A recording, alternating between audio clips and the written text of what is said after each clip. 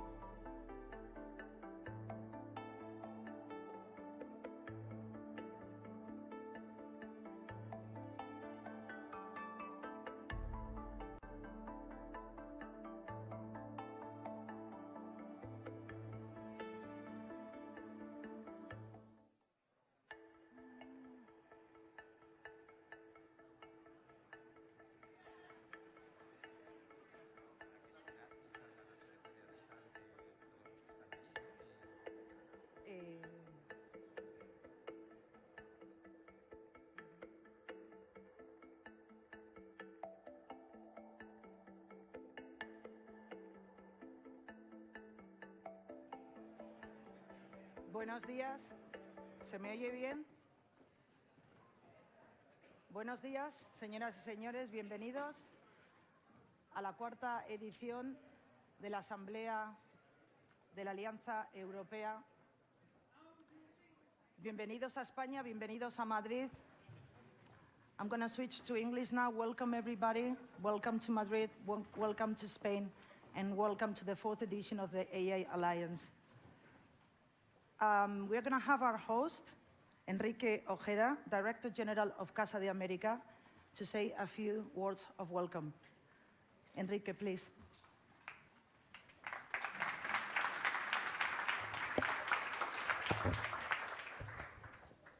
Muy buenos días, bienvenidas, bienvenidos a la Casa de América.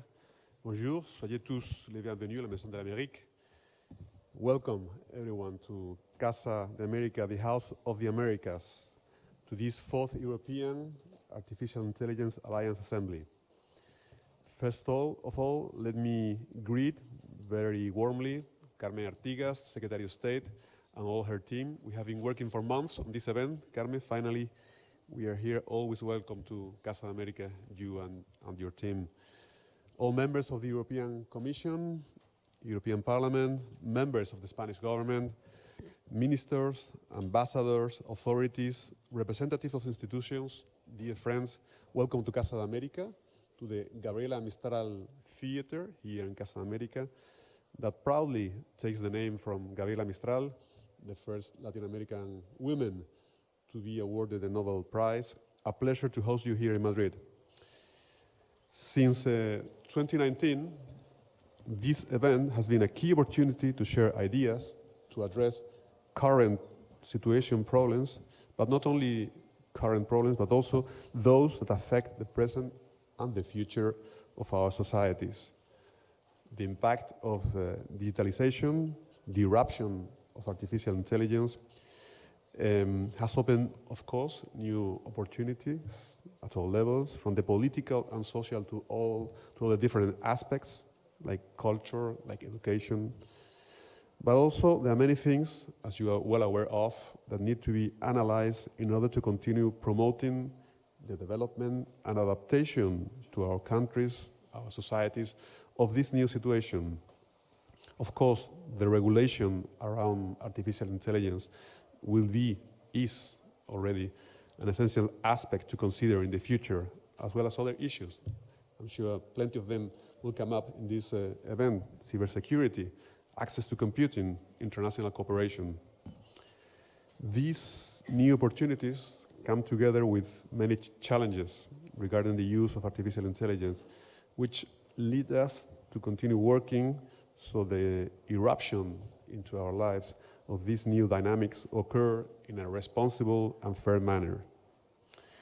The fourth European Artificial Intelligence Alliance Assembly is, of course, a very important opportunity to talk about, to dialogue, to create alliances and a new relationship, not only in Europe, but also with other regions like Latin America and the Caribbean. The incorporation of technological advances in the economic, cultural, and social life is another of the great challenges of Latin America. So I think it's very fitting to focus on these issues jointly between Europe and America, and to do so here in Casa de América. Since its creation back in 1992, 31 years ago, Casa de América has had the commitment to connect, to strengthen the relationship, the ties between Spain and Europe and Latin America, between our countries, between our societies, between our citizens. We want to be this meeting point where all the personalities, all the institutions, all the societies of Europe and America get together in this space to talk about, to dialogue, to argue sometimes in a plural and inclusive way. Sessions like this that we open today are part of our goals, and it is an honor to be part of the reflections and the conclusions that will be the result of these 2 days. So, without further ado, most welcome to Casa de América. Bienvenidos a su casa. Muchas gracias.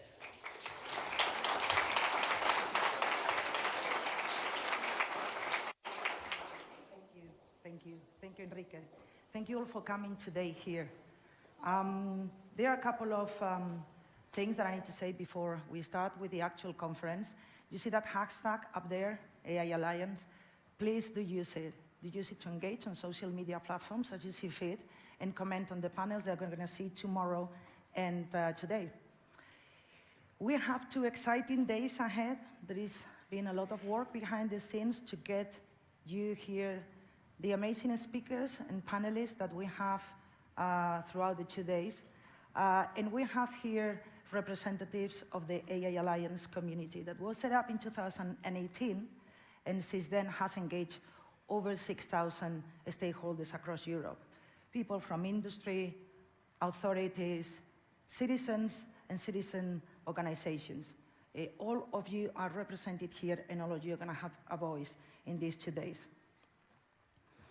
The concept of trustworthy AI was actually coined, or at least reinforced and put on the light by the AI Alliance back in 2018, when he was doing some work with the ethics committee, the high-level ethics expert group.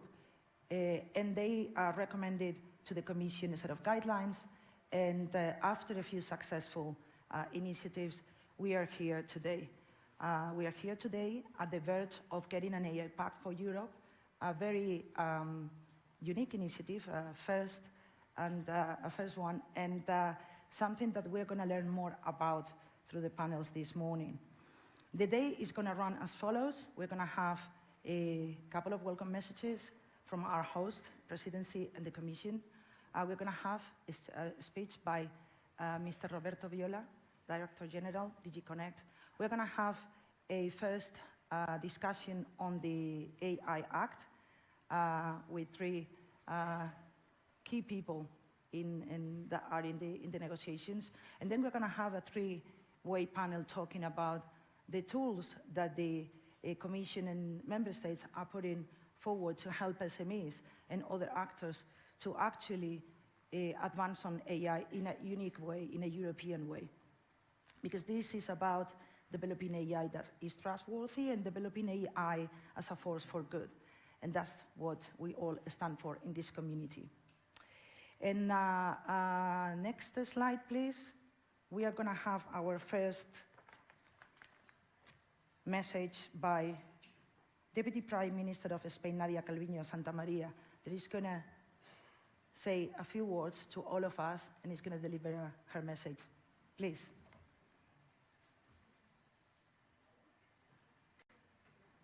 It is a great pleasure to participate in this very distinguished event, even if only on the screen. The world is changing. The tectonic plates on which the global order was built after World War II are shifting, and in some areas they're clashing and others drifting apart.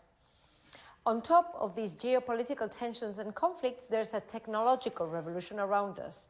We are really witnessing the power of innovation at its greatest extent.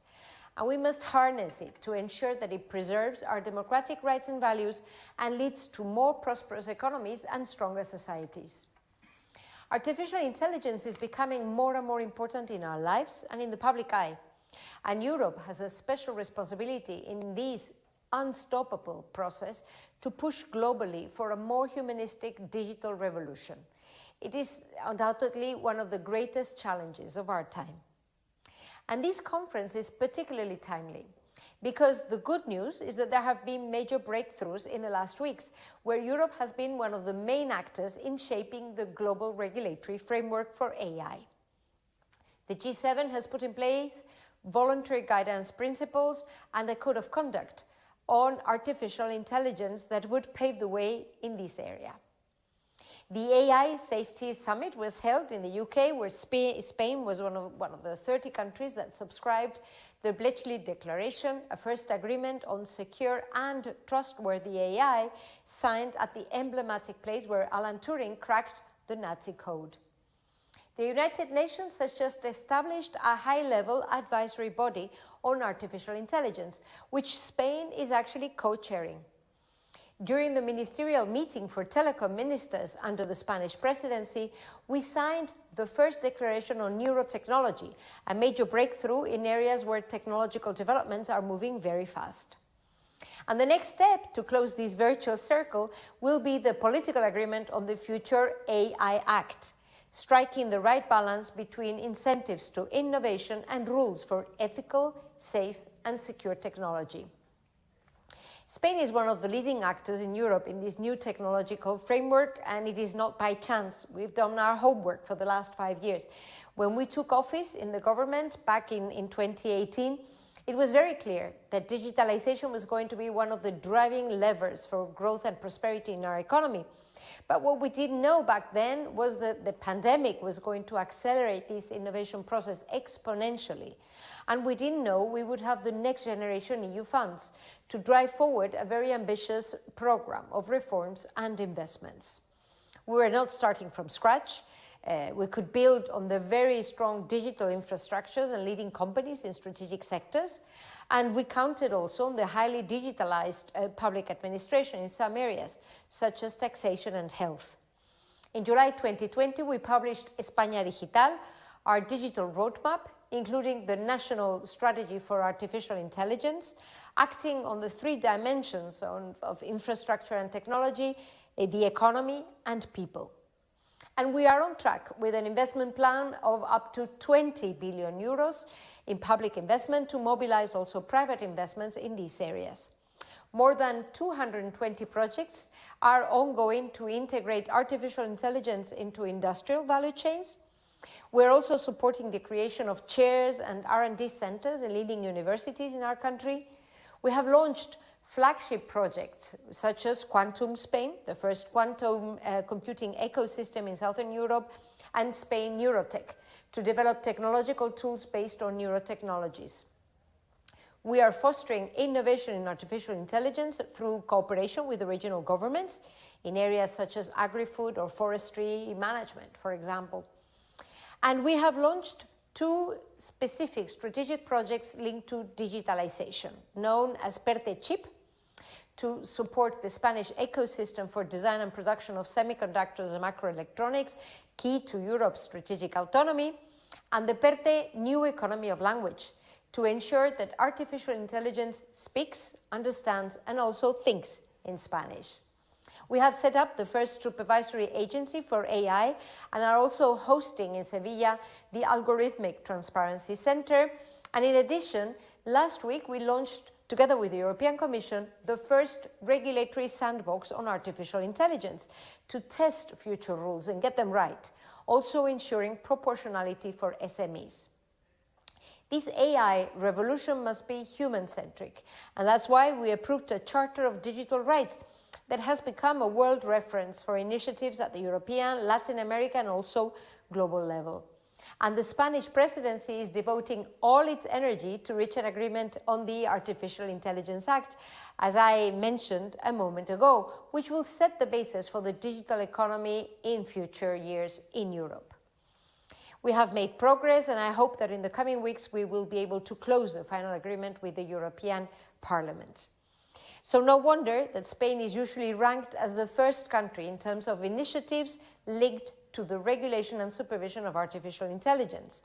The investment and the effort we are devoting to artificial intelligence and digitalization are starting to show. Employment levels in the areas of science, digital technologies, and IT, R&D has increased by almost 50% since 2018. We have an important surplus in our current account balance of non-tourism related services, and very importantly, those that are linked to digitalization. So structural changes are underway, and the efforts are starting to pay off in terms of a more productive and inclusive society and economy for the future. Let me close precisely talking about time. Time is of the essence. Innovation is not going to wait for us. So it is very important that we have the right regulatory and supervisory framework at national, European, and global level, one that supports innovation, brings prosperity, growth, and better quality jobs. We need to seize the opportunities of new technologies without falling in the risks and the dangers that we can well identify at this stage. and we should be confident that we will succeed in this endeavor. The future is not written. We write it with our actions and decisions today. So whether we end up with a dystopian future, such as the one that many films and books have pictured, or we end up in a more livable reality, in a better future for next generations, it is in our hands.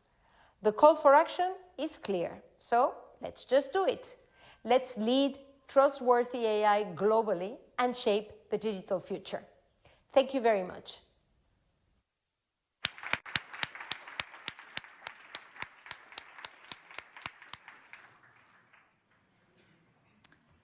Regulatory sandboxes for AI. Human-centric. Time is of the essence. Take those 3 points in mind for the rest of the day. Now we have another welcome message, this time from the European Commission. And this is going to be delivered by video by Thierry Breton, European Commissioner for Internal Market. And I hope we can see him and his video very soon on the slides. Thank you. Commissioner.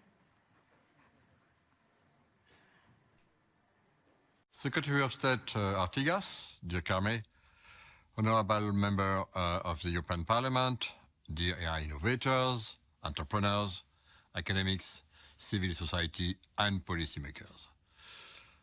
Ladies and gentlemen, I'm very pleased that the European AI community is gathered in Madrid for this fourth AI Alliance Assembly.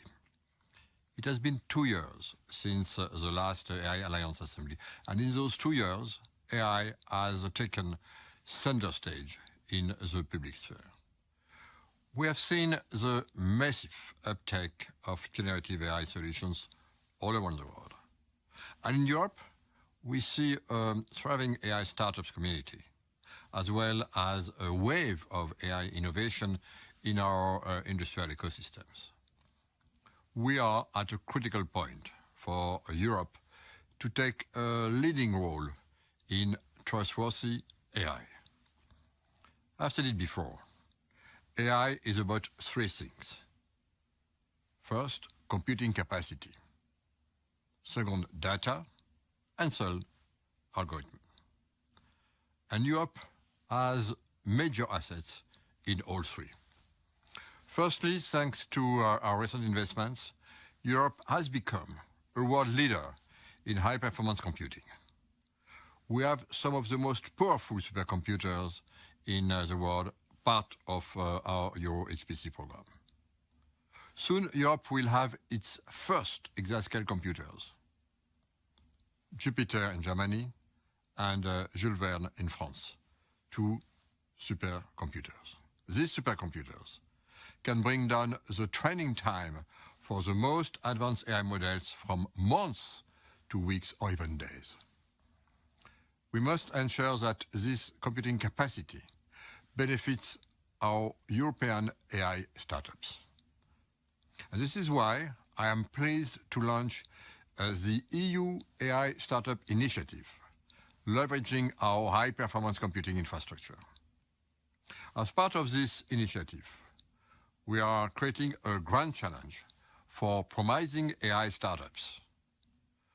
Up to 4 startups will be rewarded with financial support and immediate access to our supercomputing capacity. So let me thank the members of Euro-HPC for their strong engagement on this topic. Secondly, data. Access to large volume of high-quality data is absolutely key for the development of trustworthy AI. With our Data Governance Act, our Data Act, and our European data spaces, we are making a wave of industrial data accessible to AI developers around Europe. In addition, I am pleased that member states are working on a new European Digital Infrastructure Consortium on language data. This will support the development of large multi-language models in Europe. And thirdly, when it comes to algorithm, we are supporting state-of-the-art research and development with 3 billion euros dedicated to AI through Horizon Europe over the past 2 years. But we also need to look beyond research and bring European AI innovation from the lab to the market. This is why we launched testing and experimentation facilities in strategic sectors to allow innovators to test their AI under real-world conditions. One of the most important prerequisites for innovation is a stable regulatory framework. This is where, in the EU, AI Act comes in. Let me be clear. The AI Act is pro-innovation. It will give AI developers the legal certainty needed to invest and innovate. And it will also allow businesses and consumers to use and adopt AI technologies safely and confidently. I count on the European Parliament and the Council to adopt the AI Act as soon as possible, and I would like to thank the Spanish EU presidency for its hard work. Preparing for the new legislation will be absolutely key. This is why I announced the AI Pact.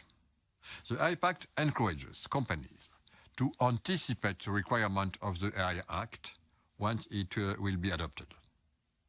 These companies will be pioneers in placing on the market trustworthy AI in line with EU rules and values.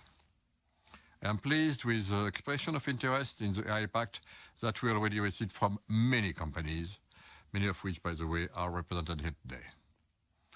We have created a dedicated section within the AI Alliance platform where companies can start to share best practices and also discuss the implementation of the AI Act. Ladies and gentlemen, I have presented some of our European assets in AI, computing infrastructure, access to data, excellence in R&D, industrial deployment, and a stable regulatory framework. But perhaps most importantly, I would argue that our key asset is our European approach to AI. This means a focus on AI that is trustworthy, reliable, and accessible, respecting fundamental rights, reflecting EU values and trusted by businesses and consumers. The success of this European approach to AI relies on all of you, on your initiative spirit, your creativity, and also your sense of responsibility. I count on your continued engagement, and for today, I would like to wish you an inspiring assembly. Thank you very much.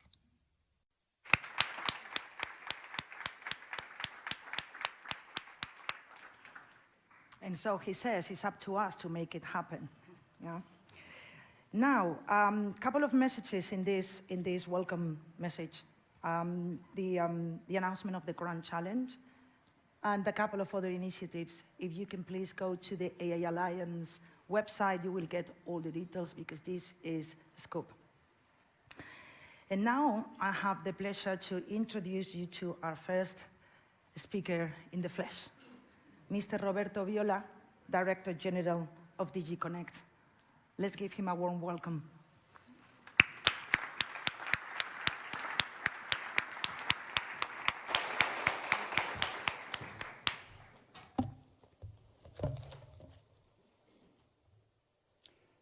Dear Secretary of State Artigas, dear Carmen, dear MEPs, Mr. Tudorache, Mr. Benifei, authorities present, ladies and gentlemen.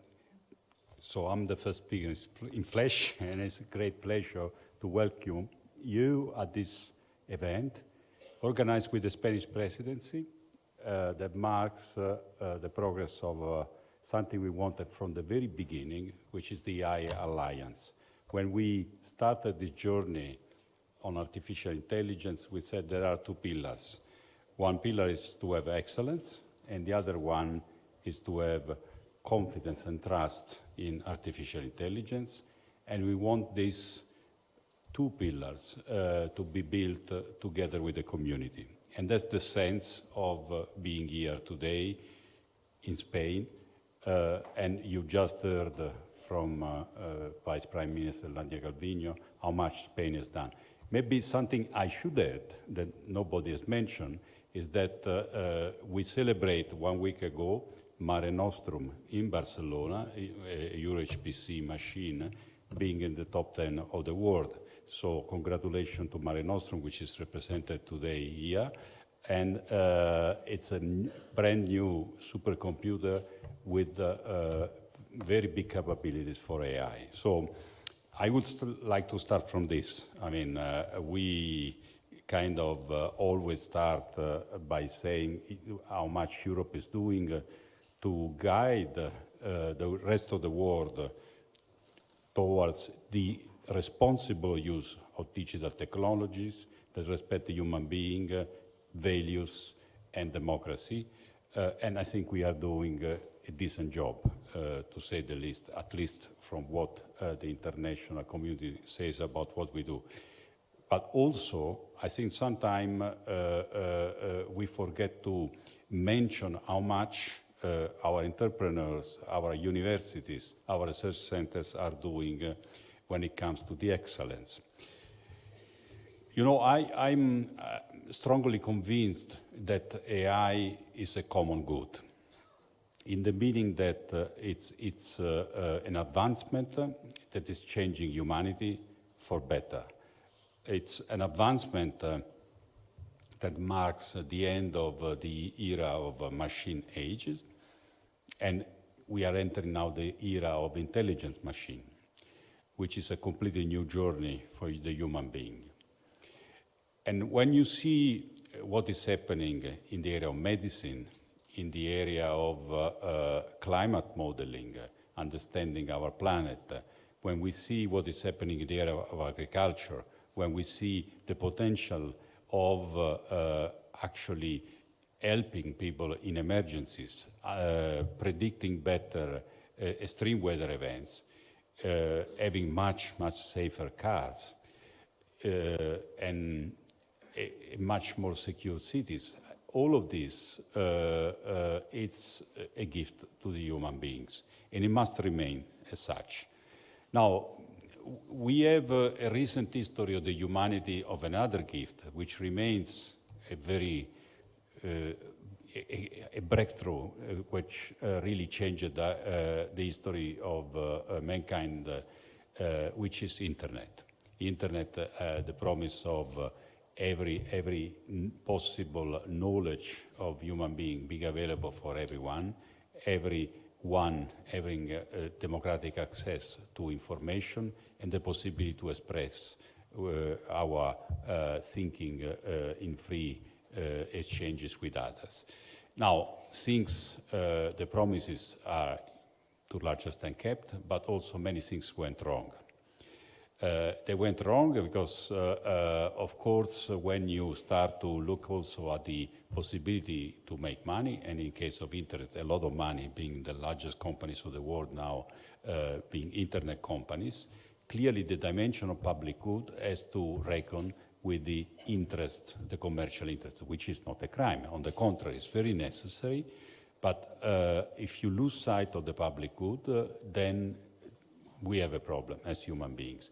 And that's why it took the European Union more than 7 years to come with a series of internet laws, the Digital Service Act, the Digital Market Act, to redress, what happened on the internet. And here, I think we are trying to follow a different journey, which is trying to develop applications, algorithms for the common good. And in this, of course, we need our best computing resources, our best startup, our best data, but also our best people. These are the AI factories of the future. So in this, we, of course, try to walk the talk. You just heard the announcement of the Grand Challenge.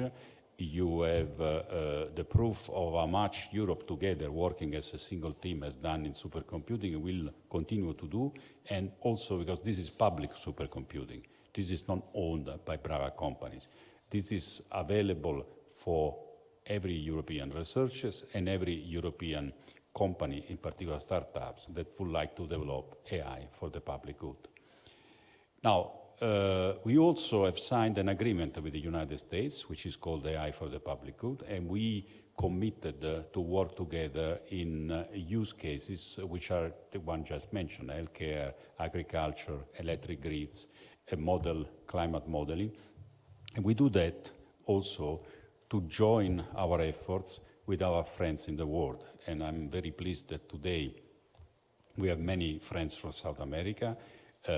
We have now even a link, a physical link that links Europe with South America, the Bella cable, which also links also the scientific community, the HPC communities, the supercomputing communities in South America. We welcome the Brazilian presidency of the G20. We welcome that the G20 will work on artificial intelligence. And we think that the cooperation on AI for good with South America is one of the most important pillars to build a more resilient and clean, from the point of view of the climate, world. So this is what we mean by excellence. Excellence, again, for the people. But of course, the rules are also important.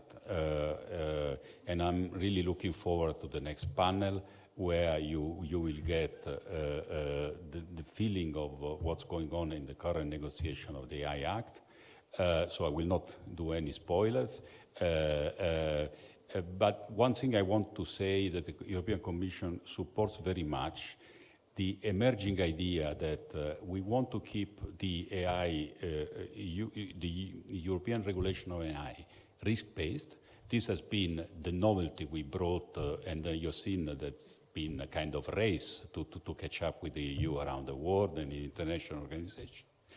We want to keep this novelty, but of course, things have changed. So from a regulation that was born, thanks to your support, by the way, as a vertical regulation by products, and looking at risky product and less risky product, now we have a much more horizontal issue to look after, which creates opportunities, which are the large model and the very large AI model can be used in any products, but also they present risk by omission of the developers themselves that say we cannot describe all possible outputs, thus some of the outputs need to be controlled.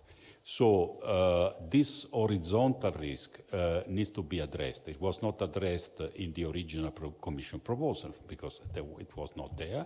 And now it's high time that in the final stretch of the negotiation, the risk-based approach is kept, but is done by vertical product regulation and an horizontal layer. So in this, it has to be welcomed, the proposal of the Parliament to work on this, the proposal of the Spanish presidency to find the right balance, and this emerging idea that, risk is also proportionate to the size of the algorithms, which makes a lot of sense, or the complexity. And so to increase the level of transparency we need to have, and attention we need to have according to the size of the model. Also, the Commission supports the idea that this horizontal part of the regulation should be dealt with the European governance. The European Commission President at the UK summit has welcomed the reflections on the possibility to have an AI office with specific tasks to help the community to deal with very large models. So this is very much also what we have done in other regulations, where national regulatory authorities are looking at specific issues of the internet, and then at horizontal level, through specialized bodies, the European Commission and European institutions are trying to make a contribution. So the promise that we made 5 years ago of working on two ecosystems is still there. We want to work on excellence with you. We want to work, and this is now in the hands of the co-legislator, on delivering good rules for artificial intelligence. And of course, then they need to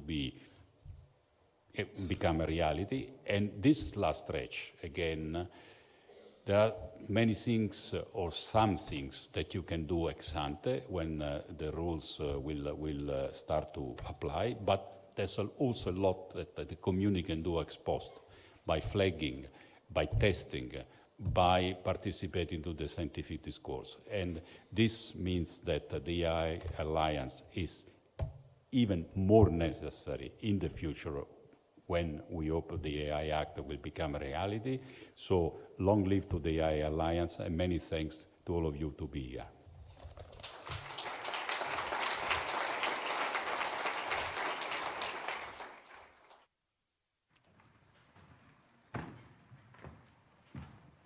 Thank you very much, Director General, for these words. And actually, it's the perfect segue for the next part of our morning. Now it's time to listen to a few instrumental people in this process. But before that, I'd like to give you the floor, or at least give you the opportunity to take the floor. That is going to be, obviously, it's going to take, obviously, a digital shape and form. And it's going to be, if we can have the next slide, please. It's going to be through a Slido or through this beautiful QR code that you have there. Take your phones out, open the camera, and see if your phone is smart enough to recognize it and take you to the right place. But here is a place where you can, all those things that you are thinking, all the comments, all the stuff that you might want to add, it can reflect on the answer to this question, which is, you will find this question: what is most important for you? And think about you as a citizen, or as an organization, as a research center, academia, company, authority. What is most important for you in an AI regulation? Okay, what is most important for you in an AI regulation? And the stuff you're going to listen to this morning might give you some hints around that if you don't have, I'm sure you do, an answer to this question already. Now, our first panel is kicking off. I'm going to invite to the stage 3 individuals that are instrumental, as I said before, to the AI Act. They and their teams are working very hard and are at the thick of the negotiations. And it is my pleasure to be the moderator of this discussion. Please put your hands together to welcome on stage Carme Artigas, Secretary of State for Digitalization and AI, Brando Benifei, Member of the European Parliament, and Dragos Tudorache, Member of the European Parliament. So, thank you. Now, thank you for coming. You have 2 microphones to fight around.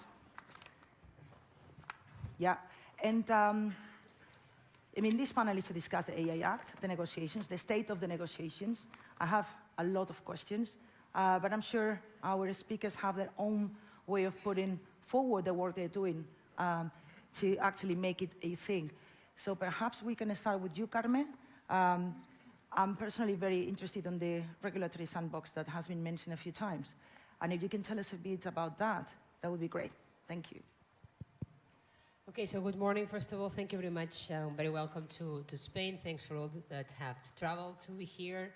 And I'm very glad also to be with these 2 great colleagues that are already friends, because when you need to do tough things, then you get a lot of sympathy about all the negotiation stuff that we are dealing with. That I hope we can share with you the state of these negotiations. But as you mentioned on the sandbox, I think it is a unique situation. I think it's a complementary effort to the AI legislation negotiation that of course, Europe is putting in place since the last 3 years, and then we are in the negotiation phase.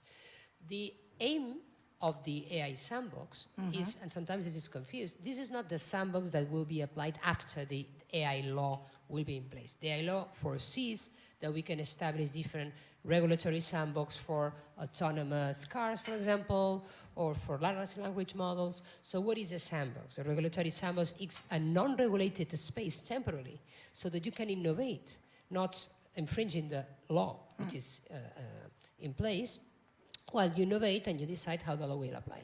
This is another type of sandbox. It's a pre-regulatory sandbox. It's like telling the industry, okay, we have an AI Act that hopefully we approve at the end of this year. It starts on January 2024 with 2 years for adaptation. I would say the past spirits of the GDPR made us think that sometimes you go there with a law and you expect the, especially small and medium businesses, to adapt, and that's very painful for them. It's very painful, it takes a lot of time, a lot of effort, a lot of money. So how can we make that easier? Easier because we want people to comply. And we don't need them to ask in 2 years' time, oh, I didn't have the time to do the homework. Please give me 2 more years of adaptation. And that will be 4 years. We cannot afford 4 years until this law comes into force. So the idea is, why do not anticipate what is needed to comply with the legislation? Why don't we work today with the industry, with the academia, with the regulators, to develop the tools necessary so when the law comes into force, we all know what do we need to do. So that was the approach. So it's a question of future-proofing. So we are future-proofing the legislation. We're saying, okay, imagine that the law is already here. What should you do in your development department? What should you do as a consumer of AI? How are you going to do the conformity assessment? And that's what we have been working in the last 6 months. In the last 6 months, we have just, even though the law needs to be fine-tuned, at the end of the day, it will change some minor things in terms of the technical things that need to put in place in a company. But the majority of things, we know that already. So the point is, what we have done so far is trying to understand the law and translate it into best practices, methodologies, webinars, to teach the people how the law will impact their development process. And the second part, now that when we have the law really finished, what we are inviting is private companies to join this sandbox. And it will be like 10 different categories. We want to work with big companies, small companies, companies in regulated environments, in non-regulated environments, governments, people who develop technology, but also people who will consume the technology of others, and all together analyze the different aspects of the legislation and try to find a way to make it operational. And at the end of the day, what we would love to provide is tools to the people to say, okay, this is the law, this is the package. The law, the best practices, the methodology, the templates, and the tools for you to implement it as soon as possible. And that effort will also be very beneficial by the supervisional bodies. You know that we already have the National Agency for AI in place in Spain, but of course, before we do the supervision, we cannot expect that any country that needs to supervise AI will have an army of 2,000 civil servants watching every day what's going on the internet and reviewing the 2,000 AI applications that can be developed every month in Europe. So we need tools to make that at scale. So part of the job will be also to work together in these tools. Thank you very much for that. I mean, I have many questions around the regulatory sandbox, but I think we need to give the floor to Dragos and Brando. Dragos, what are you working on? What are the main area of concern of you and your team? Is this has high-risk AI systems, and how is the Parliament? What is the Parliament view on that? Well, where are we now? In fact, if I may afford the first joke of the day, I think if Roberto would have stayed here, we almost have the trilogue on stage. And in fact, I was just realized that it's the first time that at an event you have this lineup. I don't think we've ever sat physically in a panel before. I think we are at a stage where we are dealing with the most complicated and political parts of the text. It's always like that when we get close to the end. Those points tend to be left to the very end of the negotiations. And a lot of them have to do, indeed, with the approach to risk that this regulation takes. We heard Roberto Viola speak before, and also Thierry Breton saying that this is quite a unique approach, a unique model that we have taken as Europeans, looking at artificial intelligence and the role that it plays in our societies and our economies, and we have decided in our legislative approach to focus on risk. And I was, still am, and will remain convinced that this is the right way to do it, the right approach. And I think many around the world, in fact, when considering what to do next in terms of governing AI, are also looking at the same model because they understand that the risk approach is the one to take. And When you deal with that, of course, you have to come up to this level of deciding and the categories of risk and what are those applications of AI that are so risky, they are so harmful to the interests and the values that you want to protect, and therefore have the courage to say those we don't want on the market, and that's what we're doing with the legislation. And of course there the Parliament has been a bit more restrictive than the initial view of the Commission, and then understandably also I think the view of the Council. But again, we have approached that in Parliament through the lenses of making sure that we have the right safeguards and that we are looking at those technologies that tend to be more intrusive to the rights that we want to protect. We've also taken a very serious look in our mandate and now in the negotiations that are still to come on how we deal with high risk. And we've had, and luckily and thankfully, at the last trialogue, we managed to close Article 6, which I think is a major accomplishment already in the trialogues, because this is one of the central points, in fact, in the regulation. Because, in fact, the main focus of the regulation is on the high-risk applications. The ones that are at high risk, they will remain unregulated to a large extent. So the fact that we did manage to find a common approach between Council and Parliament on how we deal with high risk, how we determine what is high risk, again, to make sure that we don't over-regulate or under-regulate, put the right safeguards in place, but also lower the cost of compliance as much as possible. All that staying true to the overall objective that we always said from the beginning that we want to achieve. And again, we've heard Deputy Prime Minister and also Thierry Breton say the same thing, which is this balance between wanting to protect, making sure that it is a human-centric approach to technology, but at the same time wanting to promote innovation. And I think, again, that what we've achieved in the negotiations on Article 6 delivers that. And now we have this final, very important discussion on foundation models. And again, also as Roberto Viola said, this was something that was not in the initial text of the Commission. That was something that we had proposed in Parliament because we thought, based on a very serious debate that we've had in Parliament over the last 2-3 years on that, we did realize that we simply cannot afford to let them out of the text, because they do provide this horizontal challenge to the overall logic of looking at risks and the impact on society, on the rights and values that we want to protect, and the need to put some sense of responsibility, of accountability for those that are developing these applications, not only to those that would be deploying these applications or building on top of these models concrete systems, applications that afterwards would be following one approach to risk or another, depending on what their intended purpose is.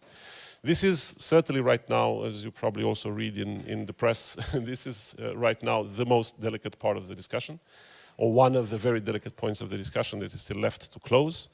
I'm confident that with a lot of patience, wisdom, and a reasonable approach on both sides, we can find a way forward, because I think politically we all understand that we have a sense of responsibility, a collective duty to have something that makes sense in the text, both in terms of ensuring that responsibility that I mentioned earlier for those developing the models, but at the same time, again, not unnecessarily putting a burden of compliance on those that maybe are not with their models touching upon or raising themselves to the point where their models can induce that risk in society and touching upon the rights that we protect. So I am still confident and optimistic that we are close to the end zone, and that we can finish with the Spanish presidency that has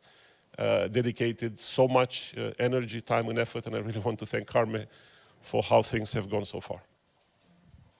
Thank you, Dragos. Brando, what is your take on generative AI models and the discussion that Dragos has just kick-started? Yes, well, first of all, thank you for this opportunity. Is the mic working? Yes, yeah. Okay. Thank you for this opportunity. As Dragos was saying, this is the first time that in a public context we are all lining up like this, and I think it's a good thing, because we need to also be transparent about the point where we are, and both Carme and Dragos, I thank both of them for the work we have been doing together in a different way, obviously, but trying to deliver for the sake and interest of European citizens. As they were already saying, we have been working together to reach agreements, and we have made very important progress so far. I want to say it in this context because it is not obvious, because in other parts of the world we see that there is advancement on decision making around voluntary schemes, around codes of conduct, around recommendations, and only limitedly applicable orders, while we are working for a more horizontal approach that in our ambition would not be the last but the first.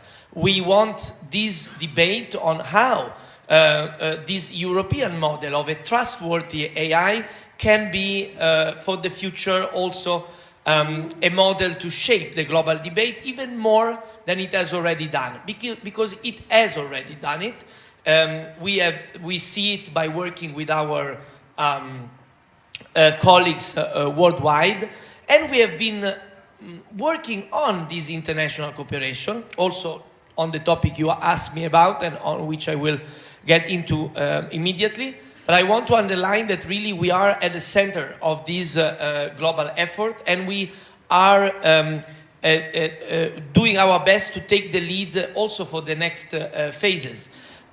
We have worked with the OECD for many aspects of what we are putting in the text, as well as we have worked at the UN level, the G7 obviously, and with the transatlantic partners, but also fostering a global dialogue, especially on the most impactful technologies when looking at the everyday life of people and citizens and consumers. This is important, I think, to understand when we look at the AI Act. It's not just about the systemic risks, it's not just about the global safety, which is a very important dimension that needs domestic legislation, but also international cooperation. We also want to deliver on the daily problems that businesses, citizens, workers can expect while working with AI, and instead get the best out of the opportunities to ameliorate our society. These are different dimensions, and we try to work on both, and we want not to forget this individual perspective. And I can say that the Parliament, for its nature, is obviously even more keen on this dimension, the dimension of the individual person, the individual business, the individual local institution that has to deal with using AI. And we want, with this act, to be sure, as Dragos was specifying, that when we look at the highest risk, or even the excessive risk that we want even to prohibit in a few cases, we do not leave the responsibility to the actor of our society, but rather we have a good balance of the chain of responsibility, so that the developer, the deployer, the user all do their part so that AI can be used at its best. And this is valid also for the part that to some extent was especially developed by the Parliament, because in Council text, in Commission text, this was not so much developed as in the proposal of the Parliament. So the generative AI, which is linked also, but I will not delve into that now, linked in a necessary way to the issue of the most powerful models, on which we are also working on what to do with them. But specifically on generative AI, we had a lot of debate in the Parliament also whether to put the generative AI per se in a high-risk categorization. We didn't take this path because we wanted to look closer to the specificities of this generative AI, which in our view is mainly the issue of the transparency. Obviously, if the generative AI is used in a high-risk context, it becomes a high-risk use case. But the generative AI in general, we we looked at it and we thought that the main thing we needed to assure, and this is what we are still negotiating on with the co-legislator, is a significant degree of transparency so that we can avoid misinformation, distrust by the public on not just on what they see, but also on the recognition of the quality and the specificity of the human labor. Because today this is the big debate. I've been discussing a lot in these weeks with a lot of different sectors that are worried of the confusion between AI-generated content in all sectors and what they do. And we want it to be clear what is AI and what is human. We think this has different implications, but they are needed. We need to pursue this objective because it's important for our democracies that we do not confuse human-made from AI-made. Obviously, this has a lot of complicated issues at the technical aspect, but we can say that this is a broadly shared objective, that we give a clear transparency on this aspect. Another aspect which is even more complicated, on which we are still discussing, is the copyrighted material issue, which is the point of the usage of AI, the usage of a creator, author, writer, so a man-made content to train AI systems, and the issue of the value that is extracted from it, and if we can consider or not. Clearly, the text of the parliament says it's not considerable in general as fair use, but we are discussing, and the knowledge of what has been used to train the AI system, and also the possibility of the opt-outs from the usage of the copyrighted material. We are not changing copyright law. We are just looking at how to make it more transparent for those that, I think rightly so, they want their effort, their work not to be lost in terms of value. It's a complex issue. A lot of things needs to be balanced, but I think we are going in the right direction to have an agreement also on this. And finally, the issue of illegal content, as we have done on many other efforts at European level in terms of legislation, think also of the DSA, we are also focusing on finding solutions so to reduce the possibility to generate illegal content, so that we build internal safeguards in this sense. So as you see, it's a lot of things that we are looking at for the generative AI, but because of the diffusion with consumers, with people, the impact on the number of people of this technology, it's important that we also look at the specificity and we give our rules also for that, so that the experience can be the best for everyone also when using these technologies. Thank you very much. Thank you very much. That was very comprehensive. And actually, it was coming to my mind when you three were speaking about, these very important issues. If you zoom up and you look at the legislation that is being built, do you think it's a mechanism or a framework that sets that those stakeholders, businesses, I mean, to my mind, businesses come first, the teams that are building the services, the teams that are building the technology, and that are starting to actually test it, yeah. Is it a regulation or framework that sets those organizations and businesses to fail or to succeed? So is this something, because it's very different to what is the approach if you look from above? Are you trying to, I'm not going to say constrain, but provide a safe environment to test and fail, to get it right, to get trustworthy AI in practice at all those levels right, or at least without doing any kind of like intended harm, and being able to correct it in time, roughly? It's a very difficult thing. So what would you say? Because you're at the, you have the 11,000 kind of like feet, view on this framework. So can you please give us a few, words on that? Okay, just complementary to my colleagues have already said, I think this law is very unique. First of all, it will be the first legislation. The other are code of conducts, voluntary commitments, and that's good that the efforts are in the right direction. It's very good to see how the industry has gained consciousness of the impact of this technology, a technology that cannot compare to any other technology before, to any other revolution before, because it's the only one technology that can continue evolving without human agency. And that's very important because we cannot regulate it the same way. But apart from the protection side on the consumers, on the citizens, we want it to be a real enabler of European innovation and European companies. And also from the side of the Council, where we're only trying to keep the law in the original focus that Drago said. This is a product-based, high-risk-based regulation.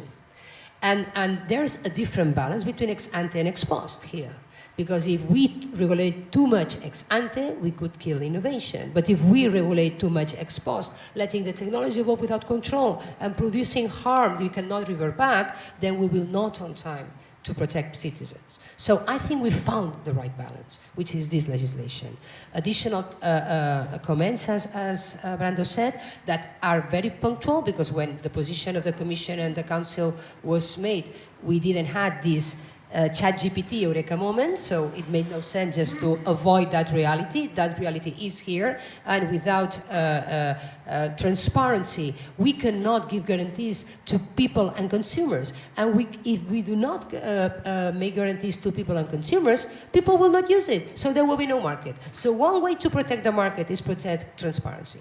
So we are also insisting not only on the risks, but on the opportunities. Why are we doing this? Because there are a lot of opportunities to improve the competitiveness of our companies, a lot of opportunities for innovation in Europe. And innovation is not at the expense of civil rights. Innovation is not at the expense of fundamental rights. And we are the only ones in the world that are worried about this short-term, immediate impact in fundamental rights. Everybody's like looking at the future, because when you're looking there, you don't have the responsibility today. But we do have a responsibility. So we are trying to keep the law also as an enabler for trust and an enabler for innovation and competitiveness of Europe. Just precisely during our presidency, in the last meeting in Leon, we issued a declaration, the EU Declaration for Startups and Scale-Ups, because we want more scale-ups in Europe. We don't want to suffer from the last decade when we don't have champions in the digital platform sphere. We want champions in the large language models in Europe. We want champions on AI applications for industry. And that will enable so. So we have different levels of testing. We have, of course, the sandbox that we were mentioning, but we are also considering in the legislation, I think we're coming to very close to an agreement, on the real-world testing scenarios. So we want to really focus on innovation. The announcement that Ms. Breton has said on how Europe is ready to open up the high-performance computing capacity for startups and innovators. So all these things are also included in the law. Access to digital education, impact in sustainability, how AI can help us achieve sustainable goals, for example. And all these topics are also considered in the law. So do not forget that we have been working in Europe during 3 years in this law, almost 4. So this is not to be improvised. This is not just a last-minute idea that we come to mind. We are really considering very holistically all the impact in this law. But I think the more core a topic that we are approaching, and nobody else in the world is doing, is telling the world what we consider should be prohibited applications of AI. And I think that is what makes us different. I always say that this law is not a legal standard, is not only a technical standard, is a moral standard. We are telling the world from Europe what we want, what we consider it's reasonable to do or not with AI, even though it's technically feasible. And we all agree, for example, that we don't want social scoring in Europe. Some other countries allow it, others have no option.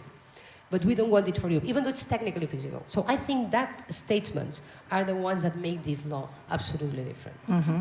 Thank you very much, Carmen. Yes, if I can just underline one point, really, that the fact that we want trust, that we want trustworthy AI, that we focus on a pyramid of risk that regulates where it's needed, but also leaves less regulated where we do not need regulation, is because we want more AI in Europe. We want more development of AI, but also more intake of AI. We want more AI in our life because we think we can use it to make it better.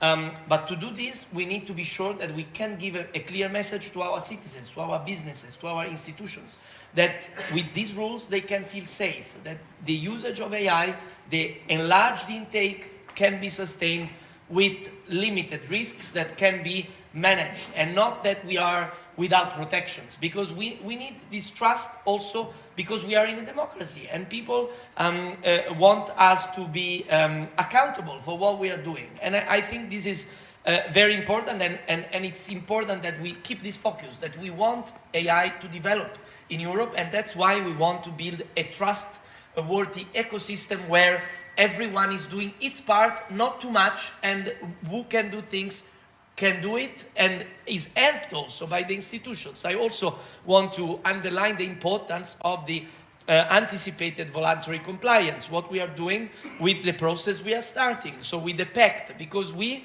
need to accompany the application. We need to learn also from errors from the past, because in some member countries, if I look at the application of GDPR, we have been moving in a too slow way, and sometimes with not enough support for our community of business, especially in this case. And so we need to accompany the entry into force with this initiative, and we are all ready to work on this, because we need everyone to be put in the conditions to respect these rules, which are in some cases, when needed, only when needed, demanding, but demanding because we are talking about very, very important things that will change our life in an exponential way in a short time. Thank you, Dragos. Yes, May so I thank take you. one minute as well. First of all, I agree with everything that Carmen and Brado just said, but I'll add another angle to this, because I think it's important on what also Thierry Breton said. This is actually quite a business-friendly and business-oriented regulation, although it might be perceived as being something that actually puts a lid on innovation.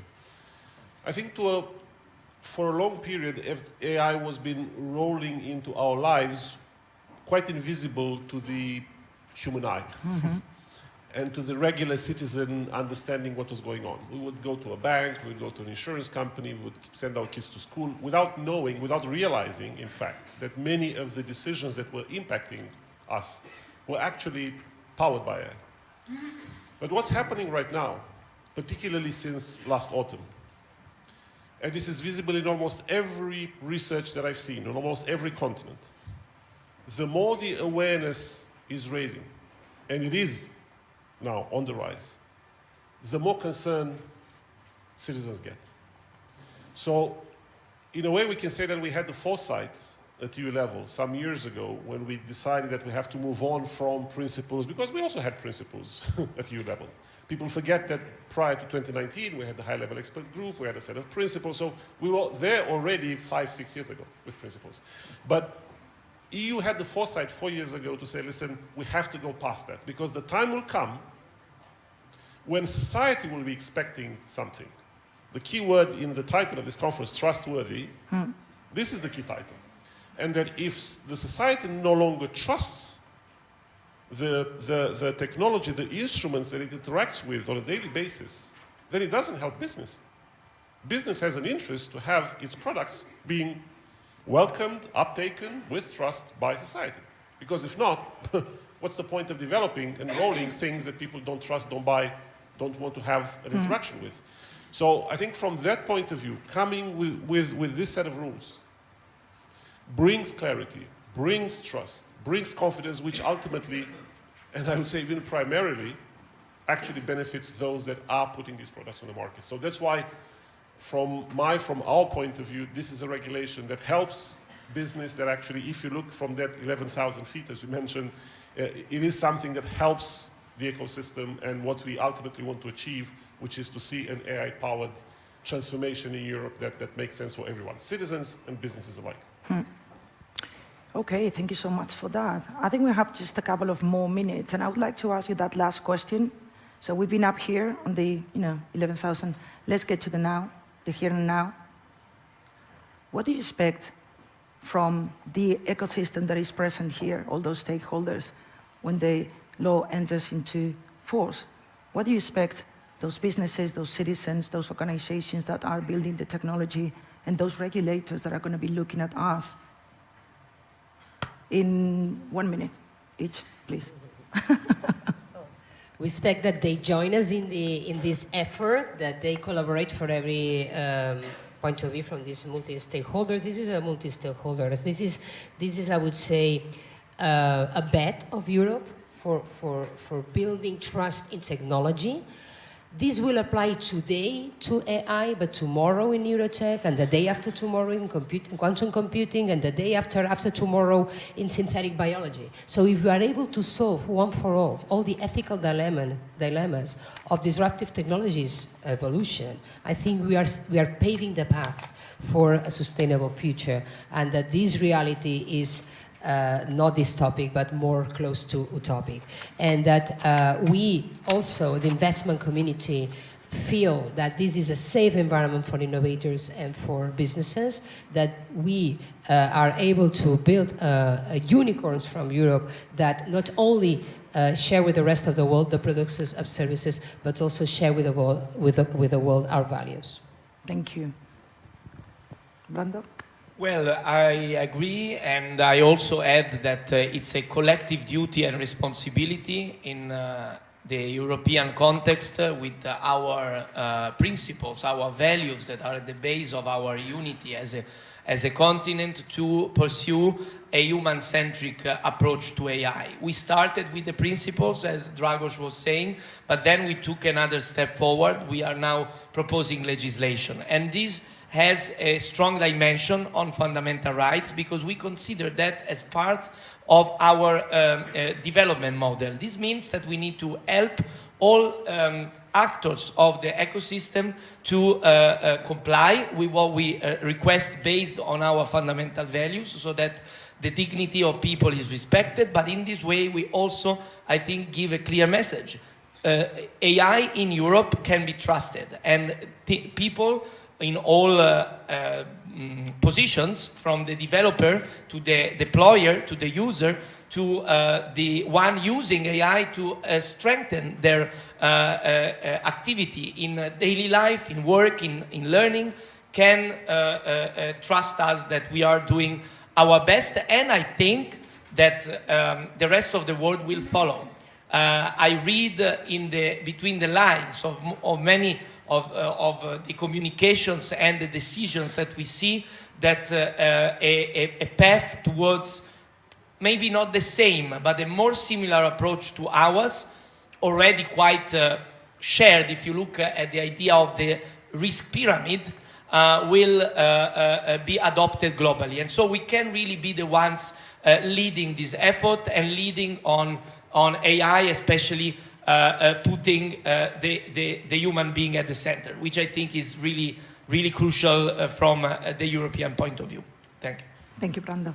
Well, I think out of the people in the room, I would expect that, of course, they would first understand and be prepared to comply with the law, but also very much to engage with the future governance that we will put in place, and also use many of the enablers, and I underline that, many of the enablers that are deliberately put in the legislation to help out for the process to come. But I want to add something else. In fact, I think that many of the beneficiaries of this legislation are not in the room today. Because I think that there is a huge market that is going to open up as a result of us setting these rules, setting these standards, and creating the space for trustworthy AI. I think there's a myriad of ideas and startups out there waiting to actually appear, who are going to start creating the tools to make sure that we have trustworthy AI, that we have a way of rolling out high-risk applications, which are going to be very, I think, very beneficial also in terms of market rules out there. So, in fact, I was in an event some weeks ago and someone was estimating that the market that is going to be, the new market that is going to be created by the regulation alone is going to be, in the next 10 years' time, in the order of trillions of euros. And I'm actually convinced that that's exactly what's going to happen. So, again, my plea would be that we would look at this moment and we would look at this legislative effort not as something that comes to stop innovation, but something that is just a stepping stone for a brand new ecosystem that we're creating in Europe, and as Brando said, something that I'm also convinced will be replicated more and more as a model in many other jurisdictions around the world. And last but not least, I think the important point is that the legislation does not end day one, it starts. Because one of the challenges we have is how can we make this legislation pass the proof of time? So how do we keep it updated? So the regulation itself foresees some mechanisms for updated, for example. What we consider a risk today cannot be a risk anymore tomorrow, or something we don't realize it is a risk today can become a risk tomorrow. So the role of the national supervisory agents and the governance body we are foreseeing also as coordinator at European level will be crucial also to maintain this ongoing dialogue with the industry and get to know more, get scientific knowledge on how these technologies are evolving. Imagine 1 year ago we didn't know what was generative AI. Imagine what can happen in the following 5 years. So I think that is an attempt also to start an ongoing dialogue between legislators and the industry. I think that can be achieved also through this law. Thank you very much. So Europe as a giant sandbox for trustworthy AI, where companies can come and experiment safely and develop this type of technology for the people, human-centric. Thank you so much. Thank you.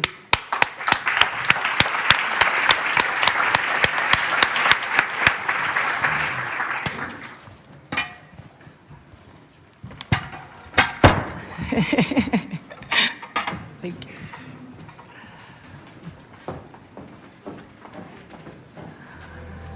Okay.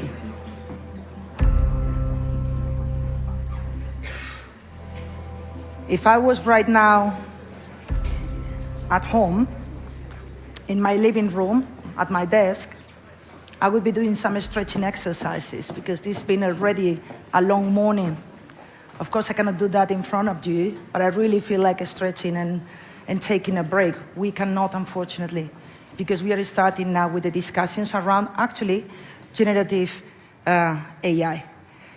And the way we've structured the discussion is around 3 main areas to discuss how can you and your organizations access the infrastructures, the computing infrastructures, access to those tools that the previous panel was talking about, access to those services, what are the opportunities for scaling up in terms of financial instruments, and actually what are other challenges around the implementation of the AI Act that key startups in this field see as part of the day-to-day practice. So I have the pleasure and the pain to be the moderator of the next session. The next session is the one titled Access to Computing, and that's what we're going to start discussing. And we have a set of really interesting, knowledgeable, and informed panelists, people that are in the thick of it. And I'd like to welcome on stage all of them. If you can please join me. Rafael Duxmal, Chair of the Euro HPC Governing Board. Salvador Esteban, General Director for Digitalization and AI at the Spanish government. Thank you, Salvador. Jaume Cot, Coordinator of AI Boost, Zavala Innovation. Roberta Turra, hey, hi, nice to meet you. Roberta Turra, Head of AI Data at Cineca. Ciao, Roberta. And Mary Walls, Director and Professor at CSE IT Center for Science, Finland. Nice to meet you. Nice to meet you. Yes, thank you very much. So please take a seat and let's start the discussion. Well, the first thing I'd like to do, conscious of time, but also to introduce yourselves to the audience. I mean, if this is the panel of access to computing, what are you doing here? What are you doing here? So what are you doing, what each of your organizations is doing? And what is the high-level approach to this topic, the access to computing and access to infrastructure. So, Salvador, you want to go first? Yes. Well, as it has been said, AI is going to be a keystone in the future reshaping of digital economy. And obviously that makes us to cope with these challenges in terms of how we can deal with creating the proper environment in which companies, academia, can thrive in this matter, in this technology. I think in this aspect, as the Secretary of State, as the Vice President said, we are creating this environment taking into account the many dimensions that AI has. For instance, we have to make it possible to researchers to gain access, obviously, to these computer power centers, but in order to do so, we have to create an environment in which they can research by applying, for instance, AI on great challenges, such as energy, such as health. We have also to make sure that our companies are prepared to use this technology in their day-to-day basis business. And in order to do so, we have to make them digitalized. That's going to be key as well. But if we want to gain traction in this technology, we also have to create the interconnection, the exchange of information between academia and businesses, companies. And that's going to be essential, fundamental in the future, because as it's been said as well, if not, we won't have the opportunity to transfer real cases of researching to real cases of practice.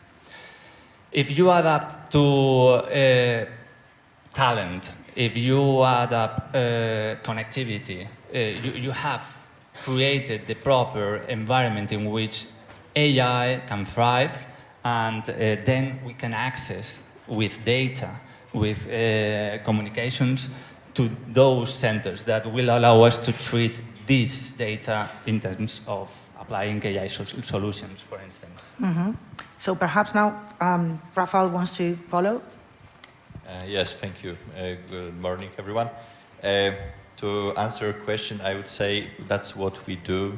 EuroHPC joint undertaking is a partnership, and it's not only in the legal terms, but also as in a spiritual way. We have a real spirit of cooperation between 33 participating states, all member states of the Union, 7 associated countries, joining efforts with the Commission.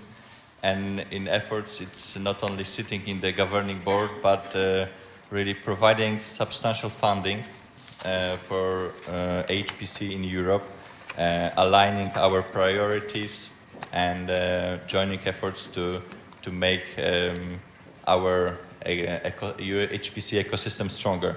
So we implement different programs of the European Union. So we organize calls for research and innovation in terms of technology, hardware, software. We support HPC applications. We found actions directed at people, at skills, competences. We have actions for SMEs, like Fortissimo project that is granting access and help for SMEs to use the HPC technology. And what is really specific for our partnership, we procure. We buy machines. We made it in a consortium kind of way between the union funds and the national funds, and sometimes regional funds, like here in Spain, for example. And we procure excellent machines that then we give access to our users, our innovators from different communities. There is always the national part. So if you are in one of the EuroHPC countries that it's not very tricky to be, you can see what is the way to access your national time, but we also have European time that we share for everyone is open to use that. And there are some things specific to AI, but it was already a long introduction, so maybe I will chip in later. Thanks. Sure. Maybe Jaume, you can continue. Okay, I'm Jaume. I'm the coordinator of a Boost program or project, and it's related to the announcement of the Thierry Breton about the large AI Grand Challenge. But maybe before going and to talk about the challenge and the computing resources, I would like also to mention what is AI Boost project. It's an European-funded AI Open Challenge Prize program that will serve as a benchmark for the European artificial intelligence community. And what we want to do is to create and run OpenAI challenge. And how we will create this challenge is we want to, because we think we have the technical capacity, we have the resources, we have the infrastructure, but I think what we need is also to collaborate in defining this challenge all together. So we want to collaborate with you in defining each of these next challenges, because it will be not only the large AI Grand Challenge, it will be coming other challenges in this project. And we want to give prizes, and what we want is to drive scientific progress in AI through this project. And also welcome also a sponsor for participating or providing also prizes for this challenge. But as I say, one of the first challenge was this large AI Grand Challenge, and this is first collaboration is with Europe HPC, and what we are trying to do here is to give prizes for the development of AI large models, in particular innovative large AI foundational models that will use either Lumi infrastructure or Leonardo infrastructure. Maybe I can talk a bit later, a bit further about the prices later. Yeah, sure. In the conversation, because this is supposed to be a conversation, and I wanted you to have a first round of introduction so that the audience can see you in the spectrum of access to computing where you and your role and your organizations actually fit. So we have the view of the government, we have the view of the Euro HPC, the view of a large project that is actually managing those grand challenges, and now we have the supercomputers. Yeah, so which one wants to go first? Roberta, Mary? Okay. Yeah. Okay, I'm Roberta Tura from Cineca, and well, I would like to say that in Europe we have this great initiative which is Euro HPC that provided us with top-class HPC resources and the support to develop software that will be exascale ready and training programs.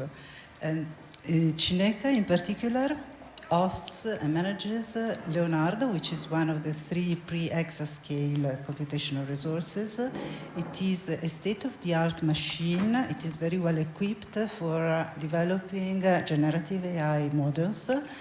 The booster module of Leonardo has 3,500 nodes, each one with 4 GPUs.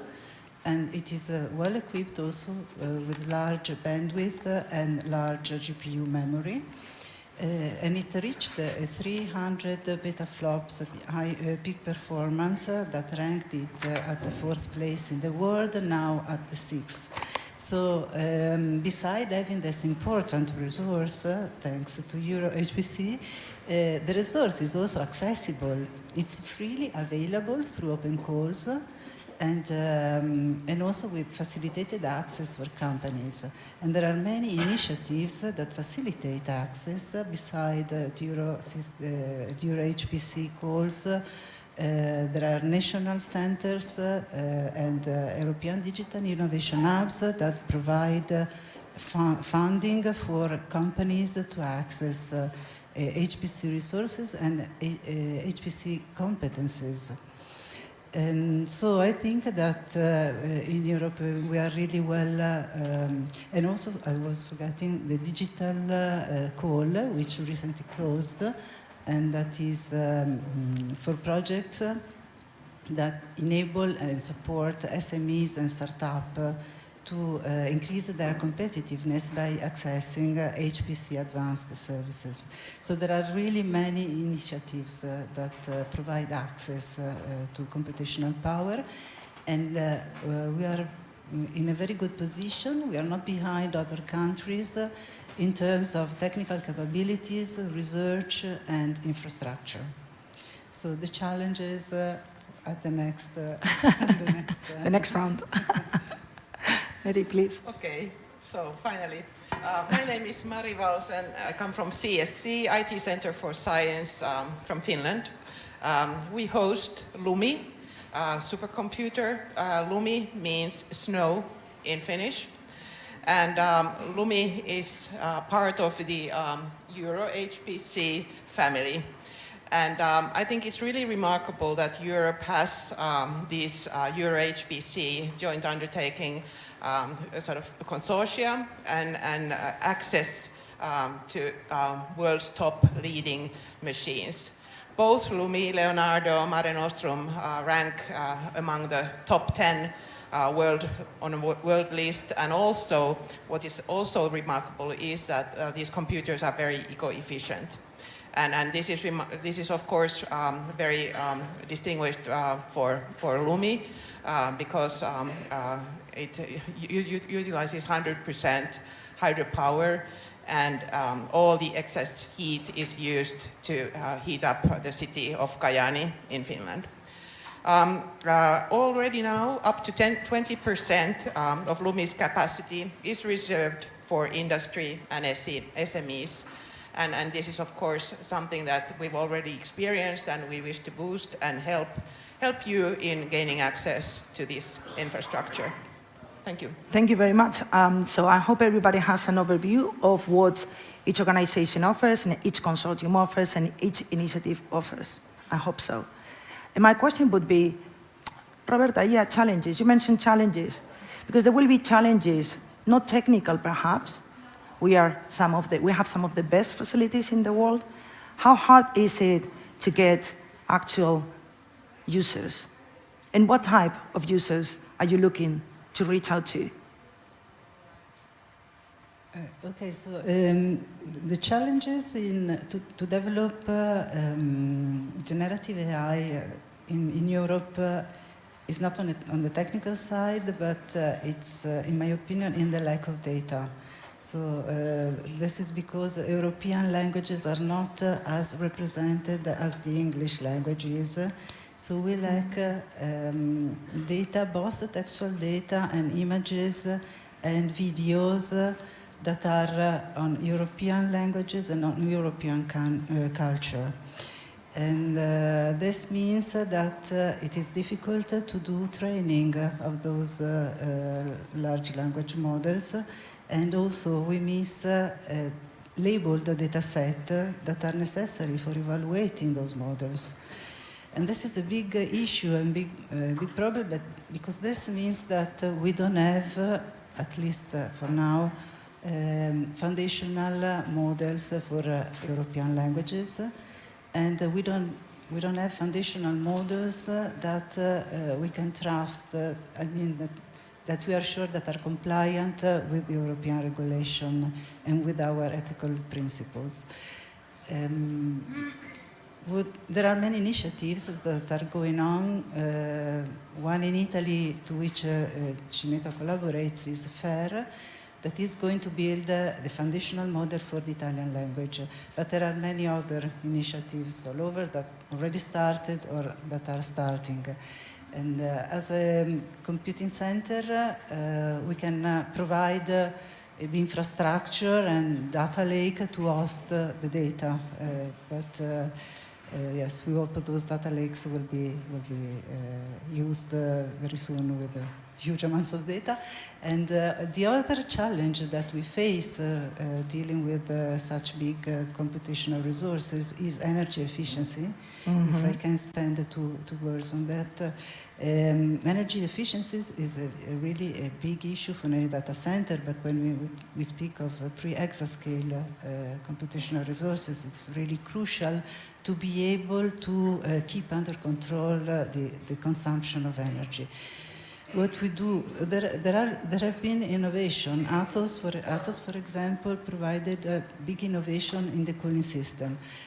But the main strategy is to do training, to train the users in order to help them to make the best use of the resources. And this is the most important step.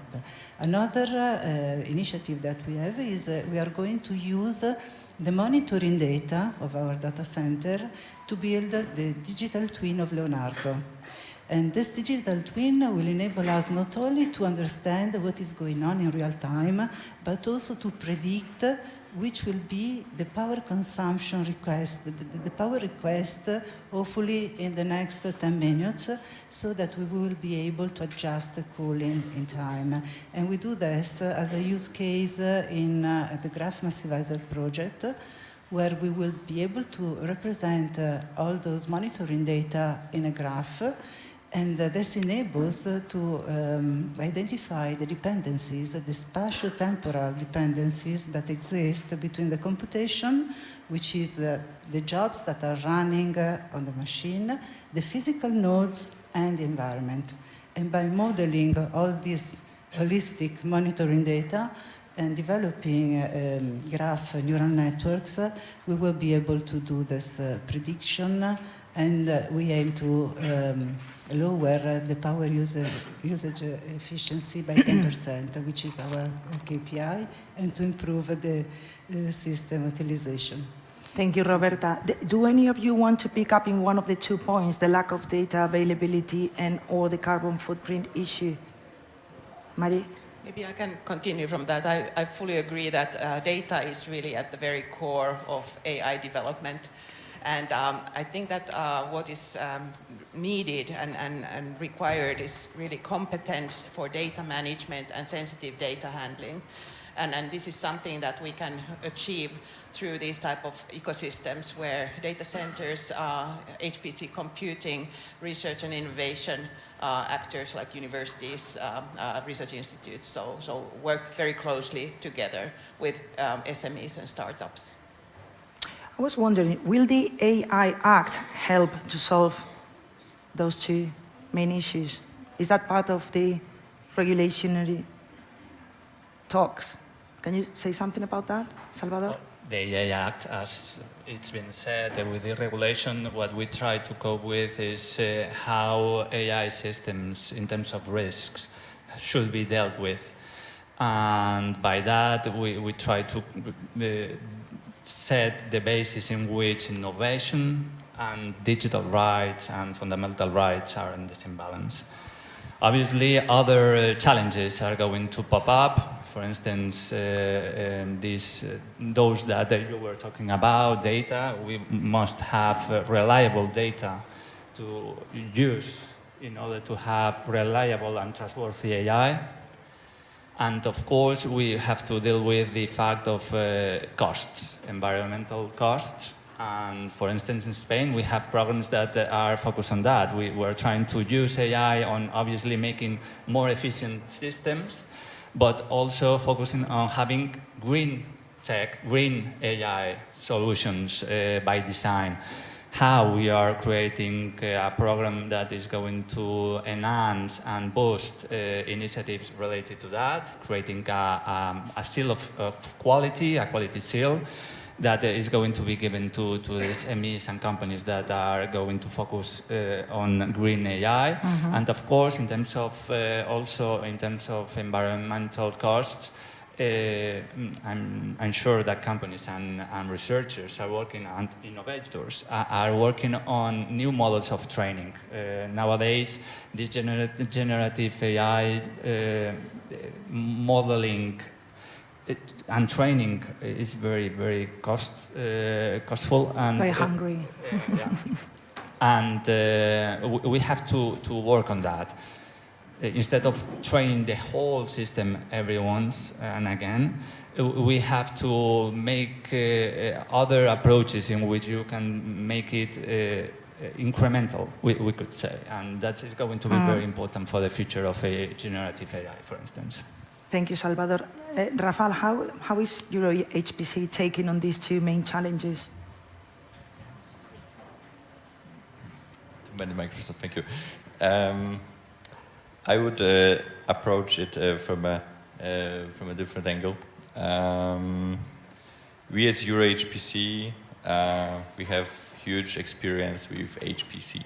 And we have excellent scientific groups using our computers, our machines, developing codes, preparing for exascale, things like that. And but there is a challenge to be ready for the users of a day that is today, and what to be ready for the users of tomorrow. And we take that challenge very seriously. I think we managed to do that with quantum computing. We really embrace the topic in Euro HPC, seeing many linkages with where we come from. And quantum computing is very integrated now with Euro HPC and our actions. And we see also that AI is an important factor also for us, and and it will change also our user community.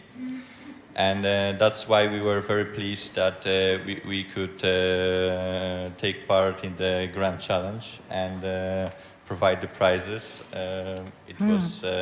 It was a good occasion to really step in and show our attitude that we want to solve the issues, we want to learn about them, and make our ecosystem user-friendly also for AI community.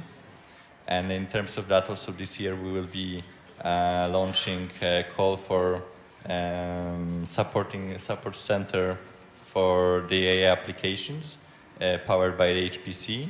It will be building on top the competences and services we are already providing by the CCH network of competence centers we established in Europe.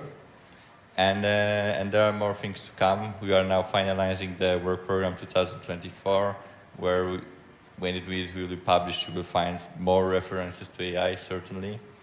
We are revising our access policy. We already have some experience that convinced us that there are some changes that could be beneficial also for the AI community. So I think it would be up and running in the beginning of the next year, January probably. And I hope that also people in the room will find our new access policy more flexible and easy to use. And there will be more things to come. When we finish work on 2024, we will start thinking what will be the next step. And for that, we also need your voice. And as I said, the community of users must be evolving. And in December, we are organizing a user day in Brussels on 11th of December. And I really encourage everyone interested to join in and become a part of our community of users. And then in these discussions, we can shape up the new actions that will be beneficial for both sides. Thank you so much for all that information. I was wondering, Jaume, maybe you can tell us a bit more about the grand challenges and the work that you're doing? Yes, the Large Grand AI Challenge is, we just opened the call today, and it will close the next 16th of January at 5 p.m. What we look for is for SMEs established in the European member states with technical capacity and experience working in large AI models. And then, well, there will be, we expect proposals for the development of innovative foundational models using either Leonardo or Lumi systems. And so the idea also is to, because it's it's very difficult for SMEs, especially for the startups, working on this, because they really need financing. So what we want is to award up to 4 winners, 2 from Lumi and 2 from Leonardo, and they will get up to 250,000 euros and 2 million hours, GPU hours, for each of the winners. And that's more or less, in summary, the scope of this challenge. That was announced today by yes, Commissioner by Breton, yes, on his speech. So it's a very important piece of news for everybody that is working on this space. Now, I think we have sort of like 5 minutes to finish our panel, and I'd like to ask you something that was not prepared. Can you please think, if you could wish something to happen in the here and now, today, this month, before the end of the year, in your area of work, what would that be? Who wants to start? I think in my view, from this public administration view, I very much like to have AI Act approved. Yeah, we are working on that. Yes. We are working very hard on that. And as it's been said, I think we are going to accomplish that. Thank you.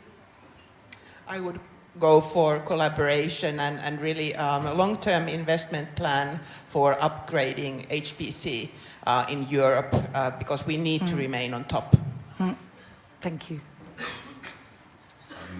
I would follow my previous line. I would like to see our HPC users community broadened by AI community and take it as a one. Thank you. Okay, I agree with the upgrade of the computational resources, but they have to be sustainable. So a green upgrade of the resources. Thank you. Well, I would like to that we increase the visibility of European activity in this field, because I think we are really strong, and I expect this for SME, strong startups doing innovation in foundational models. So that's more or less what I hope for. Thank you very much. I hope those wishes are considered to you. And yeah, thank you so much for joining the panel. Thank you.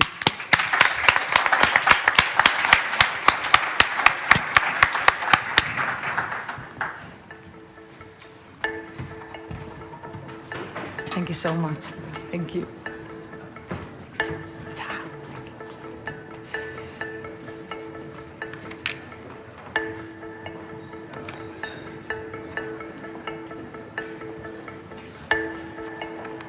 Okay, no time to stretch, no time to go to the toilet. You are lucky, I'm gonna get lucky very, very soon. We have our next session starting in a minute, yeah? And this time, I'm not moderating, and I'm super grateful for that. But you have an amazing person leading this discussion. And if you please move to the next slide, and we can see the lineup.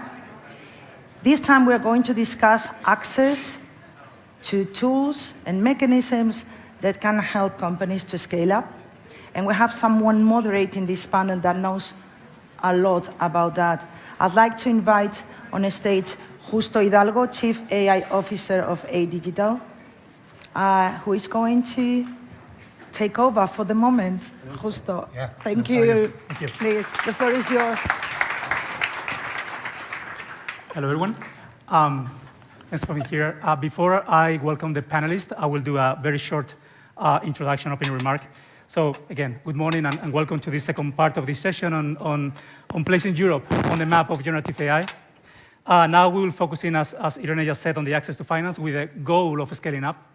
And in a world where the generative AI is not just emerging, is I would say, it's exploding, it's paramount for Europe to navigate this search strategically. Despite boasting increases in AI investment in the past years, Europe still trails behind with just 11% of the global AI investment, highlighting the urgency to scale up and the potential to grow. The US has invested between 2.7 and 16 billion euro in AI in 2020 and is on track to meet the 2030 goal of about 20 billion euro. However, the US still spends nearly twice as much as the EU, and we have a private investment gap of more than 10 billion euro in the AI and blockchain initiatives. In terms of the overused, but sometimes useful concept of unicorns, it's clear that in generative AI, Europe is not in double-digit numbers yet. But we see promising strides with European AI companies attracting an estimate of almost 8 billion euro in private investment estimate in 2023. But there's a recognition that we need to amplify this momentum. So what we're going to do today, our esteemed panelists will be discussing how to foster a thriving generative AI ecosystem in Europe, which I believe is essential to take the generative AI projects from the lab to the lives of millions. So please join me in welcoming our panelist, Alejandro Raboso Campos. He's the Corporate Finance Advisory of the European Investment Bank, the lending arm of the European Union. Welcome, Alejandro. Yes. We have Carlos Muñoz Ferrandis, founder and CEO of Alinea, a startup offering alignment and governance tools for responsible AI. Please, Carlos. Okay. We have Timothée Lacroix. He's the CTO of Mistral AI, a recent but already quite well-known French startup that builds open large language models. Please, Timothée. Yeah. Thank you. And we have Petra Saglin, the CEO of Silo.ai, which is the biggest private AI lab in Europe, helping companies and institutions worldwide to use AI in critical projects. Thank you, Petra. Right? Thank you. Here. All right, so let's discuss some comments. I would like to start by characterizing access to finance for generative AI companies and innovation in Europe. So I would like to start with Alejandro. So Alejandro, with the European Investment Bank, with your position, strategic position in financing innovation, what are the main bottlenecks that you see for AI companies to access finance? And what would you say are the main tools that you provide for those companies to access it? Thank you, Justo. A pleasure to be here. In fact, yes, I think that dealing with these bottlenecks of AI is critical for Europe also to build this trustworthy AI globally. We did a comprehensive study just before the launch of ChatGPT and the explosion of generative AI, but I think that the main topics that we identify over there, I think they are still applicable today. So first, there's still the overall availability of capital in Europe is quite lagging behind the US and China. I mean, it depends on the year that you look at it, but it's between 5 and 10 times less than over there. And there are many reasons for that, but one is the composition of the funding sources. So in US, we have large institutional investors, like private funds, while in Europe, the composition is more corporates. We have family offices, government agencies, so that makes an impact. The second point is that there's a lack of specialized AI funds, and that's very important because when you don't have the knowledge, it's not only difficult to do the appraisal of new startups, but also you cannot support in the growth. You cannot support the portfolio companies in the scale-up of the products. You don't have the contacts, so there are many points over there.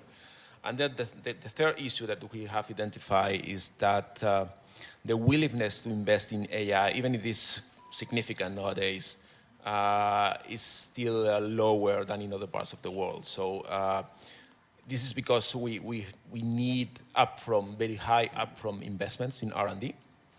Also, the profile of the investors in Europe is more risk-averse. I think it's a cultural thing. And that's something that is impacting, no?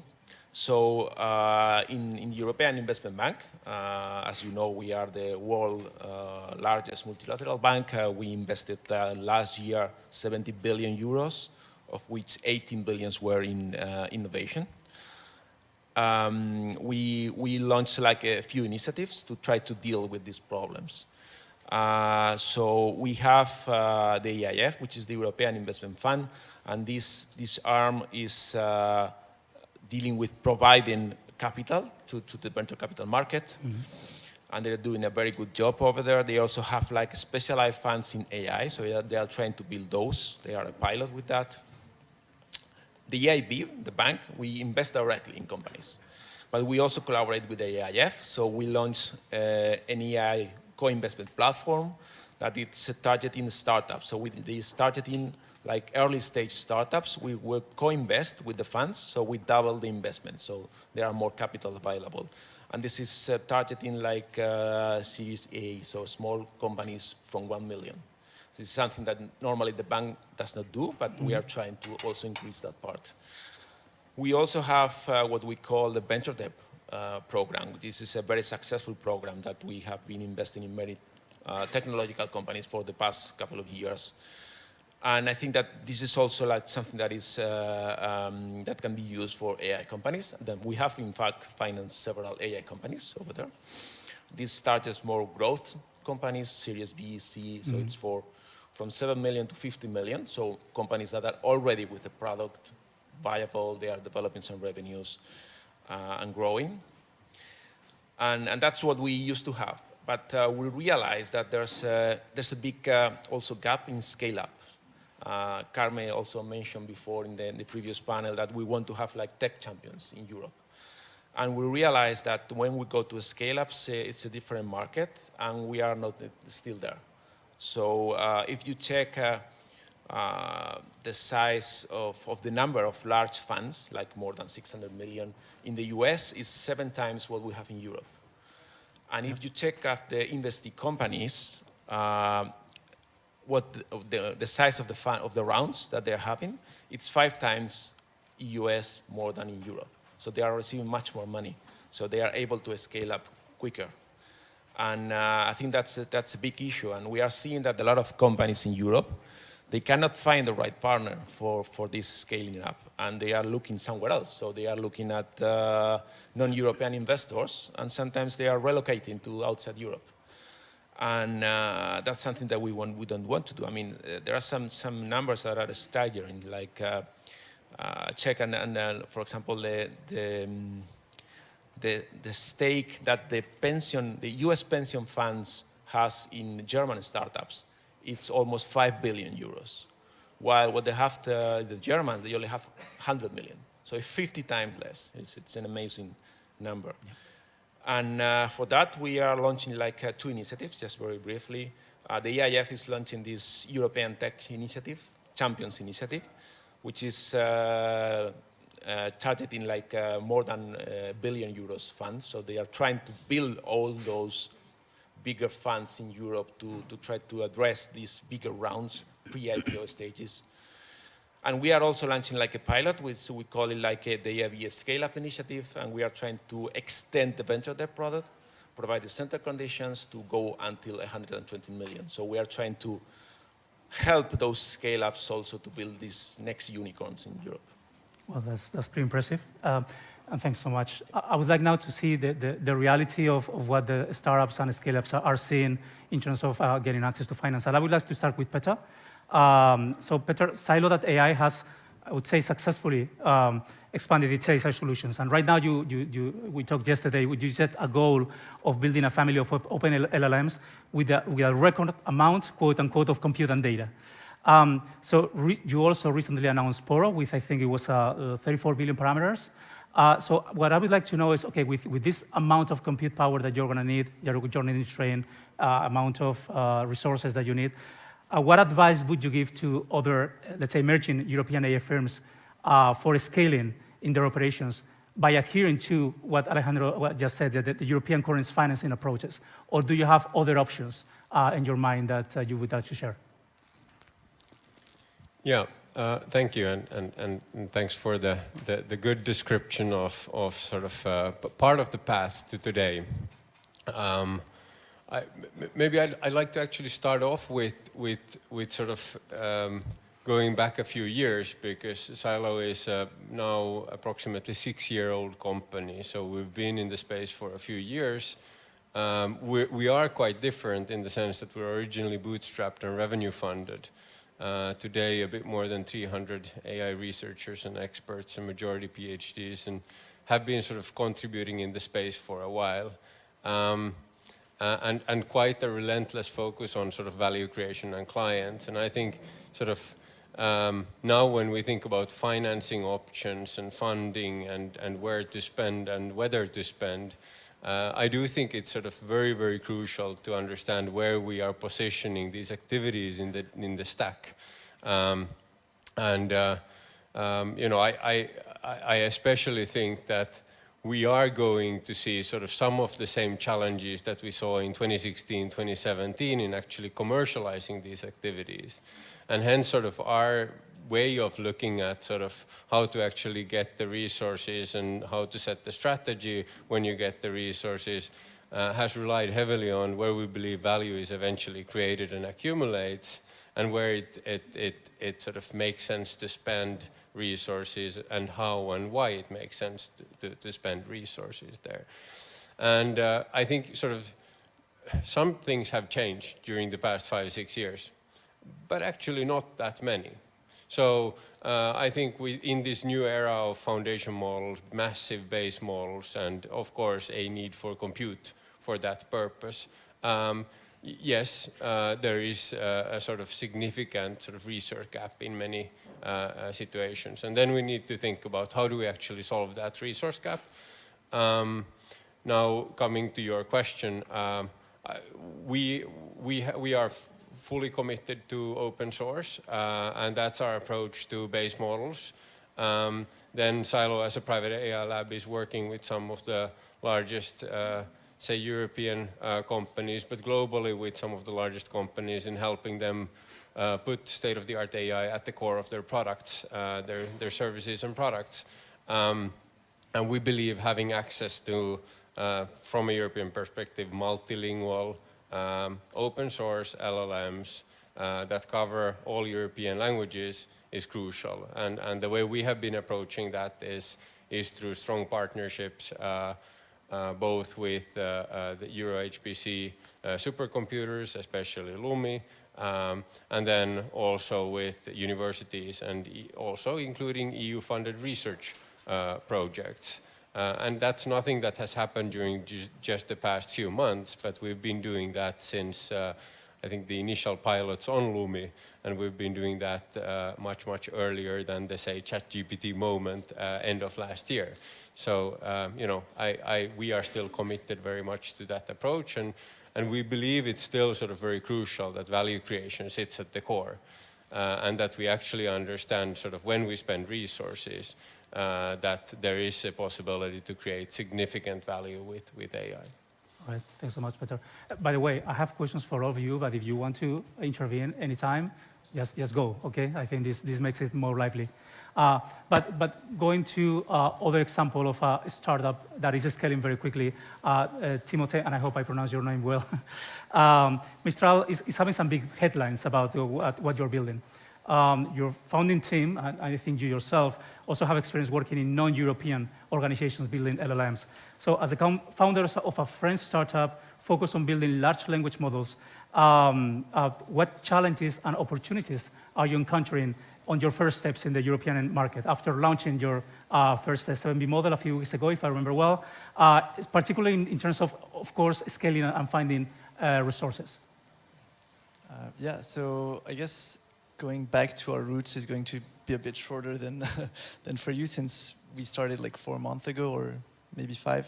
I think the financing part was very well summarized by Alejandro.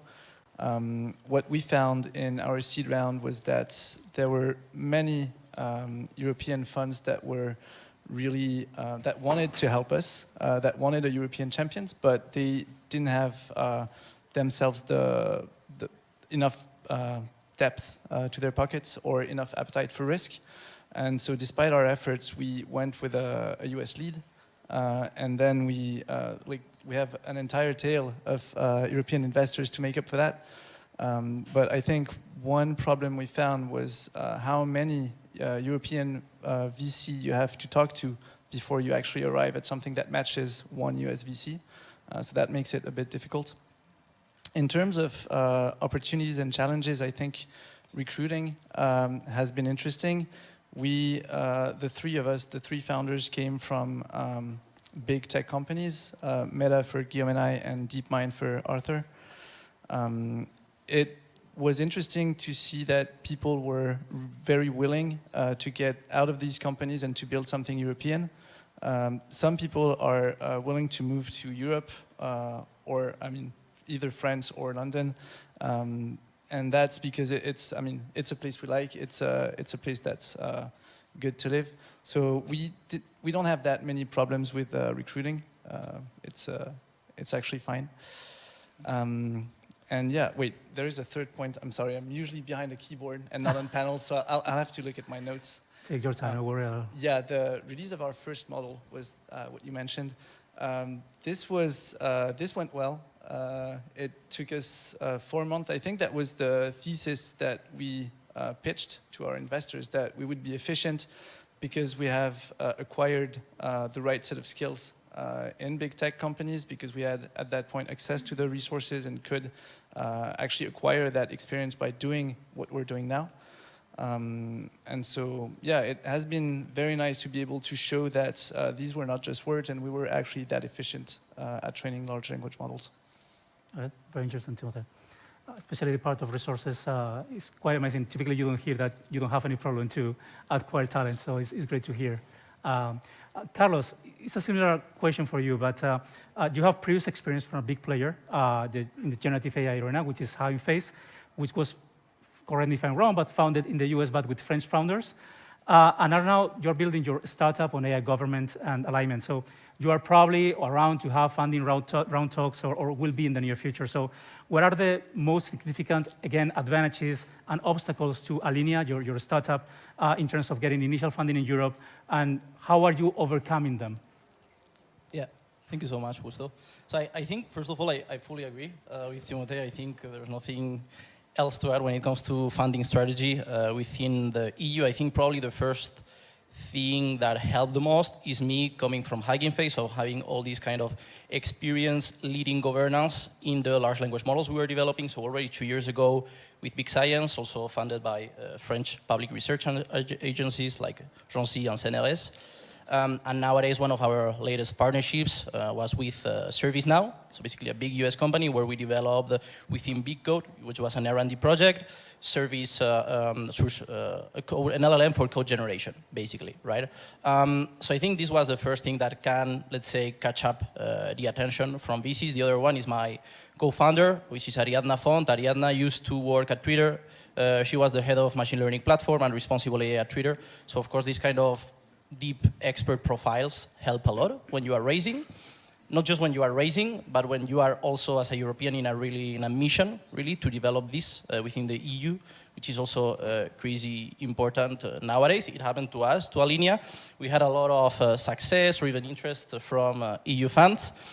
A lot of talks, probably 3 weeks, then 4 weeks, then more than 4 weeks. Then they are really risk averse, so you really don't know. Then you have to turn, of course, to the US funds, which is like the pretty normal thing. I cannot disclose the details of the round. We are closing, basically, what I can disclose is that we are closing our first round this week already. I cannot disclose for the moment neither the investors, but yes, we have basically the same struggles when it comes to hiring. Again, the same, so there's a lot of competition. And probably people will join you due to where you come from, but also due to the mission of the company and the challenge. So that's the thing. I personally joined Hugging Face for the mission and the challenge back in the days, right? I joined Big Science also, and I led governance within Big Science due to the mission of opening large language models to everyone. And also, I think there's no need to say that when we refer to open source LLMs or open LLMs coming from Hugging Face or Silo or Mistral, you really see how much you can leverage innovation within the EU. And probably this is something that caught the attention also of the VCs, knowing how to deal, and which are like the main governance aspects or even alignment and deployment at the enterprise level aspects of a large language model, which is open access for everyone or sometimes open source, is crazy important when you are basically targeting a funding round, not just for a Gen AI startup, but also for a startup willing to get into the large language model or broadly foundation model space. So this is like my experience. Overall good, as far as I can say, so yeah. We're happy for that, so thank you, Carlos. let's go to the second round of questions. I think we're fine on time. So for this second round, I would like to touch two related, but I think it's key elements, which is first the public-private cooperation and how success cases can be replicated in the European ecosystem, related to what you were saying at the beginning, Alejandro. And then how, and also related to some of the things that you've been saying, how customer/citizen trust can help increase the virtuous cycle between growth and funding. So let's start with the first approach, which would be Alejandro, please, if you could discuss your perspective and the EIB's perspective on the integration of public funding with the private sector investment and how that may create this financing ecosystem that it seems we need for this type of challenging and great and powerful, but also expensive ecosystems. Yeah, indeed. We firmly believe that there has to be like a collaboration between the public and the private sector. I mean, for investments in AI. In fact, what is important, for example, from the point of view of the EIB is that we do not invest in companies. We invest in projects. So we define what the project is, and in this case, it will be like the activities that the companies are doing to develop generative AI products, for example.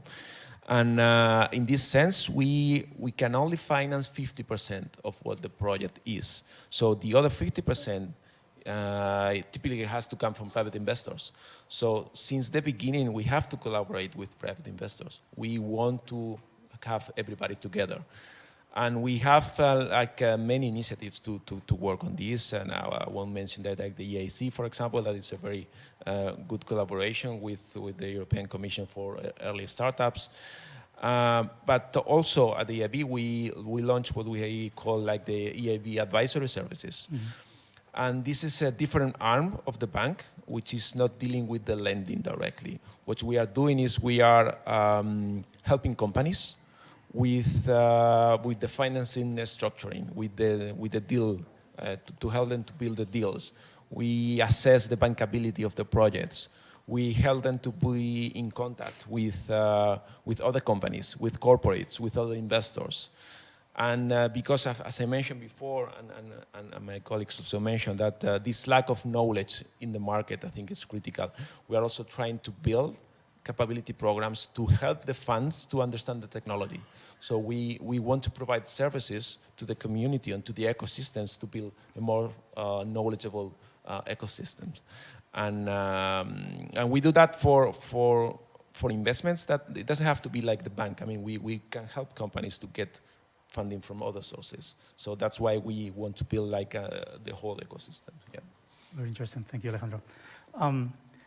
Let's continue with this public-private cooperation, but also in the terms of trust. Carlos, in your case, your work is, and you explained before, is on alignment and governance, which is basically meant to increase trust for the stakeholders, for the users, for the customers. So how do you think Alinea or similar startups can leverage the public awareness of these type of projects and educate them to foster trust?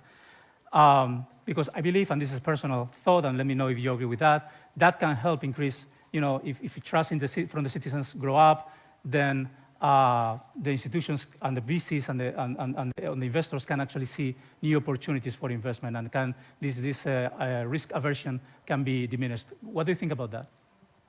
Yeah, thank you. So I think, and this is nothing new to Gen AI, but everything when it comes to VCs or even with talking to your customers relates to trust, right? So trust is basically everything when you're selling something, especially on Gen AI and nowadays with foundation models. Why? Because there's a deep interest from every single one in using these large language models.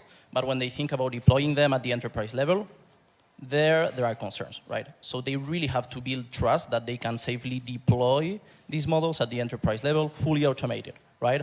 And also even compliant and aligned with their internal policies, values, and even business context, right? So that's the major thing when you are talking to a customer, and probably like big enterprise European companies, they really want to be sure they can trust basically the output, for instance, generated by a foundation model, and more specifically in this case, a large language model.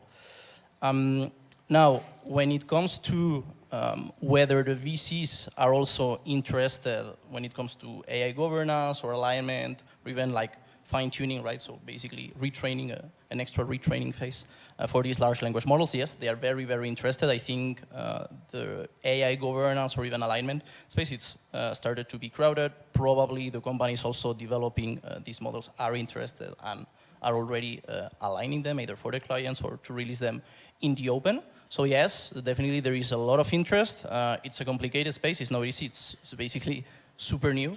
And companies, again, if they don't have this kind of trust, I mean, we are still in discussions with some companies that their main thing is the EU AI Act, and not from a negative perspective, right? But already like 3 or 4 months ago, they have internal guidelines to already comply with the EU AI Act whenever they develop something related to AI. So that's the thing. And back already in 2019 with the expert group from the Commission on Trustworthy AI and the ethics guidelines and the ethics principles deployed or released, they were already complying with them. So basically they use whatever regulation or governance related tools are out there from the European policymaker to embed them into the development of their AI products, right? So for sure, governance and alignment, it's a thing for everyone, and specifically coming to trust and consolidating trust for the customer. Thank you, Carlos.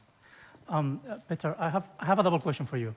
The first one would be continuing with the discussion with Carlos. You're working with major institutions around the world. Is this part of trust really useful? Is this something that your customers are seeing? Or we're still in the moment of what I want is accuracy, performance, that everything works, and that's it. And related to that, and going back to more the public cooperation, what are if you can share some initiatives or specific partnerships that have allowed you to continue the growth in these 6 years that you've been around?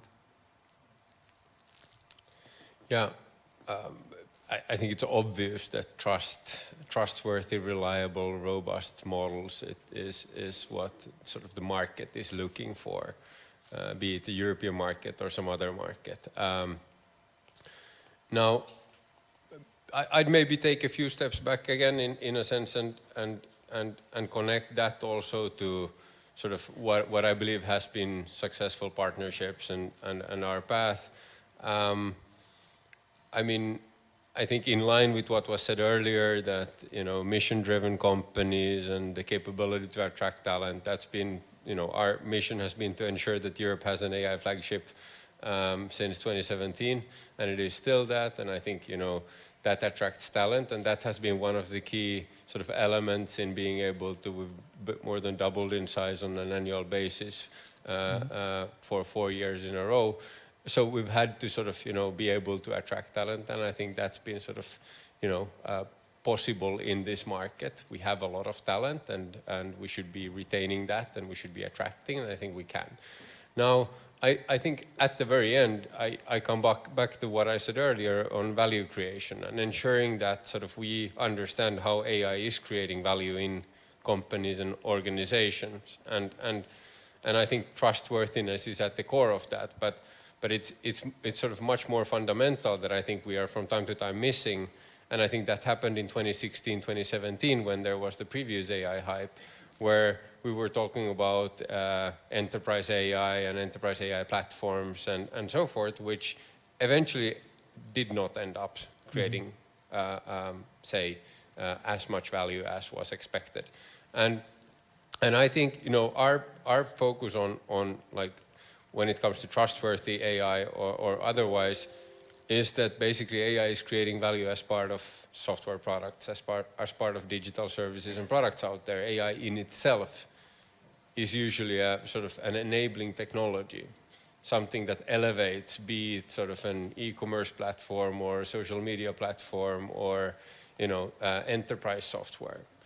And hence, I think it's really, really important that we understand the sort of position of AI in the value chain and where to play in the market in order to eventually, as an AI company, to be able to create value.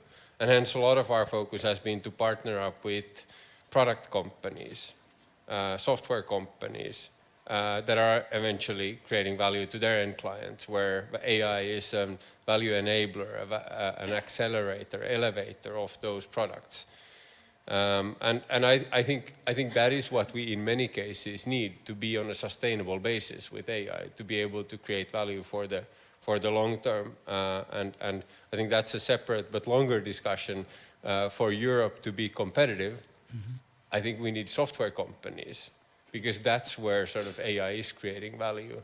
And that's how sort of you really elevate products with the help of AI. Yeah, hopefully, yes, because maybe in a future assembly like this, we want to have problems to choose between all the different product companies that are in Europe. So hopefully that will happen. Thank you, Peter.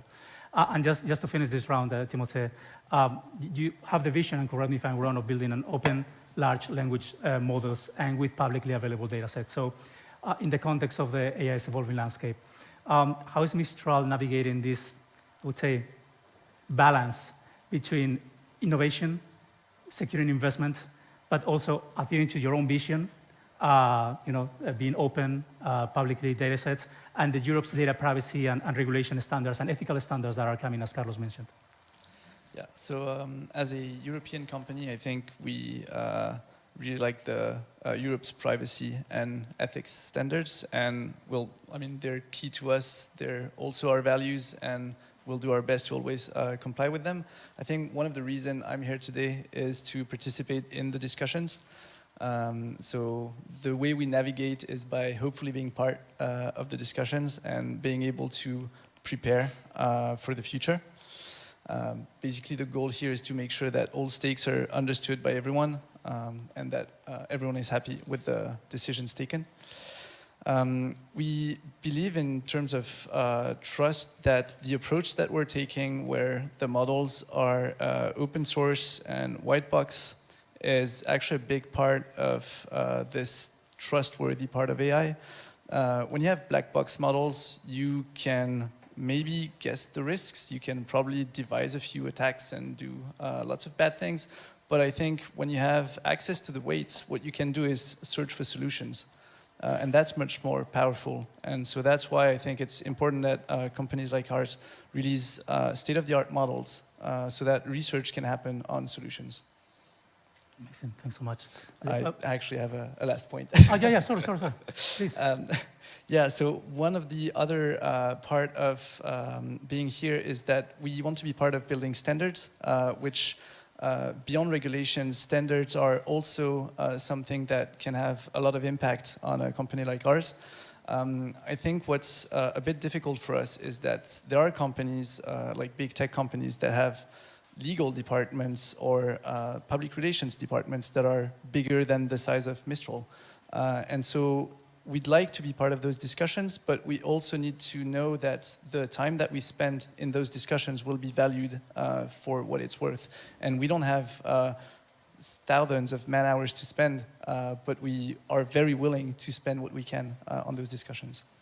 And what are your thoughts about that? You can elaborate a little bit of that. Are you thinking about things like self-regulation, about following standards, about being compliant? What are your thoughts about that? Yeah, so compliance comes with standards, and standards have to be designed and be technically, just doable, verifiable, and that's something that we want to be a part of, because we are, all of our employees are very technically aware of what's doable, what's difficult, and what would work. And so that's where I think we can bring value to the discussion. Very useful, thank you. You've been great panelists, and we've been very good on time. So if you want to have or add any final takeaway, very brief, please, that will be just if you want. Please, Peter. Yeah, thanks. I could maybe continue from where Timothy ended on sort of open source as a crucial contributor to trustworthiness and through especially then transparency. And I do think and agree that is very, very true. And I think it applies on many fronts, and it's a complex topic. It's you can open source weights, you can open source many things. You can be open and transparent about data and so forth. So I think that is still to be defined. How you actually ensure that you are open in the correct way to support that trustworthiness. I would be sort of fairly radical when it comes to that. So ideally, especially knowing what data has been used. But I obviously also understand that there are certain reasons and concerns why not everyone is publishing everything related to their models. Now, I think eventually, sort of going back to what I said earlier, I think on value being created as part of products, I think that is eventually going to happen also with Gen AI and large language models. And hence, sort of, I think the contributions by Timothy and Mistral on open source models, and also Poro and the contributions by Silo on open source models, where we certainly are doing a little bit different things. We have a heavy focus on low resource languages, European low resource languages. But you know, there's going to be a plethora of different models out there. And eventually for European companies to create sort of value that stays in Europe, it is crucial that we have these open source models. Because the way, at least I am looking at value creation and the world in the future, is that basically these base models, foundation models, are just going to be sort of at the bottom of a very large number of different specialized LLMs, domain-specific specialized LLMs that are targeting specific topics. You know, I think there we are able to compete, and ensuring that those open source models exist at the bottom ensures that European companies building on top are then creating value that stays in Europe. Right. Thank you, Petra.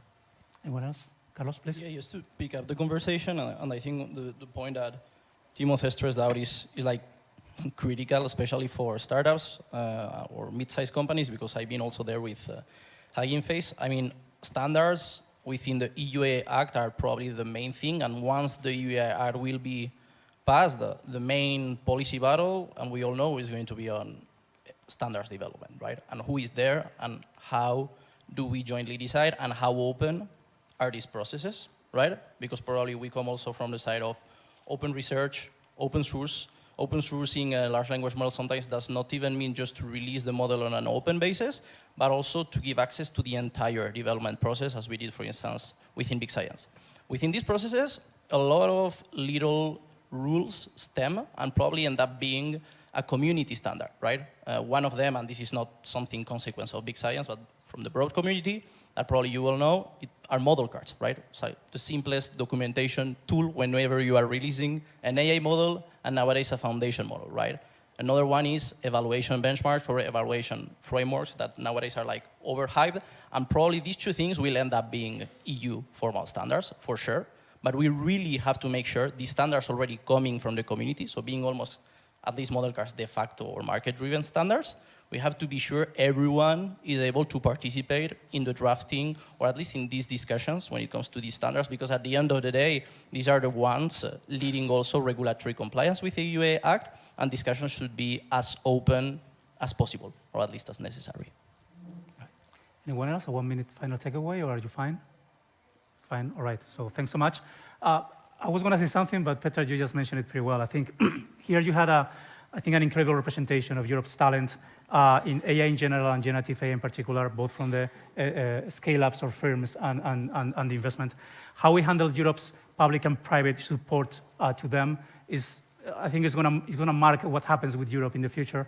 Because as you said, and this for me is very important, generative AI may become the new operating system for our society. So thanks so much for your presentation, and Irene, is back to you. Thank you.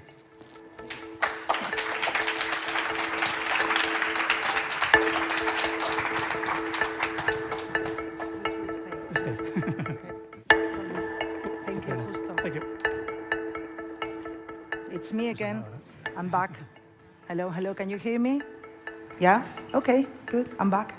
For the third panel, and before the lunch break. Actually, before we call the rest of the speakers on stage, I'd like to remind you of the Slido poll that we opened up this morning. If you can please put the next slide with the QR code. If you haven't voted, can you please do it? And if you voted, please vote again, because there was a slight technical problem and your votes weren't registered. Sorry about that. I've also been told that we are a very noisy crowd here. So some people have complained that some of you in the audience are making calls and talking between each other. Please don't do that. Thank you. Now, we're going to close this morning with a startup roundtable. You've met 3 of the entrepreneurs already, talking about the challenges and opportunities around finance mechanisms. But now we're going to take it to the next level. So beyond access to computing and access to funding, what are other issues that these entrepreneurs are finding? And we're also going to get the view of ADRA Association and what they represent in this space. So I'd like to invite on stage Emanuela Girardi, President of ADRA. Maybe we can encourage her. Yeah. We are going to get as well Carolina Aguilar, that is not on the slide, and I'm really sorry about that. Please, Carolina, come on stage. Thank you. And Christopher Grenschler, I hope I have pronounced your name properly, CEO of Langu. Please join us on stage. So here.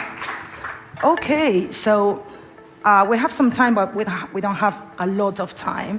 And I'm very conscious there is 6 of you. So let's do this, quick and punchy, if you don't mind. Yeah, and I'm sure you're all experts on that. Because you 3 have had the word before in the previous one. Shall we start with Emanuela and Carolina and Christopher, to say a few words around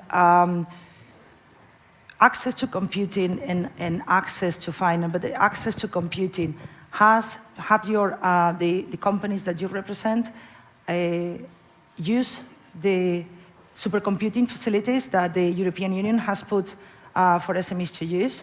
And I'm going to use the question for you as well, but as individual companies, have you thought about it? Have you done it? Why not? Why yes? But please. I start. Okay, yeah. Thank you. I hope you can make it because it was a very intense morning. Thank you for having me here. And okay, I don't work directly with because I'm the president of ADRA and also I founded a couple of startups. So we don't work directly with high performance computing, but we work with companies who are struggling a little bit with accessing to computing resources. So I'm really happy to hear what has been announced today, that this will be easier. And also, as president of ADRA, I'm also very happy because last week we had our first ADR forum. We held a very interesting generative AI panel. There was also Silo AI and some other companies. And one of the main issues that they presented us, and it was a very open discussion with the Commission, was really the difficulties in accessing to computing resources. So I think that this is a very relevant topic. Mm-hmm. Okay. What about you, Carolina, for example? Here. Oh. Yes, so in our case, we do implantable neurotechnology using graphene, and we don't use supercomputing technology right now because we have to make it chip efficient. So we're working with normal computers, but our challenge is to make the AI algorithms small enough as to be compute within the brain, so within an implant in the brain. That's what we're doing. So a very different problem. Yeah. What about you, Christopher? Yes, well, first of all, thank you very much for having me, and sorry that I missed the first panel before. My flight got delayed. I'm very happy to be here now, though. Regarding computing access, we haven't used it either yet so far, but that's also because we have a little bit of a different focus. We've been for now at Langu customizing, fine-tuning large language models for quite some time, I think over 4 years now. Started this a little bit before the current hype, originally in machine translation and now in all sorts of other use cases, which I'm sure you guys have discussed, which for our purposes, we don't need so large, big models. We actually rely on the open source models that are available. So very much thank you here also for the people who are contributing to this. And we then focus from everything from above in the stack up until the application layer, so to say. If you don't mind, I would like to leave a couple of comments though on the financing part as well, go as for I it. didn't get a chance before, because I think there, I wanted to touch a little bit what impact this has, the way the VC landscape works in Europe. And what this had for us is we've been very early in this game. We had actually quite a good shot at all of this, but the way the European VC ecosystem works is very conservative. So We had to focus on the use case. We had to fully understand this use case. Back then, you couldn't really sell custom models to anybody, so we even had to be very creative in the business models to actually get revenues up, to get customers in, which is actually good in a sense when you think about it. In the end, we're not here to build any technology. We actually need to make this for any cause, to provide value. But on the downside, this super focus on one use case after the other and this typical European approach, one step at a time, made us very slow. So if we would have had more access to venture capital, I think we could have been a lot further now. And I think this is something that we identified. We're currently in a fundraising process again as well. And what we identify is that the risk profile of European venture capitalists is simply not matching these new disruptive technologies. There's a lot of, you want to see a lot of past cohort customers. I mean, you always ask them basically, how long are you actually thinking about LLMs? Since January. Okay, what's the normal enterprise sales cycle? Think about that. Since when are you thinking about custom LLMs? So it's very interesting how this is not really matching. And I think one of the main reasons I've been thinking about this a lot is actually we miss education in this space. There's a lot of missing knowledge to be able to actually judge the technology, what impact this will have. Those was just the 2 points I wanted to mention, which I didn't get to in the previous session. Actually, educating investors in this space is very important, particularly in this side of the world. Thank you for those comments. Carlos, Timothée, Peter, do you want to say something about the access to the computing infrastructures that we've been discussing on the first panel? Yeah, just a brief comment. I think not probably now from a linear perspective, but I basically used to work at a Hugging Face. And I can basically tell you our experience with big science, because for big science, of course, like the major partner was not the French government, but more specifically French public research agencies. So in this case, RANCI again and CNRS. We received like a 3 million grant in terms of supercomputing hours to be able, of course, to train a 176 billion multilingual parameter model, which is basically a lot, so you need them. And also it was thanks to that we were able not just to basically go forward with the project, but also create the entire community, open community around. We were like more than 1,000 researchers all over the world. The model was trained on more than 46 natural languages. And this was basically thanks to the access to these basically supercomputing resources. And one of the main things, of course, was to enable this on an open basis and release the model on an open basis. So I think this kind of access to supercomputing infrastructure was the everything to create also an open community around the generation of large language models. Thank you. Yeah, I also wanted to give a shout out to Sinica and Leonardo, which we were super happy to use. I think what's interesting with EuroHPC is that I think for a while they've been building great supercomputers that were meant for various applications, from physics, fundamental research, to some AI use cases. I think having a company like ours use these clusters as well is a good way to build mutual understanding of what's needed and what's available for training those models. So it's been nice to chat about how what we do work and what's limiting us and how we can make it better. Thank you. Peter? You know, I think, and there might be a different answer from me now compared to what the team said last week, so they might find more challenges than I believe we have. But I think we have been quite happy. As said earlier, we've mostly been using Lumi, you know, I think there are technicalities related to using any supercomputer that sort of imply that you will face problems, independent of whether you build your own infrastructure or whether you use, is it AMD or NVIDIA or some other chips, you will face problems, and hence I think you need to have the attitude where it's a sort of it's a give and get. You know, the team now building Poro has been, our LLM has been basically working with Lumi since the first pilots. And I think we've faced a lot of challenges, but at the same time we've been tackling them along the way.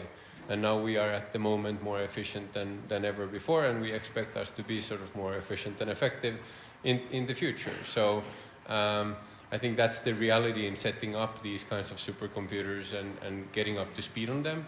You need to sort of have this kind of mentality and perspective where you also have to give and build together and make it then eventually work for the purpose you need it for. And I think we have had to put in quite a lot of effort. I have to admit that, but we're very happy with where we are today. Good, thank you for those answers. And let's go to the sort of like, if you, beyond the access to computing that you might need or not need at this point in your roadmap, in your technical development roadmap, or the access to finance that is always needed. You always need funding to actually grow the business, not necessarily scale up, but that is another discussion. What are other challenges that you face in your day-to-day? So if you had all the access to computing that you wanted, and you had all the money in the world, what would be the next thing that would be like, we need help with this? Who wants to start with this question? Carolina? So for us, there's a couple of things.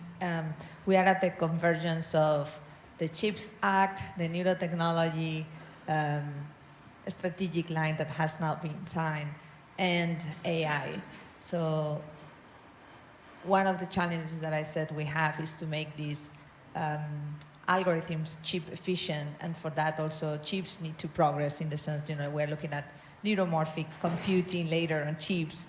Right now, we are doing what we can, and it's already a lot, I think. But there's this point of how are we going to compute all these brain signals and how these algorithms are going to learn how to provide the therapy.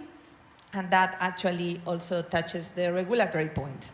So I think the landscape to operate is huge, but I think we are going to be restrained, and rightly so, by the regulatory frameworks. So I think what AI can do today is much of what we can take, and also we need to understand what does it mean for the brain, how is it going to be superior in therapeutic approaches from what there is today. There's a therapy that is wonderful today that is called deep brain stimulation, but it's not smart.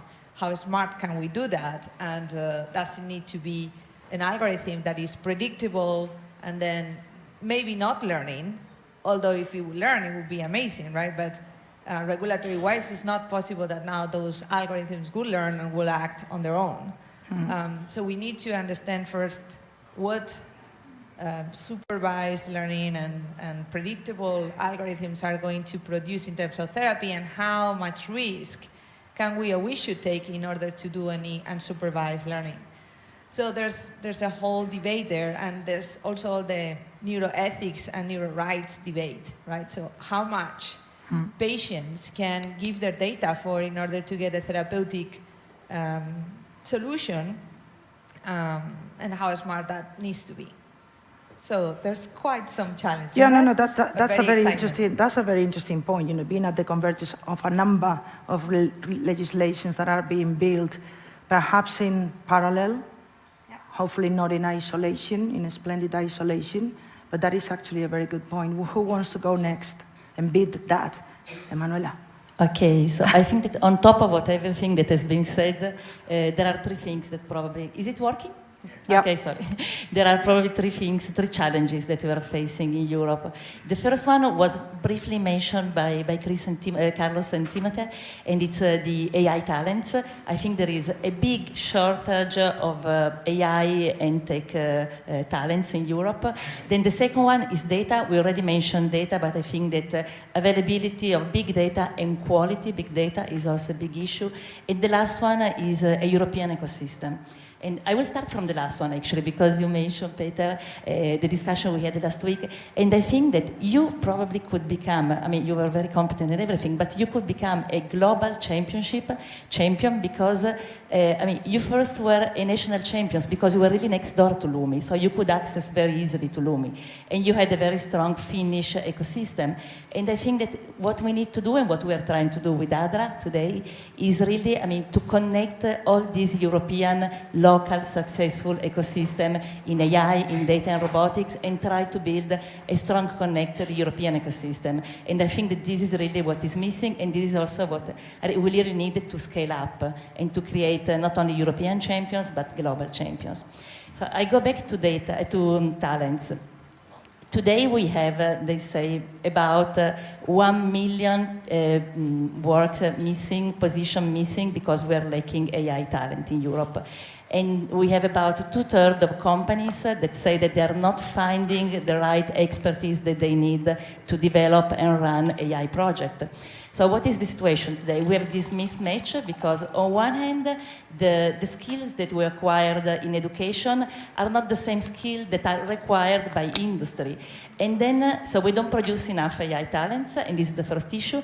Then when we produce them, most of them, they go somewhere else, so we need to retain them, because it's true that it's cool to come and work for you now, but maybe when you were firstly founded, it was difficult to find these AI talents.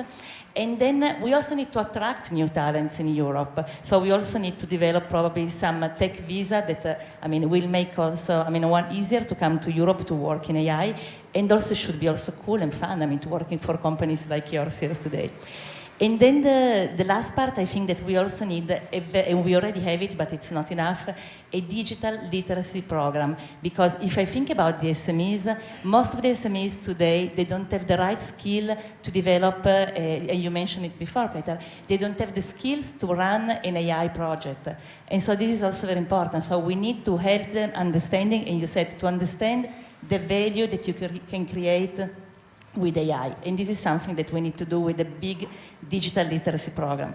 And the last part is data, so data availability. I think that we should find a way really to, and we're doing a lot, because Viola said we are doing the Data Governance Act, the Data Act, the data spaces, but this is not fast enough, and this is not enough probably today. So what we could do, I think, is that we really need to make sure that we can collect and annotate big data in Europe that are really reflecting the cultural diversity that we have in Europe, and you're doing with, the 26, if I remember, or 46 languages that are, you were using for training the model. But also this is not enough. I think that, we really need to work on this availability of data. And what we did in ADA, we just released the newsreader, the Strategic Innovation and Deployment Agenda, Research Innovation Deployment Agenda. There is a draft on our website. So we identified 6 tickets. And one of these 6 tickets is really on the interoperable, integrated framework for data ecosystem. And I think that this is also, a big important point where to invest for the next years in Europe. Mm-hmm. I think on that point, in healthcare, that is critical. I don't think we can progress in healthcare at all without data interoperability. It's going to be impossible to benchmark disease states, treatments. We want to pay per outcomes instead of per products. We need to understand how to benchmark all these outcomes across hospitals, across countries. So, absolutely. Maybe if I can come back to 2 points mentioned by Emanuela. For the talents, let's agree to disagree. I think we were very happy to come back, and we have plenty of talents that joined us even from the start. So it might differ on the situations, but we believe there are lots of European talents. Some of them may be abroad for some short span of time before coming back, but we'll get them back. Regarding data, I strongly agree that this is a major pain point. I think what's interesting is to educate on the scale that's needed. Large language models need to be trained on trillions and trillions of tokens. This is like 100,000 of books equivalent. So this is not something that you can easily go and collect, but these have, there are people scattered across Europe that have access to these data banks. So I think one of the big role of the European Union is to be that unifying force that allow an easier access to such resources. And there are, I think, 2 sides to that coin. One is public data that government has access to or that can be found. The other part is private data that could be commercially available, but we really don't want to be spending time talking to the millions of different actors in Europe that have access to those. So if these could be somehow unified to get a single or easy access to negotiations and commercial access, that would make our life much, much easier. Interesting. Vita? Yeah, maybe a short note. I think Emanuela, you summarized it well, and you also had the three things that I think are crucial: talent, compute, and eventually data. I don't think we can. I think when it comes to talent, I think there are many realities out there. So. It is always a challenge, and I think we can always do better. As I said earlier, I think we have been able to attract good talent. When we started off in 2017, it was a very different market. AI talent was sort of sitting in different places, and a lot of that was in academia, or much more than today. So I think we are in a very good position in Europe. We have academic talent, for instance. I think in many cases it's about attracting talent back.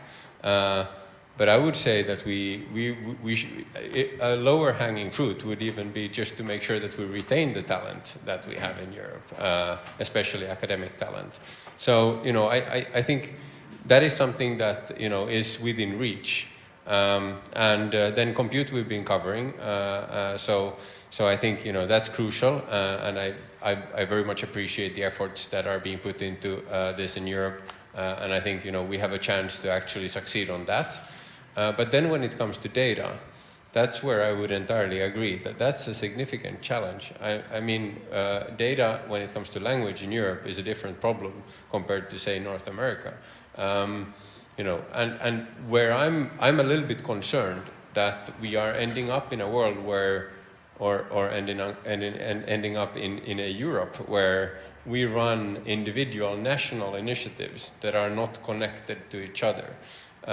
I think that applies to pretty much everything, but it applies especially to data, where sort of currently I do sort of sense that we are moving towards sort of a sort of an end result where it's not only then eventually data, but it's also at the model level and also at a number of other sort of contributions where we have more of a national perspective to it. And I think there it would be really crucial to ensure that we support sort of pan-European initiatives on that. Mm-hmm. Christopher? Carlos? Maybe if I can add something from another angle. I agree with everything else that has been said, but since we're in the operationalization of this technology in enterprises, in customers, I think there's also a lot of work to be done to actually get the value out of this data in the enterprises. So we're still surprised, especially compared to the US, how there are still a lot of large enterprises even out there who haven't digitized everything and who certainly don't know where they can find these data buckets. And so I think we are focusing a lot of the discussion always on building the baseline technology, and this is super important that we do this also in Europe, but I am coming back to my point in the end, we need to bring this into our companies in Europe that they stay competitive, and there in this adoption process there I still see also a lot of gaps, how we either first raise awareness. I think we had a very nice push thanks to ChatGPT in H1. Everyone was experimenting. Now there's a lot of confusion around this EU AI Act. There people are taking the typical European approach again. Let's wait and see what happens. But I think one of the layers we have also not completely looked at is the SME market. I think they're very much falling behind. I think enterprises will somehow figure it out, but there, what we see, it's still very little efforts going into actually adopting that technology. That's one of the reasons why we focused on this part of the stack, that it's super easy for everyone. You don't need to be a data scientist, because these companies don't have data scientists, to compile your own custom models for your specific tasks. But I think there also the European Union can do a lot of educative work to make sure that people are actually adopting this also. We're not just developing it, we're actually using it as well. Carlos? Yes, going back also to these points, I think when it comes to computing infrastructure, I also fully agree. I think We didn't mention, but of course in Spain we have the Barcelona Supercomputing Center. They released a time ago also Águila, which are fine, nice set of large language models. So that's first point. Second point, I couldn't agree more on the pain from a legal and policy perspective that data collection when you want to build a large language model. that could be just an entire conference, I think. And I think, yeah, basically, so these are the main 2 points. The last point on the SMEs, I fully agree. And this comes to the main point and my wish list also to promote basically new kind of cutting edge governance interfaces between top-down approaches to regulate AI. So for instance, policymakers, the European Commission, and bottom-up approaches. So basically the market and the community trying also to self-govern AI. And basically there's like an intersection layer, which is this kind of governance platform. One example could be regulatory sandboxes, where Spain right now is pioneering with their Spanish, recently announced a Spanish sandbox. So these are the main things also we need when it comes to deal with governance challenges when thinking about deploying, for instance, foundation models at scale. When it comes to regulation of either mainly the access or the deployment of the model, or even at the very granular stage, how do we collect the data set and which are the main pain points from a legal perspective. It would be fantastic to have this kind of governance interfaces also with governments and to work with them to be basically the enablers also for this. So if I can sort of like summarize everything that Emanuela started saying and you all provided input to, so the problems are, we know the problems, we know the challenges that we have. I mean, data access seems to be kind of like the one that is the top pain or the top concern. But data access is not just a technical problem, right? So the technical problems when it comes to access data is not just that might be locked in organizations or that it doesn't travel well across geographical and legal boundaries. So there are soft aspects of the data sharing problem that need to be addressed. And thank you for mentioning the regulatory sandbox, because in my mind I'm a big fan of sandboxes, by the way. You need to fail and, up and and then do it again and then make mistakes and be safe. Be sure you're not going to be in jail. Be sure that you're not going to get into problems. Be sure that your company is not going to have to fire everyone and get on the ground because you are not complying with the regulation, and that is a very, very real problem, right? So what would you like to see in a sandbox?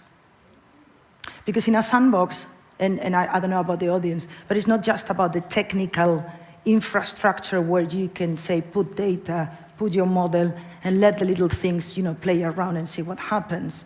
It needs to have some sort of, to use Emanuela's word, an ecosystem. What it would be the conditions that you'd like to see in a sandbox. Carlos, please. No, please go ahead. So prior to join Hugging Face, I was an external advisor for the OECD, basically working with them on their policy report on regulatory sandboxes for AI. And one of the things we realized is that sandboxes or regulatory sandboxes is a potential collaborative AI governance mechanism between public institutions and private institutions. In theory or in principle, they have a lot of potential, right? So but the potential is huge.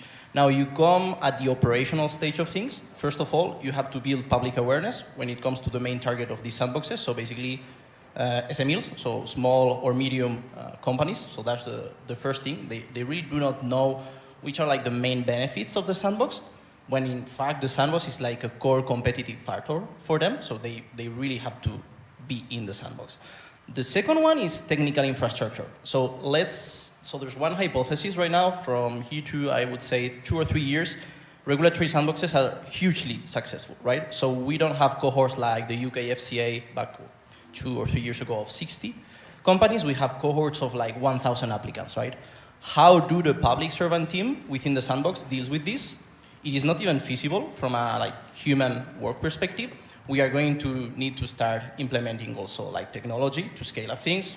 Some companies are already emerging also, even more specifically in US markets, also testing or even building LLMs to test or evaluate other LLMs. Probably this is one thing. Basically the main challenge, and it's not a problem, it's a challenge for regulatory sandbox, is scalability. So basically if the sandbox becomes super successful, how do you build scalability to be able to serve 1,000 applicants, cohorts per year, and to assess these applicants, right? Because at the end of the day, if not, what you're creating is a bottleneck in the market, right? Because everyone in 30 is willing to get through the sandbox. Because if I get through the sandbox, I will not have a de jure certificate, right, of compliance, but de facto, I will be. Right, I will be going through the sandbox, I will have like some benefits, and probably I will get even clients because they know I've been through the sandbox. Mm-hmm. Very good comments. Who wants to go next? No pressure. Yeah, I think we would probably need to define what we actually refer to when it comes to sandbox, because that could have quite many different perspectives depending on whether we are looking at it from a regulatory perspective, and then again, given how, we're currently looking at regulation in Europe, which I think does make sense when it comes to some elements, especially the part focusing on use cases and outcomes. I think that implies that sort of it's going to be quite a different type of a sandbox depending on whether you are, what kind of a company you are and where you actually sit. So. But I think sort of, I think overall when it comes to sort of regulation, that's one item that we haven't touched upon too much, and I think without it could be, I guess, a panel of its own, and it will be later on. So, but I do think we are sort of sitting at a crossroad where I think a lot good has happened. So the way it looks like now, has improved. But then the way we are treating foundation models is going to be entirely decisive to how AI is being applied in Europe. And I think it doesn't entirely fit into this framework. And then if we would apply that to a sandbox, I don't know exactly how that would look like.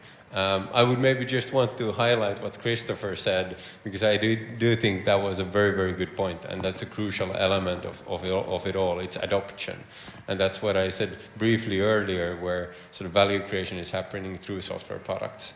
And that software product could be your enterprise platform that you sit on, or that could be sort of, a client-facing software product, an application, or whatever. And I think that's really the crucial element if we are to succeed. That we actually have such in place that are enabling the value creation that AI eventually does as part of it.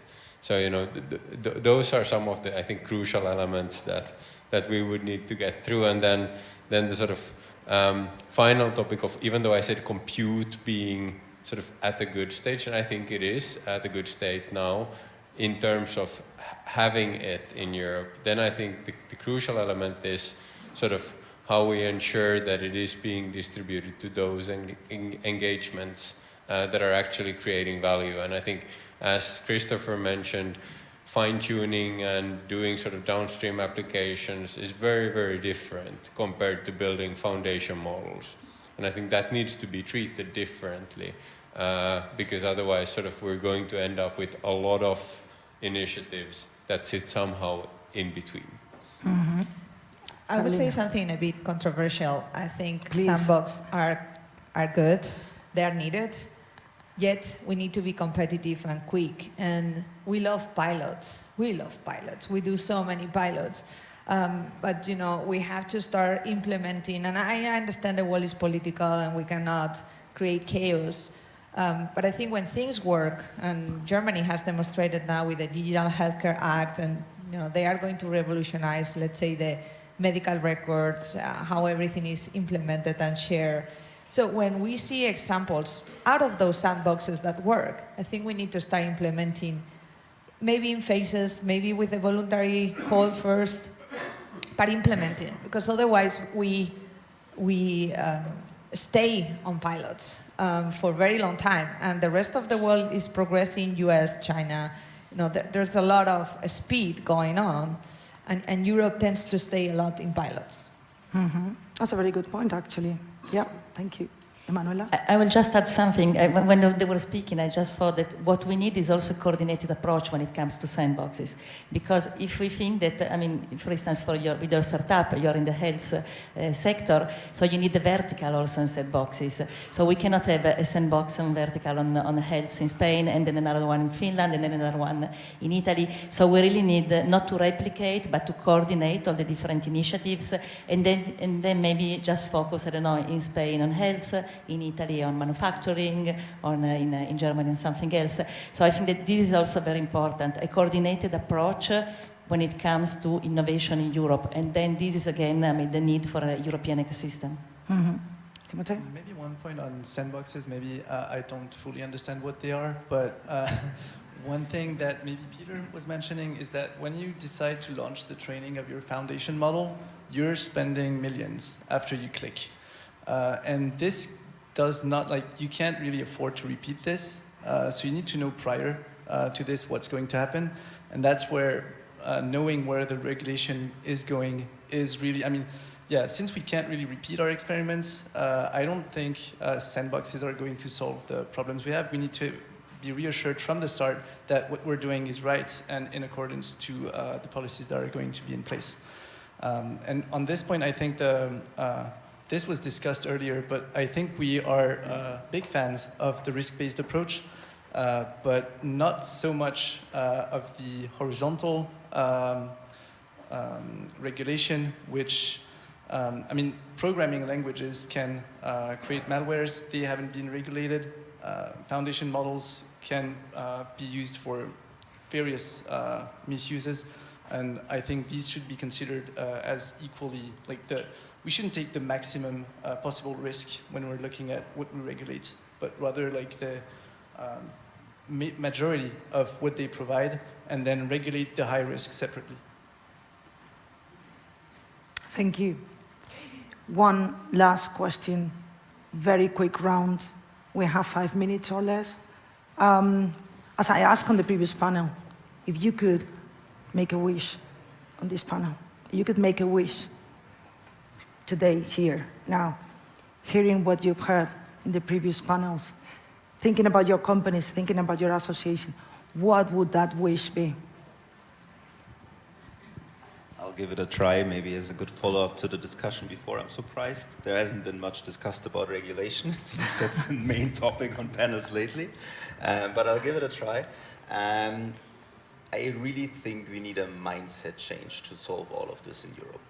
When you look at, compared to the US, maybe even to China, right? When we see something new, we first think about what are the risks that leads into regulation and all sorts of things, which results then in enterprises not wanting to try it out because there might be some liability and so on and so forth.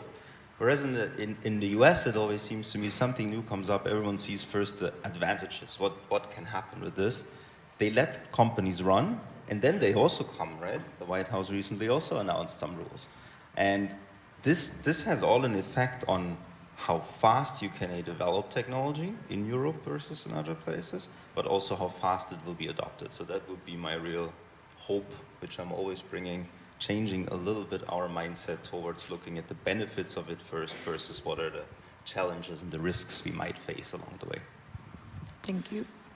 I actually agree. What I was going to say is, in this case, make AI trustworthy yet competitive. Speed is important.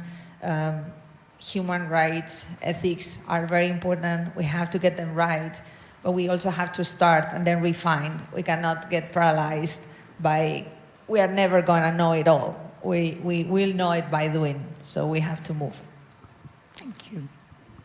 Yeah, I keep going. I think to make it really short, closer governance interfaces between public and private actors would be fantastic, especially also the Spanish and focusing in Spain. It would be great also, I think. Yeah, if I can get two wishes, maybe. One is realistic. Two wishes, okay. Yes. One is for today. I mean, I just wish that I can have productive discussions around regulation, which is going to happen, whether I want it or not. But the other real wish would be, I mean, yeah, if I could, just tapping my finger, get something that helps me get quality data from all around Europe that represents the diversity, that would be amazing. Thank you. Peter? Yeah, I have two things to highlight. Not sure whether they're wishes, but I think I would echo what Timothy said on I think use case and risk-based regulation makes a lot of sense, and I think it has taken a good direction during the past many years. Now I share the concern around sort of foundation models being treated differently, because that's just a neural network architecture that is sort of a little bit different, but it's a basis for eventually a wide range of different downstream applications, and those are usually quite specific, the way we see the technology being applied today. So that's going to have a huge impact on many sort of very, very narrow applications. So I think that's something to really be concerned about. Then a final item is that for Europe to succeed, Europe needs software companies. And for AI to create value, we need software companies. And you know, you might not expect that that's what an AI lab is saying, but I think that is my concern. For AI to create value in this new AI era as well, we need to make sure that we have the software platforms in place. We need to make sure that we have new innovative startups, but also more traditional companies in a sort of at a state where they can create value with AI. Thank you. Okay, last, then I think that I agree with Christopher. What we need is a big, ambitious project in Italy, in Europe, and I think that we probably need an AI moonshot, and we started working on this with ADRA. We launched the call for an AI moonshot, and then it will be AI, data and robotics, of course, last week in the ADR forum in Versailles, and I really invite you all to participate in this, because I think that this also, I mean, it's very important, because the stake today, and we heard it several times, it's also the technological autonomy of Europe, and we really need to think big and to do something big in Europe, like an AI moonshot project would be. Thank you so much.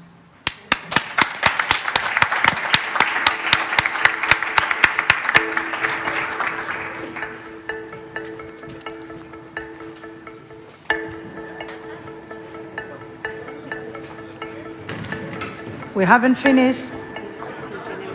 Cuando termines dices que tenemos un cóctel, que se está yendo la gente. Un cóctel. Claro, fuera, en la carpa y el cóctel para los mismos. O sea que... Para ver el tema de AI. Para ver el AI. No, simplemente que ahora hay alguna sesión o termina ahora. No, ahora vamos al lunch. Por eso el cóctel es el lunch. El lunch, vale. Vale, eso sí lo digo. Sí, vale. Okay. Please. No, leave the stage. Yeah, we need to close. Yeah. Excuse me, we haven't finished. Go. Thank you. Sorry, I need to wrap up and close. Sorry. Thank you so much. Thank you.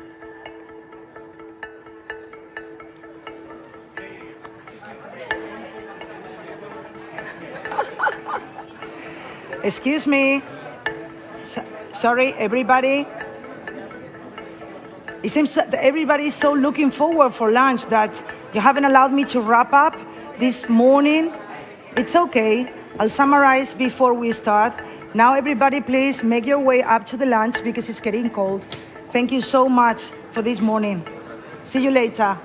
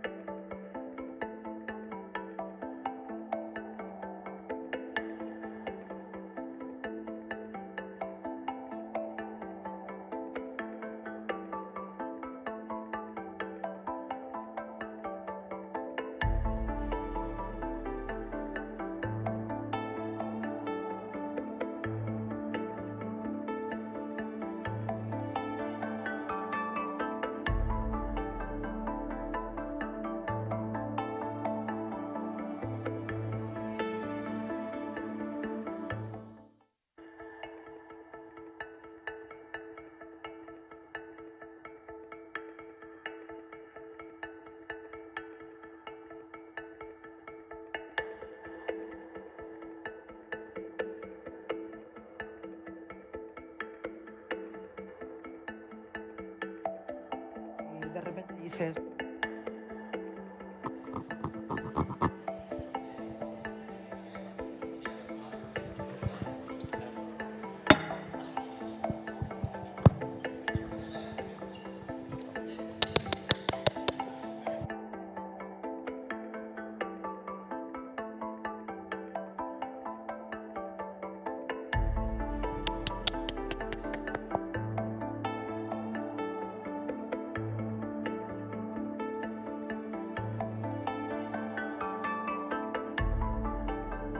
Easy, easy.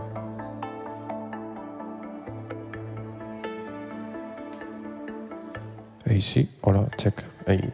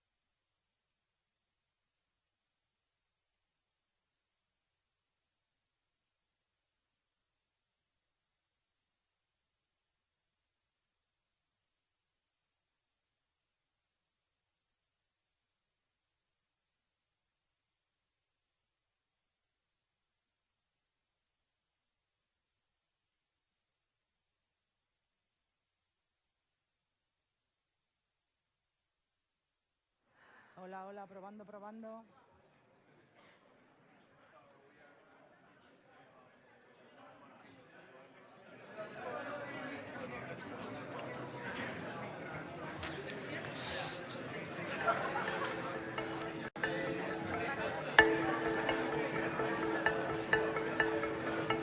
Hello, everybody. Hello, everybody. Welcome to the second part of the day. Thank you for making it through lunch. Everybody left in a rush at the end of the morning. And we didn't announce the results of the Slido questionnaire. Can you please put the slide with the results? So these are your votes. These are the things that you said you want to see the AI regulation focusing on. Remember, it was one word. The answer to the question was one word.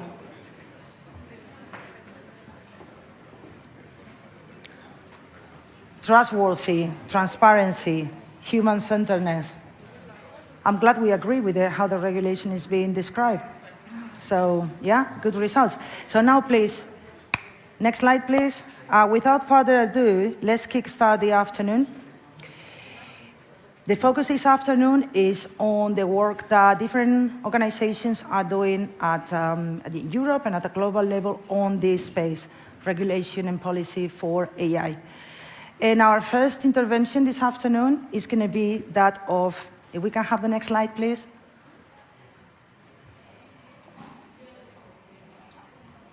A fireside chat, how fashionable, on the International Convention on AI. And I'd like to invite to stage Yanis Karklins and Mario Hernandez, who are going to be the ones conducting it.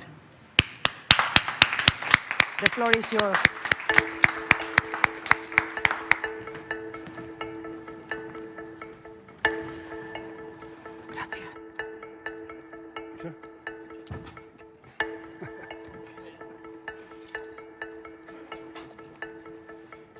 Hello.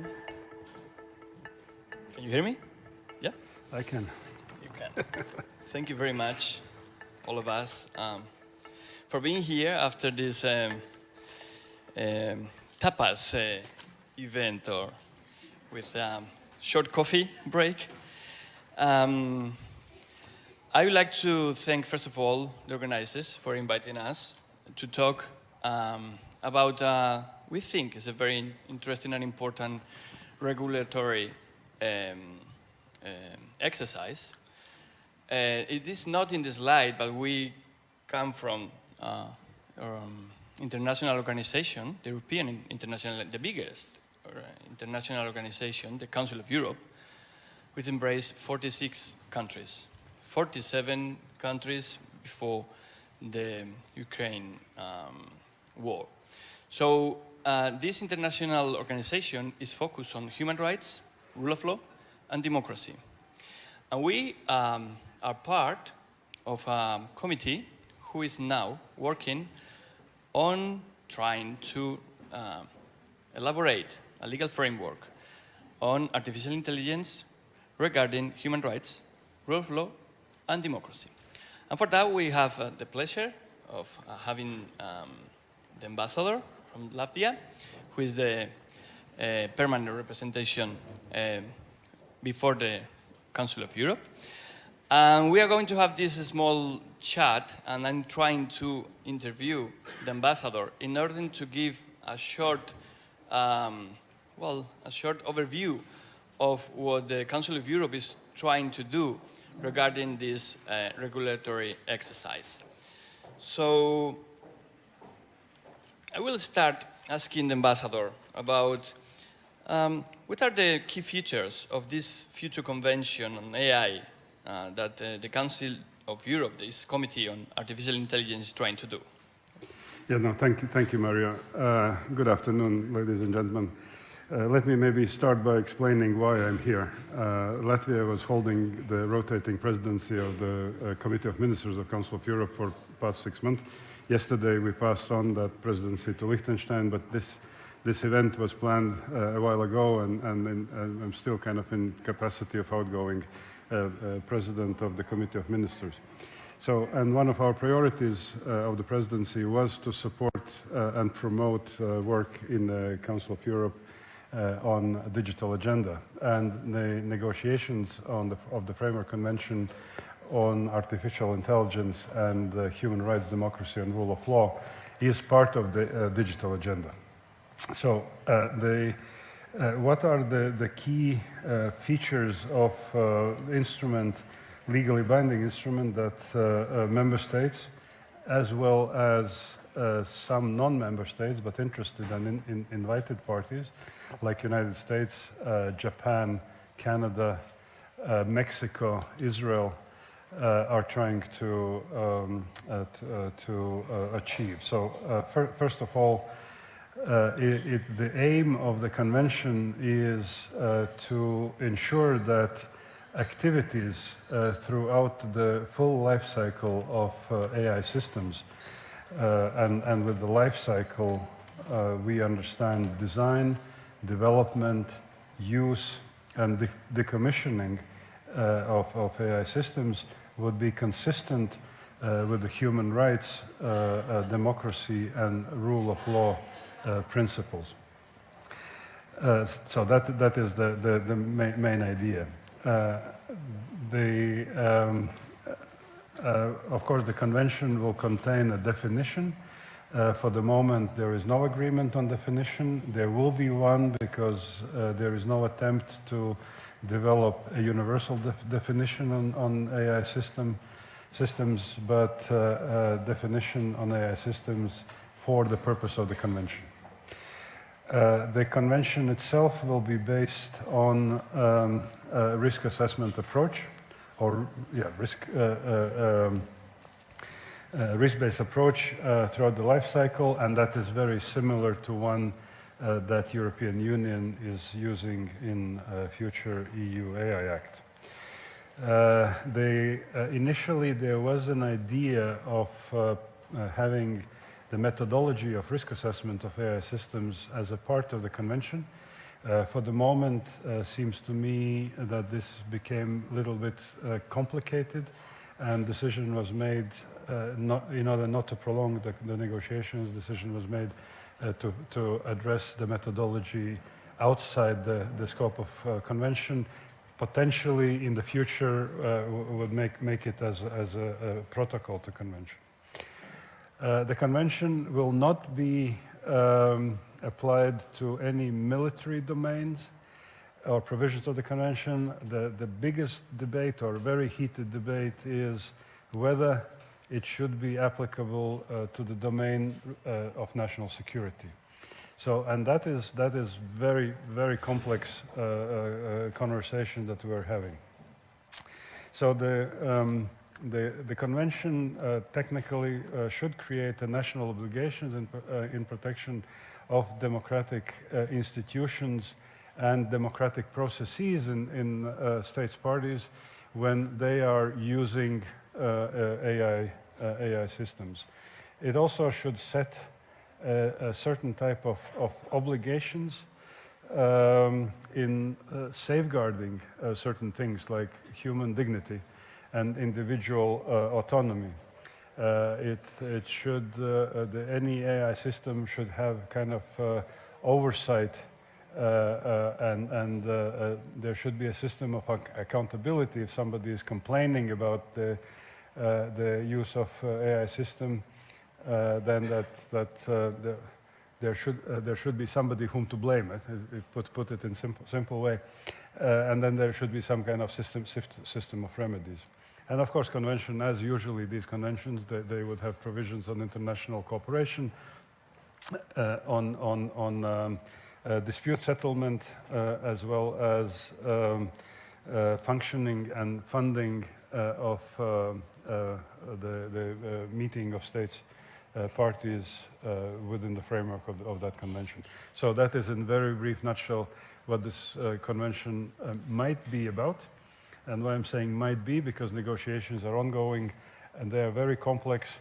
They were supposed to end on 15th of November, coinciding with the end of Latvian presidency, and should be called Riga Convention. It will not be Riga Convention.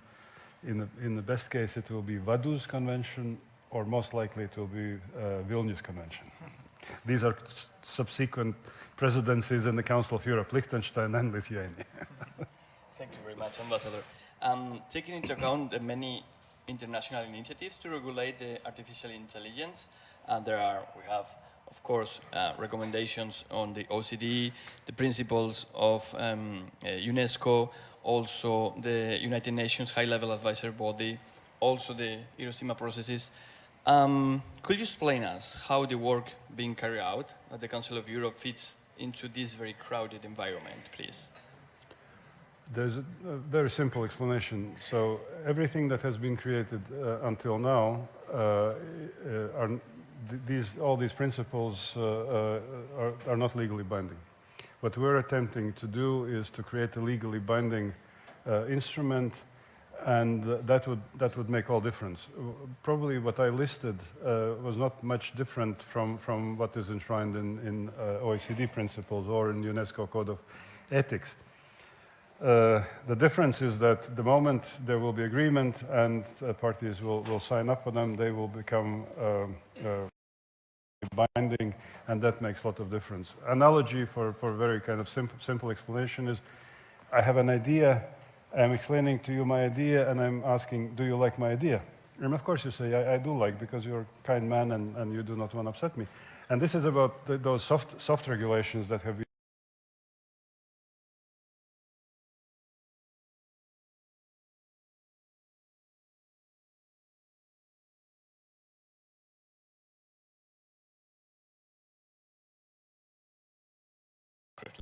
Could you tell us about the ongoing negotiation process? Yeah, I mean, it hasn't been a speed of light, I must admit. So as usually, we started with a feasibility study, because at one point, member states came to a conclusion something needs to be done. But then it's very risky to do something without understanding what that something should be. So 2 years, the ad hoc committee on artificial intelligence, it was 2021, were working to develop feasibility study, and as a result of this feasibility study, it became clear that a new legally binding instrument is needed. But that would be only part of a broader ecosystem of regulations that already exist in the Council of Europe or will be developed in the future. So, and after that, in 2022, in January, we started a negotiation process, and it was supposed to end in November this year. Didn't happen. Now plan is to end in May next year. So far we have had 9 negotiation sessions, and I already listed there are 46 member states negotiating, 46 member states of Council of Europe, United States, Japan, Canada, Israel, Mexico, Argentina are around the table negotiating the text. Yeah, and after the negotiations will be over, will be ratification process, signing ratification, and convention will enter into force after a certain number of member states will sign up for it. What are, in your view, the main obstacles which still need to be overcome to finalize the convention? First of all, the finalization of the convention is a little bit dependent on the finalization of the EU AI Act, because it was decided that in order to ensure full compliance between provisions of EU AI Act and the future AI Convention of the Council of Europe, negotiations on behalf of EU 27 would be led by Commission. Until the trialogue is not over, Commission cannot take any definite positions in the negotiations in the Council of Europe,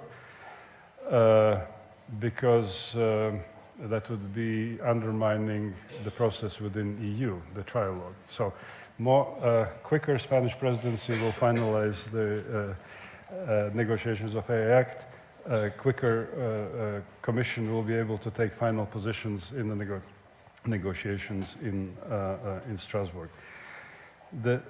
I've already mentioned the sticky issue, and that is what to do with the national security issues, because we know that usually civil institutions are bound by international treaties. There are exceptions. There are certain rules existing in analog world when security organizations or bodies need to do its work. Usually that is the decision of a judge, which allows do certain things that are otherwise not allowed. In digital environment, these things probably are not feasible, and what to do. And we know that if you allow somebody to do something uncontrolled, especially if that is something related to a power, then that may kind of stick and be misused. And certainly one should not hope that the Council of Europe Convention will be very strong. Most likely it will be weak, but the strength of the Convention will be in its legally binding character. One needs to start something. And then, of course, by acquiring experience, by acquiring practice, we may hope to amendments to Convention, which would go certainly then in the direction of its strengthening. Okay, thank you very much. I think we ran out of time, but I would like to wrap up, because from our point of view, this international organization and this Committee of Artificial Intelligence is doing a very important job in this international landscape trying to regulate artificial intelligence. So this Convention of Artificial Intelligence, this future convention, in our opinion, occupies a unique place on the world regulatory stage due to three specific points, as Ambassador has pointed out. The first one is the legal nature, which is a legally binding instrument, there are not many legally binding instruments on international legally binding instruments on artificial intelligence. Is an instrument of international public law, which is quite different from the AI regulation from the European Union, and also can be signed by states out of the European context, such United States, Canada, Israel, Japan, and other Latin American countries which are taking part of this committee, like Mexico, Argentina, Peru, and Costa Rica, and maybe more countries are joining us. So thank you very much for your attention, and I hope you can spot us, and follow us our job in this mission. Thank you.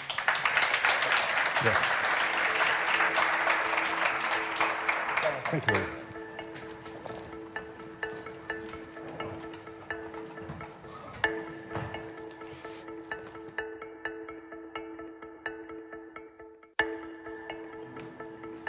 Thank you very much, Ambassador, for these words on the International Convention on AI. And before we move to the International Cooperation panel, I'd like you to have a look at this Slido again. Why? Because I forgot to say that there is another question for this afternoon. Okay, so let's not miss the opportunity to say something. Someone actually responded and said yes. The question is, how should we approach an international governance on AI? Okay, you're going to see that when you hit the question. And make your mind, make your choice, make your vote. And let's hear about it at the end of the day. Please, this time, don't leave before I say so, okay? And without further ado, I'd like to introduce the moderator of this session that is going to introduce the conversation. Please welcome on stage Alberto Gago, EU Affairs Advisor in the Cabinet of the Secretary of State for Digitalization and AI. Alberto? The floor is yours. Hi, everybody. Let's keep the energy up now that we are all after lunch and with a bit of coffee. And we are going to talk about how AI is becoming a priority for almost all the countries in the world, because AI is an international challenge. It's also bringing international benefits for everyone else, but it has also a lot of international risks and national risks that we need to be aware and we need to mitigate. And in order to have this global conversation, I am going to invite on stage my fellow panelists, that I'm very proud to be with them, actually, because they are leading people in the issue of AI globally, AI governance globally. There is first Karen Kennedy, Counselor and Head of Economics, Trade and Technology of the Government of Canada. Please welcome on stage. Big round of applause. Please sit here. Ulrich Vestergaard Knudsen, Deputy Secretary General of the OECD. Welcome, Ulrich. Thank you for being here. Eleonora Lam, Program Specialist, Social, Human Sciences Sector for Latin America and the Caribbean from the UNESCO. Welcome, Eleonora. Lucila Scioli, she is also here, Director for AI and Digitalization of Industry in DG Connect European Commission. Welcome. And finally, Mary Walker, Senior Advisor to the Special Envoy for Critical and Emerging Technology, U.S. Department of State. Welcome, Mary. So, thank you very much, everyone, for being here. We have been discussing all the morning about the AI Act. Yes, in Europe, we are great because we are advancing the conversation, but also other countries in the world are advancing the same conversation in similar or different terms, but also there is a need to start converging all this understanding of how we regulate AI or how we govern AI through international fora like the OECD and the UNESCO. And I would like to ask one of our first speakers, Ulrich. So what has the OECD done? What are the concrete steps on this matter at the national and international level? Because you have been one of the precursors of AI ethical principles as well. Well, thank you so much, Alberto, for that question, and thank you for the invitation. It's always a pleasure to be with you and your colleagues, and Spain has shown real leadership on this issue for many years now. So have we. We'd like to think at the OECD, at least since 2019, when we delivered for our own members the OECD AI principles on AI. In fact, that was the very first time that we had an intergovernmental set of standards for regulation of AI. But at the time, it attracted so much attention that only 2 or 3 months later, they were actually taken up by the G20. So they did become the G20 principles on AI. And I'd like to read out to you what they are for 2 reasons. The first reason, of course, is that we're proud of them, and I'll come to the second reason. So there are 5 basic foundational principles here. 1, pursuit of beneficial outcomes for people and planet. 2, human-centric values and fairness. 3, transparency and explainability. 4, robustness, security and safety. And then 5, accountability. And of course that, I think, in itself is illustrative of what it is that we're trying to achieve. But I also mention it because there is a striking similarity between the words I just mentioned and the words on that Slido result that the Master of Ceremony presented us with just 15 minutes ago. So either we have been good at the OECD at influencing what the community today thinks about AI, what is important, or it's the other way around. But that seems to be a pretty good synergy going there. Of course, a lot has happened since 2019, generative AI not least. So it is very timely that these principles are up for review in 2024. We are trying to see how we can update them given everything that's going on. We are at a totally different stage now. Almost every country has had some kind of AI strategy since then. And we've started that review work. One of the early results, if you like, of this is actually that we have revised our definition of AI systems. And in that sense, I hope we'd also help the EU and not least you, the Spanish presidency. We had a conversation earlier in the autumn if we could speed up our work on this, because this systems definition could actually inform the EU AI Act and understand that it has. So we're very pleased to see that the work we do is informing the work in other organizations. I think we'll come back to some of that. Let me just, now that you almost are begging me to do some advertisement for the OECD, I'll mention just a few other things that we're doing in order also to put, because you could rightly say, but these are very high-level principles, right? How are we putting that into work? So in order to see how we can implement this and how we can put it to use, we have constructed an OECD AI policy observatory. We have a working party on AI governance. We have an OECD framework for the classification of AI systems. We have a catalog of tools and metrics. And then not least, we have now an OECD AI incidence monitor.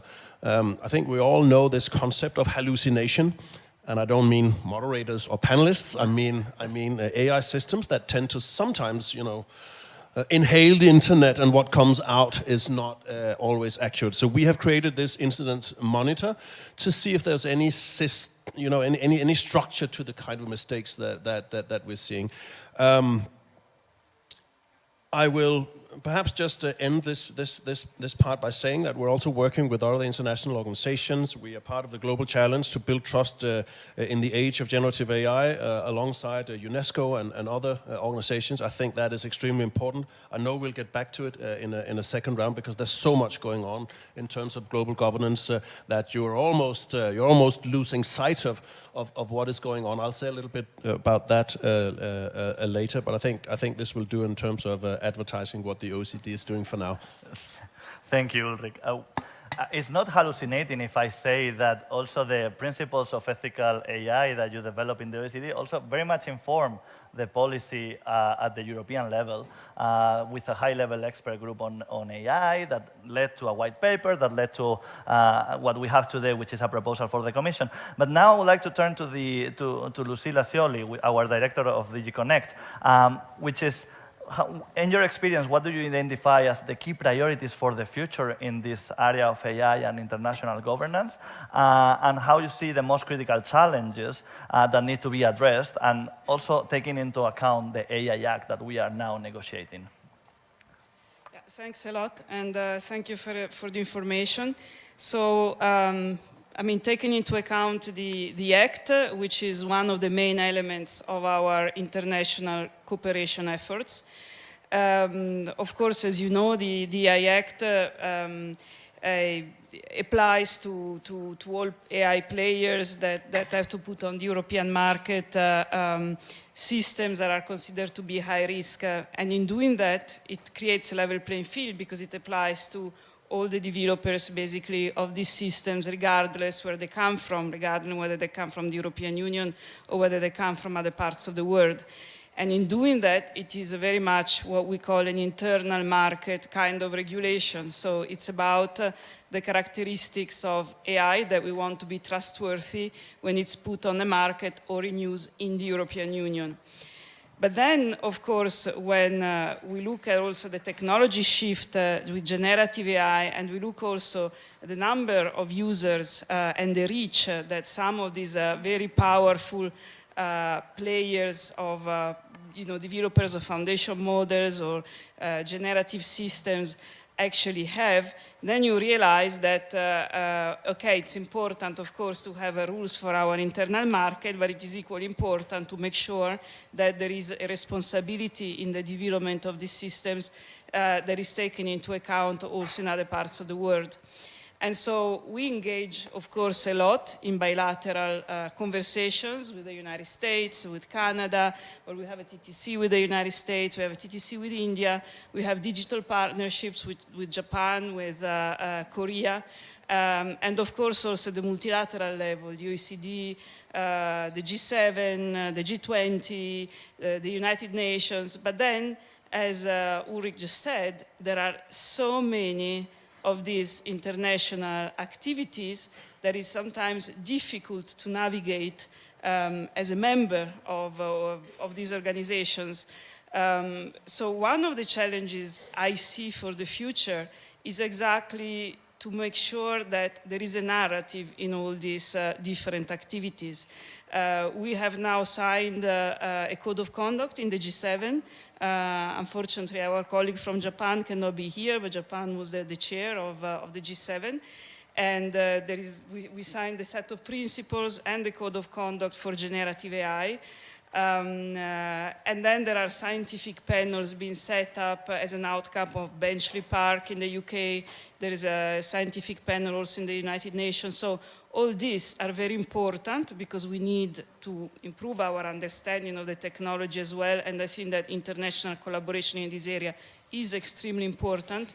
But sometimes, as a leading the work of one part of a continent, I would find it useful that there was maybe somehow greater coordination. That's what I would like to see. I would like to see more of a narrative among all these different international activities. And then maybe one last thing for the future that I would like to see is that for me, and maybe in the spirit of the AI Act, yes, all these codes of conduct are very important, very useful because this technology is developing, but I think that equally important would be the monitoring of what these code of conducts bring to, how they're implemented, and the impact that they have. So this monitoring aspect for me is extremely important for the future. Thank you, Lucila. Indeed, our colleague from Japan couldn't make it here today. He could not connect because he's now in a working group in the G7 trying to advance some consensus. And one of the things that he wanted to stress on this matter is that, okay, we can all have our own legal frameworks, but we need to start talking about how we can make them interoperable, how we can understand each other on the basis of common grounds. And with this, I think the UNESCO is also another great player in the discussion because you have recently adopted an AI ethics recommendation as well that you are now implementing. I don't know if you can tell me a bit more how this process went. Thank you, Alberto. Okay. Thank you, Alberto. Thanks for inviting UNESCO to this panel. It's not recently. It's been 2 years since we adopted the recommendation, which you all know it's the first global instrument, which was adopted by, at that moment, 193 member states, and now there are 194 because, as you all know, the US rejoined UNESCO last July. So it is a very important instrument because it is not only the only one which is global, but it has also been adopted unanimously. I'm following my notes in my phone because I forgot my iPad, and fortunately I still can read my phone, which is not going to be in, I think, 2 years. But I don't know. Let's trust AI. No, let's trust AI. I will, when I need it, AI could do something for me. I'm sure. So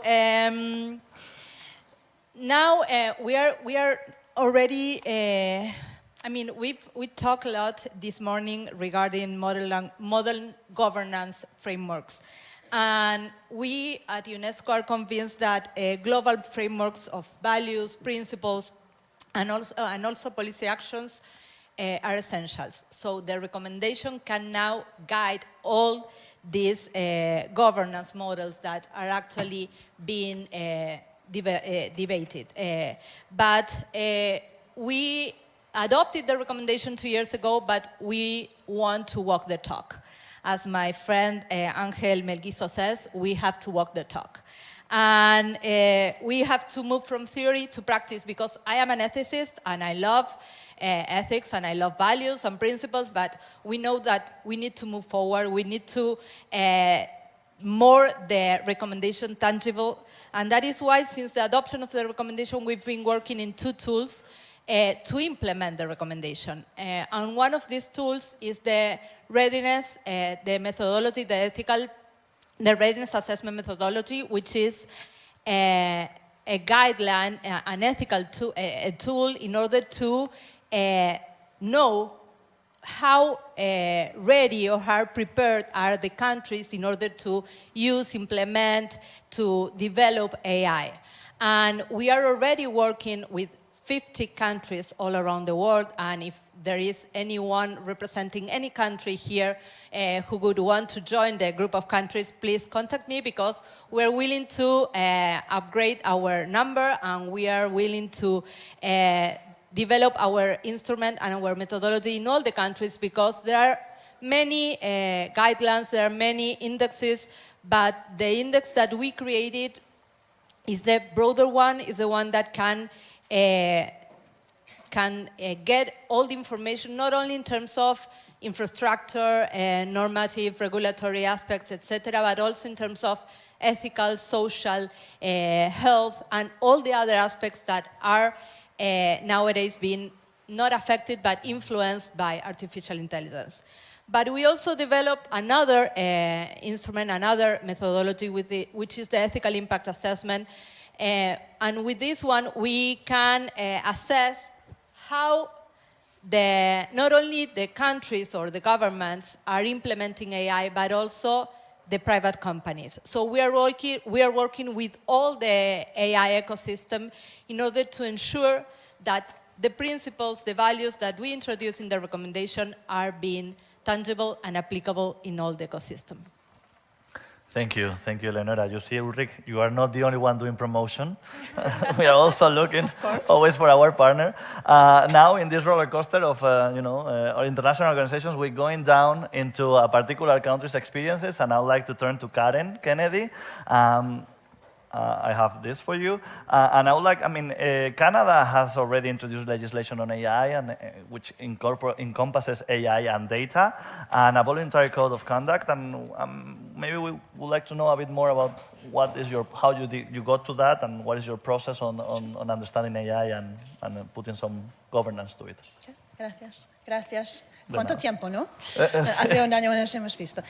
Primeramente, gracias al Gobierno de España. Thank you to the organizers for having me. I'm a last-minute addition, but I'm really happy to be here. We're always happy to have last-minute additions. Last-minute addition, yeah. So, yes, I'm going to do a little promotion as well.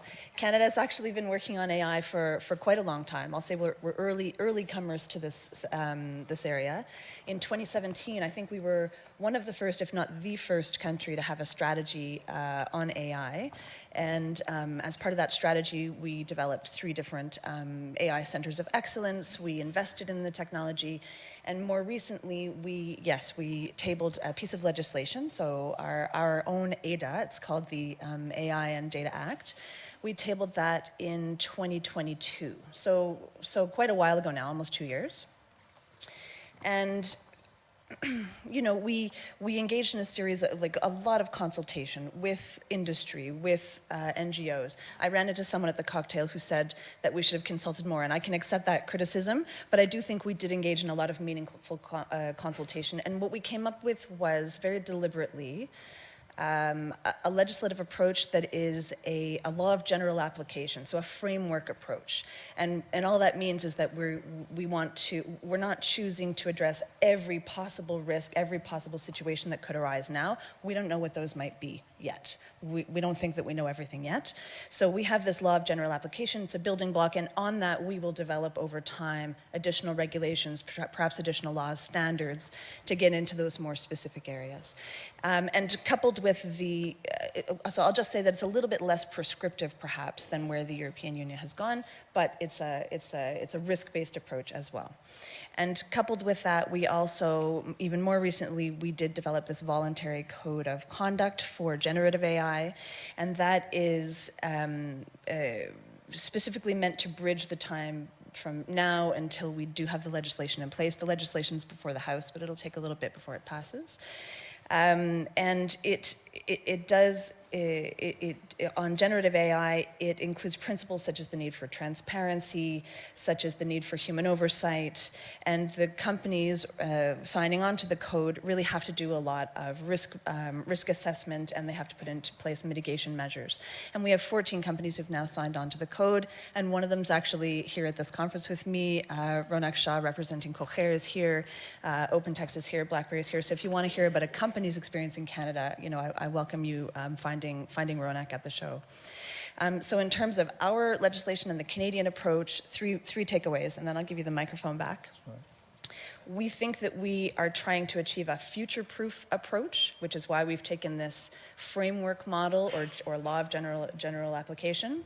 We do have a risk-based approach, and our risk assesses both scope, so a focus on high risk or high impact AI, but also to ensure that obligations are well distributed throughout the value chain or throughout the supply chain, from developer to deployer, et cetera. And then this should come as no surprise since I'm sitting up here, but we really have a focus on interoperability. And the colleague who's not even here on the panel already stole that word from me. But you know, you'll see plastered all over the websites and all over the material that we have promoting the Act. It is a fundamental need for Canada to have these systems be interoperable. We're a relatively small player.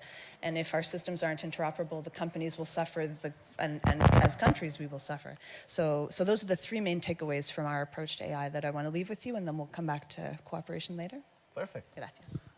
That was very informative, and I actually like the fact that you're already comparing your approach to the one at the EU, and it's actually informative on how we are getting to learn each other from your own practices. And now I would like to go to your neighbor, Mary Walker, and I would like to know as well what is the approach of the US towards AI, how you deal with this nationally, but also internationally, and if you can make a comparison with the EU and with Canada, that also would be great.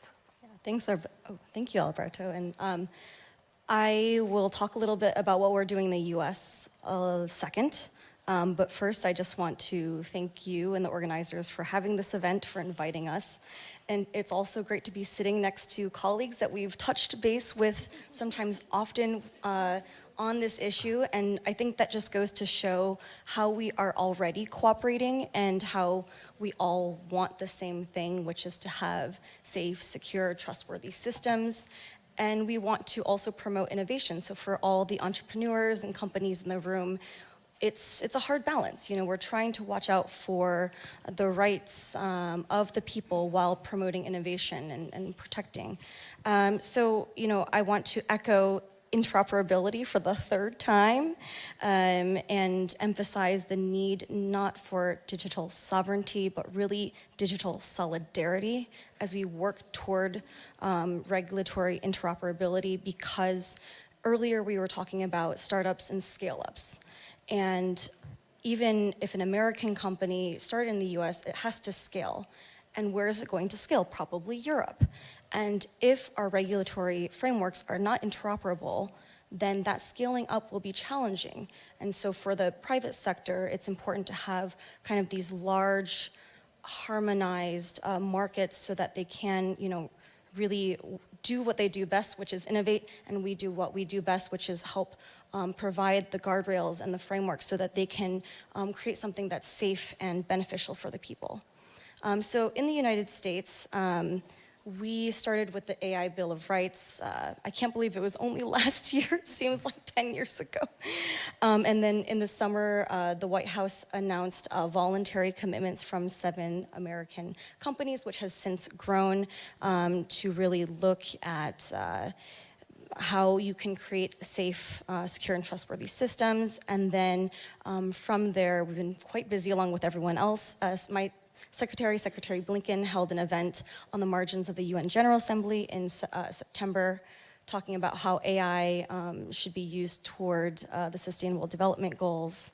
And then October has been a whirlwind.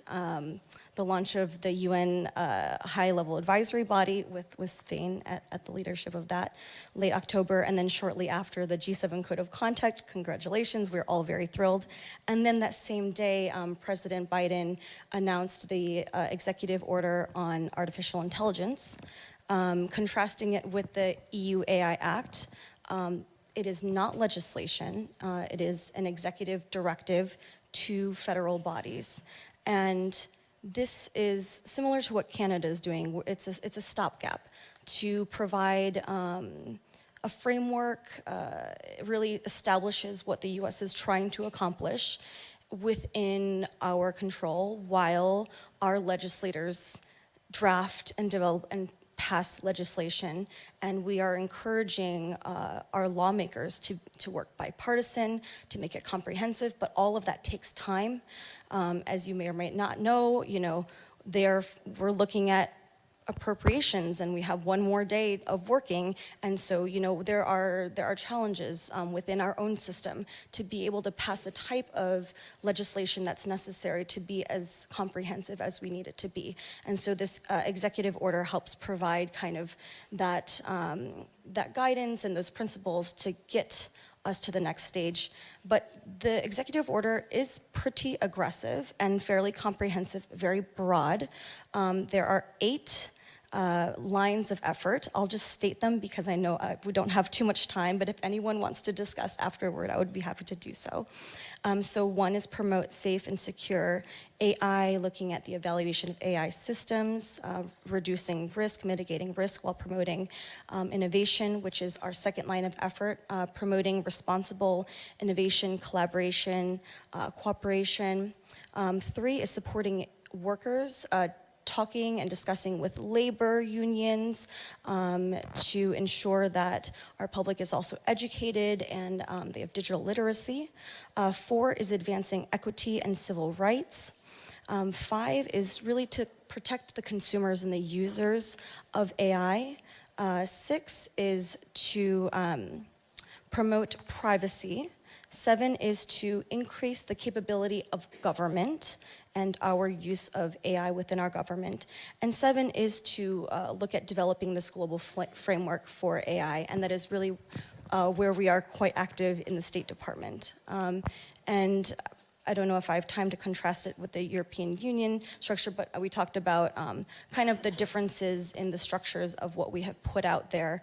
But I think at the end of the day, we are also risk-based approach. We are within the EO, we also discuss foundation models. We want to highlight the importance of testing and evaluation and monitoring throughout the life cycle of the development and the deployment. And I think some of the differences really go down into the details and the scope of our various ours is an executive order, but theirs is more comprehensive legislation and what we can govern. And so we're using the executive order to direct federal agencies to look at standards, nomenclature, frameworks, which will then trickle down into the private industry. We are not able to reach private industry and the average citizen because the executive order does not have that type of reach. And so we're limited, but also we have a broad scope. So we're looking at things like visas and talent development and immigration and looking how we can build the next generation of talent and capabilities. And really to top things off with international cooperation, we are relying a lot on voluntary commitments and voluntary standards and pushing for standard setting and international cooperation, because without that, we are not going to be able to create the future that our private citizens and our industries deserve. Thanks. Thank you, Mary. I would like to trigger a reaction from the EU, since you heard both the approaches of Canada and the US. Maybe you want to react as well on how you see that, and whether the TTC and all the different fora that you have, bilateral fora that you have with them, has helped ensure some interoperability between the two.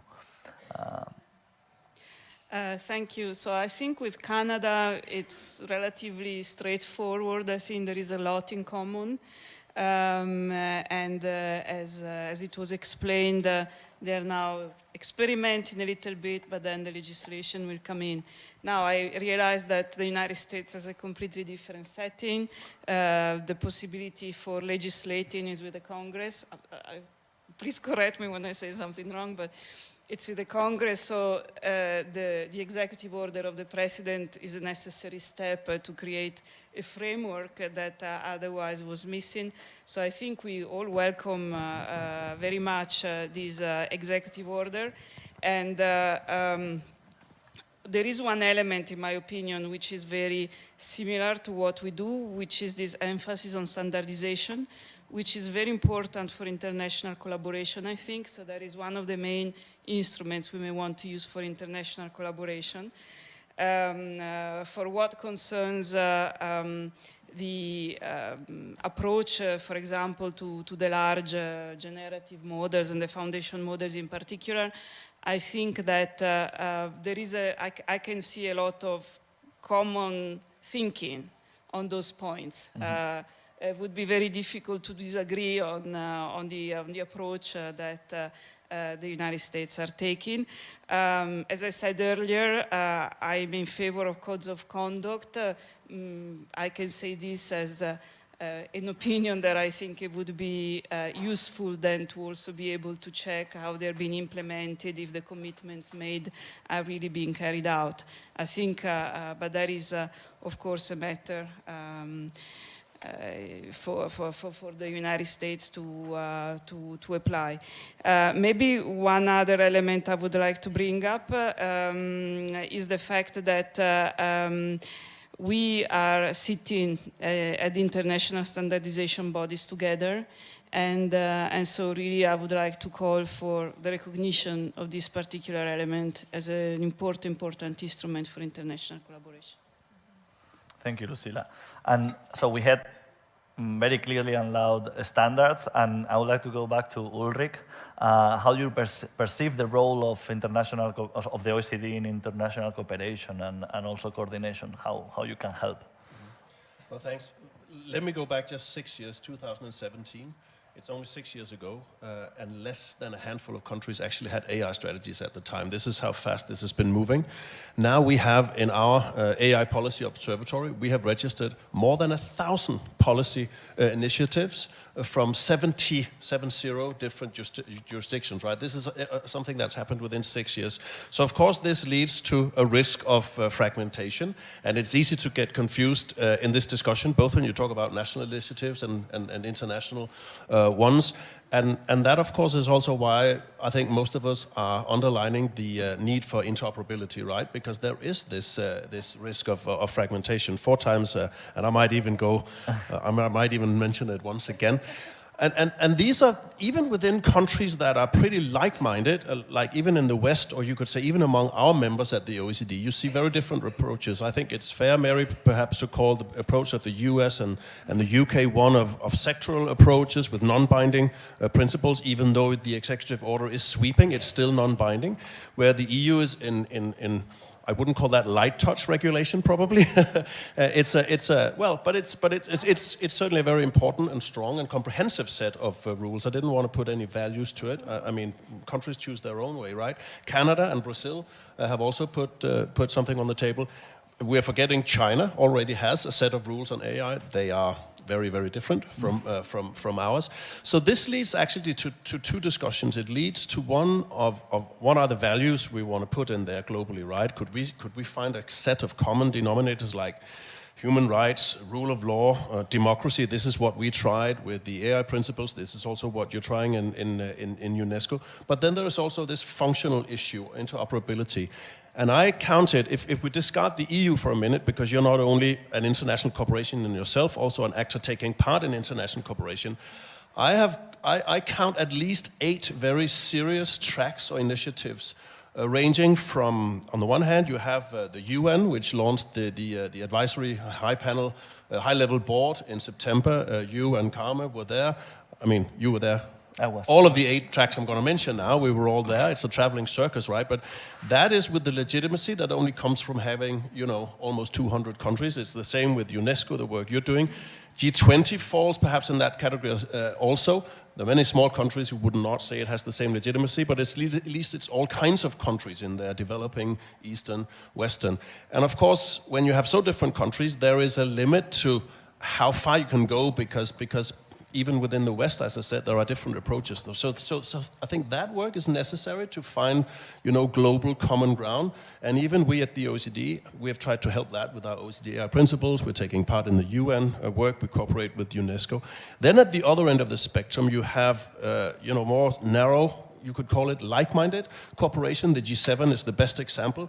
Fantastic work done by the Japanese presidency, and I say that even though Yuichi is not here today, but really have had a string of meetings trying to promote guiding principles, a code of conduct, tremendous results, you know, in just basically 6 months since we met in Japan in April. And then we have somewhere in the middle between that more like-minded, narrow approach and the global approach. We have, for example, Council of Europe that we heard from. We have the GPI with the summit in India next week. We had the London AI Safety Summit with the baton taken up by Korea and France. There, they managed to bring China on board for the Bletchley-Park Declaration. And I'd also put my own organization, the leading one of all the 8, in that category, where we try actually to help both the Hiroshima process in G7, because all G7 countries are members of the OECD, but we also try to help facilitate work at G20 and the UN level. And why do we do this? Because international cooperation will be absolutely essential in all of these layers, if you like. And I think it's too late for us to have some kind of dream objective that everyone should come together and have the same regulation. It's too late for that, right? So that is why it now comes down to at least agreeing on some basic values. I mentioned some of them. And then, and I'll say it for a 5th time, interoperability, making sure that these different systems can actually speak together, and companies, innovators, startups can actually find a way through this very confusing spectrum of cooperation. And again, at the OECD, we are engaged in all of these tracks and want to help as much as we can. Thank you, and we hope that you do help in all these fora. And I would like to go, so we have gone into this global approach of international governance, but I would like to go a bit more deeper in one region of the world, the Latin American and the Caribbean, and the UNESCO has done quite a bit of work on that matter, because you know, the Global South needs to have their voice as well, and needs to be present in these conversations. I don't know if you can tell us a bit more how you're working with this region of the world as well. Thank you very much, Alberto. And if you didn't ask, I would have talked about the region, because we are in La Casa de las Americas, and we heard a lot about the US, Canada, the OECD, and Europe, and we also need to hear about what is happening in Latin America and the Caribbean. We know the LAC is a very difficult region because it's the more unequal one, and we have lots of differences. Many of the countries in the region are working and developing AI strategies. We are already helping almost 10 countries in the region, like Argentina, Mexico, Brazil, Chile, Uruguay, Costa Rica, Dominican Republic, and some of the Caribbean, like Trinidad and Tobago, Barbados. We're already working with them in order to help them develop the AI strategies. And also, all these countries are already doing the readiness assessment methodology. But let me tell you about something that happened 2 weeks ago, because I think it's a milestone event that took place in Santiago de Chile, which was the Summit of High-Level Authorities of AI of Latin America and the Caribbean, which was attended by the president of Chile, Gabriel Boric. And we gathered almost 25 ministers and high-level authorities from all the region. And we signed, because we did it together with the government of Chile, with the CAF, Cooperación Andina de Fomento, and UNESCO. We organized the high-level ministerial summit, and we signed a Santiago Declaration, which aims to create a working group to work on a council of artificial intelligence for Latin America and the Caribbean.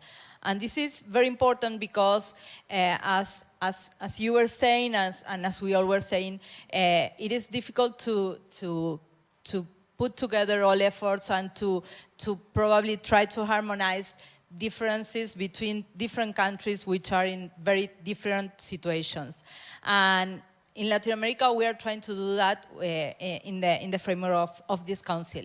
It's going to be the first regional governance body of AI.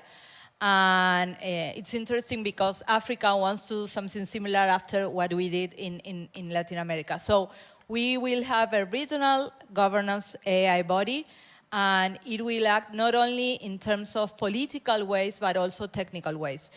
It started with a work plan. We are going to help them develop a work plan in 4 different areas, like environment, gender, workforce, and the last one is regulatory frameworks, and it's going to be for 2 years so far. And it's interesting also because it allows us to have a voice in this global debate. As we saw before, probably if I were not here, we wouldn't be talking about Latin America and the Caribbean. And that's why we think that we have to gather all the countries together in one body in order to strengthen the voice of the region and in order to participate in the global debate. And this is something that we made it with the help of CAF in Latin America. Thank you, Eleonora. I mean, for all of you to know, the Spanish presidency, one of the priorities, apart from AI and closing the AI Act, hopefully, it's also the relations with Latin American and the Caribbean, and we have a digital alliance. There's a panel after this one that I expect all of you to stay and listen to the conversation. But I would like to go now to the national approaches on how, Karen, from Canada, how do you engage internationally on AI governance? Oh, sorry, yes. Maybe it's better with a mic, right? I have a loud voice. I could probably do it without. So I'm not going to go back over all of the areas of cooperation that Ulrich mentioned, because I think you touched on literally everything. Canada was a founding member of GPAI or GPI, whatever you want to call it. We're involved with OECD and UNESCO, and I mean, all of them. It won't surprise you, because interoperability, that's 6, or alignment, if you want to use a different word, is really, it's fundamental to our approach globally. So maybe I can take the opportunity to just speak about a few things that might be that could be practical. I know we have a lot of companies here. There are some practical approaches, I think, to interoperability that we could focus on as national governments and as supranational governments that can be quite useful to companies. And I'm thinking specifically of things like standards. So, and you mentioned standards already, Mary. So when we're developing standards in Canada, we have one eye, of course, on the domestic, but we also have an eye on the international. We're watching what the European Union is doing. We're watching what the Americans are doing. And we really want our companies to be able to be competitive internationally. 85% of our companies, our AI companies, are small or even micro, so like one guy in his garage. And, you know, I think one of the earlier panelists spoke about it, one of the companies spoke about it. They don't have armies of lawyers to try and help them to make sure they're meeting all of the different standards that we're, like these marvelous institutions are coming up with. So it's our obligation, I think, as national governments to try and find standardization, standards that work together internationally. I think the European, in your act, which will be soon, I hope, approved, you have the possibility to negotiate MRAs. MRAs is another wonderful way that companies can, you know, they can be found to they can have conformity assessment done in their own country in order to access the European Union. And this is a wonderful way to support small companies in their international efforts. Sandboxes, I love that Spain is the first sandbox place. Yeah, felicidades. So, you know, having companies participate in those sandboxes is another great way to, so those are sort of some tangible things that we can do, I think, internationally to sort of push that cooperation conversation along. Thank you, Karen.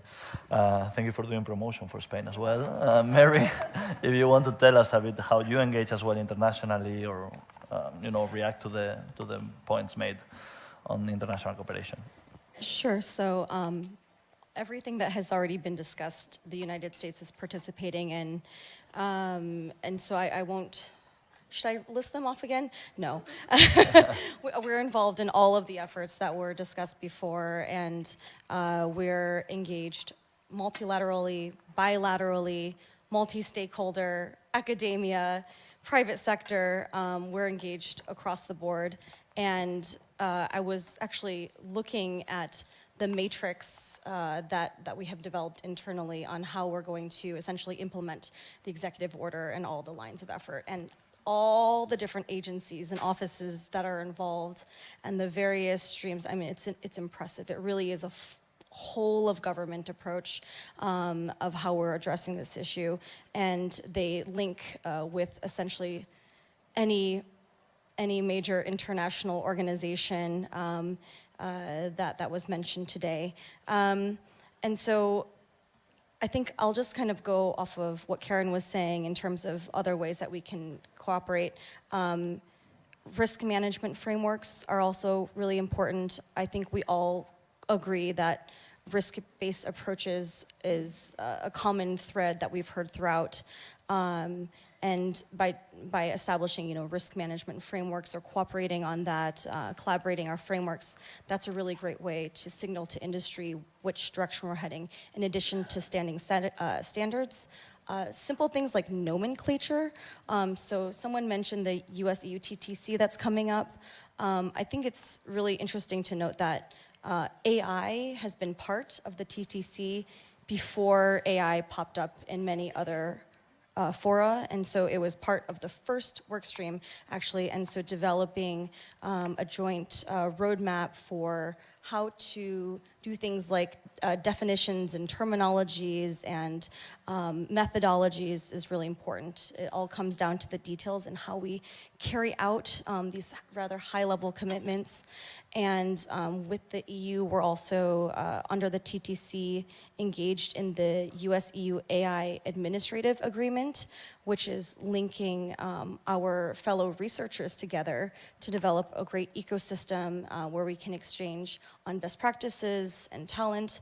And I think, we're talking very high level here, but I think a lot of what we're working comes down to the people and what happens, behind the scenes, on the panels, but also the day-to-day interactions. And so the more we can get our people working together, the more we can implement our national strategies to the working level. Thank you, Karen. I've been told that we are running a bit out of our time, so I'm going to ask you very quickly, in 2 seconds, that you tell me one message that you would like the audience to get home, and also for my Secretary of State to get to the UN High-Level Board when she goes to talk to them. So we start with you, 2 seconds, and then we close the panel. 1 or 2 seconds. So that interoperability word, I think I get to be the first to say it, so that's lucky for me. Alignment, really prioritizing international cooperation would be the thing that I would like to leave people with. Right. You beat me to it, Karen, interoperability. No, maybe one thing. AI regulation, when we talk about AI regulations, it's of course very much focused on the guardrails and making sure that we have responsible use of AI and so on. But let's not forget also, the positive potential in AI when it comes to solving great challenges, be that climate, health, education, lifting productivity. We need to keep that in mind as we discuss regulation, that there is also this extremely promising side to AI. That doesn't mean we shouldn't regulate, but it means that there are two sides of the coin. All right. Oh, difficult. Well, real 2 seconds, if possible. Real 2 seconds? Okay, like you did. Let's take advantages of the things that we have already gathered. I mean, we made lots of things, and we are all here, and I think we have enough structure and enough infrastructure in order to develop what we have. So my message only to the Secretary would be to the UN advisory body, not to create another UN agency, but to take advantages of what UNESCO and ITU and other UN agencies have done in order to develop an AI for the good of humanity. Indeed, let's not complicate things even further. Now, I want to build on what Ulrich just said, because we always, when we talk international collaboration, we always talk about values and ethics and trustworthy AI, which is great, and I'm very happy we do that. But I also think that we should be collaborating on the development of AI. We should collaborate, we could I'm talking about collaborating more in research, collaborating on the development of tools for evaluation, collaborating on skills, and so on all these other dimensions that go well beyond the regulatory efforts. Thank you, Lucy. This is just the beginning. I think we should get ready for a marathon. I think we've run the first 100 meters, and we have a long ways to go. And so I'm really glad that we're starting the race together in lockstep, and I think we should continue to grow deeper collaboration as we move through this very long journey.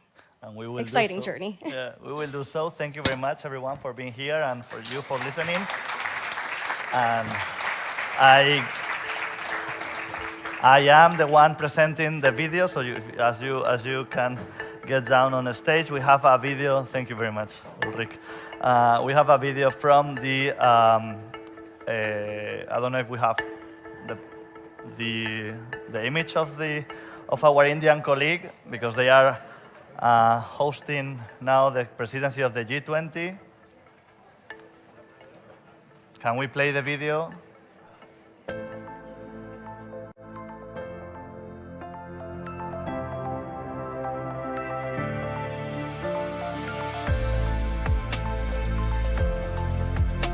It's indeed a pleasure to be speaking to this august audience, and thank you again, Luca, for giving me this opportunity. And as you know, India has been like one of the leading countries wherein digital technology has been used for transforming lives of the people. We are a huge country, 1.4 billion people. So whether it's for financial inclusion or literacy, education, healthcare, or just empowering people, whether it's with identities or whether it's bank transfers, cash transfers. So going electronic has been the way forward for all our public services. And we have been using the projects like Aadhaar, UPI, DigiLocker to enable this.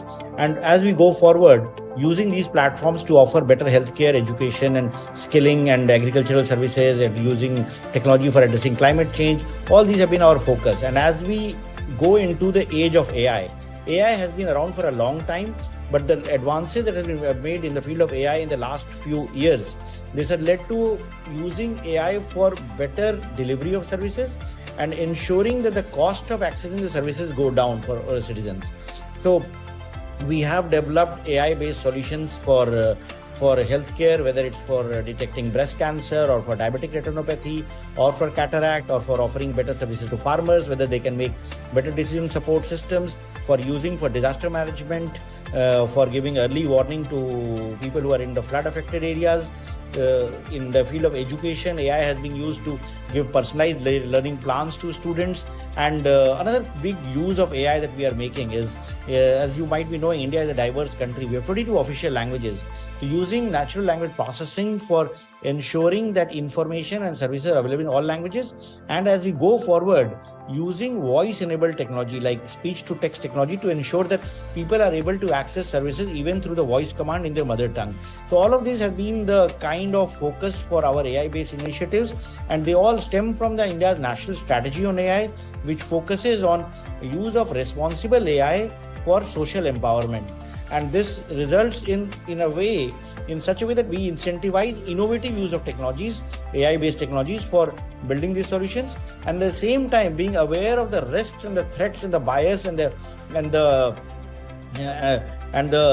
unfairness that may emerge in AI-based algorithms. So our task as the government and working with our AI ecosystem is to have a tight balance between promoting innovation on one hand and ensuring adequate regulation to avoid harm that can come from unethical use of AI. So that has been India's strategy towards adoption of artificial intelligence for empowering people at the grassroots.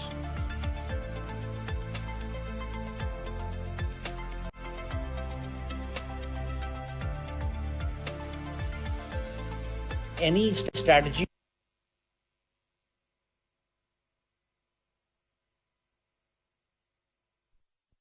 We are not only the presidency of the G20, but also the presidency of the GPay, which has an initiative hosted in the OECD and promoted mainly by France and Canada. And now we have another video because we wanted Asia to be as well represented in this international conversation. And we have the Minister of Information and Communication Technologies from Singapore and also of Smart Nation.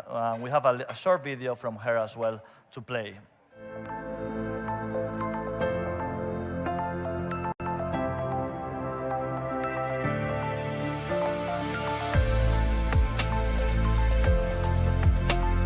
First of all, let me thank the organizers for inviting Singapore to contribute to the 4th European AI Alliance Assembly. AI safety is now an issue of concern for all countries, both large and small. At the same time, I think we all see the tremendous opportunities that AI can bring. AI certainly has transformative potential, and we believe can be harnessed for the public good. And for a country like Singapore that is fundamentally constrained by the size of our workforce, our interest in AI is really grounded in its potential as a force multiplier. However, we are also aware that the use of AI on a widespread basis is accompanied by a growing sense of unease in several areas, including how they can be used for scams, for cyber attacks, for misinformation and disinformation. Building a trusted ecosystem is the core foundation for harnessing AI for the public good. And this means putting in place standards and governance frameworks to ensure that AI is developed and deployed safely and responsibly, and that we are able to mitigate risks while maximizing the room for innovation. So, if you will allow, let me briefly elaborate on the 3 levels of trust building that we believe is necessary for this ecosystem to operate and function well. First and foremost is public trust. To accelerate the widespread adoption of AI, everyone needs to feel that the technology is fair, safe, and beneficial.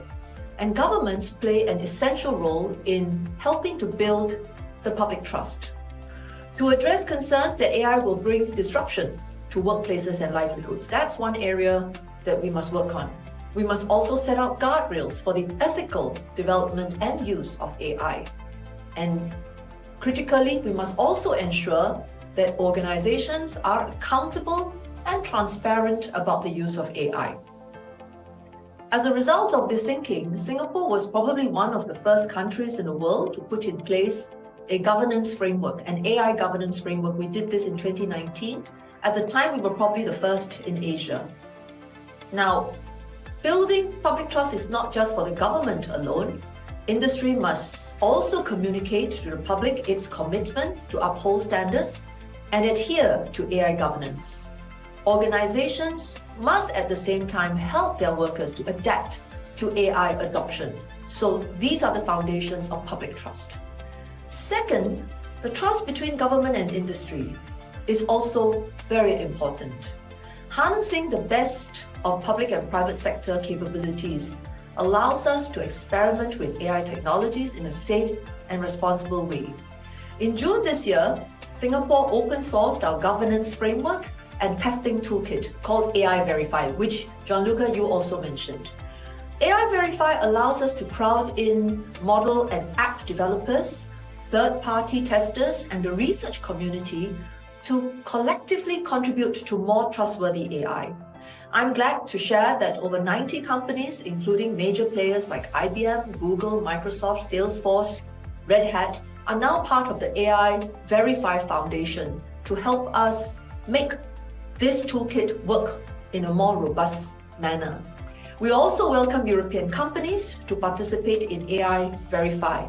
We recently extended this toolkit to generative AI through a first-of-its-kind evaluation sandbox. Again, we very much welcome the EU to be part of this initiative.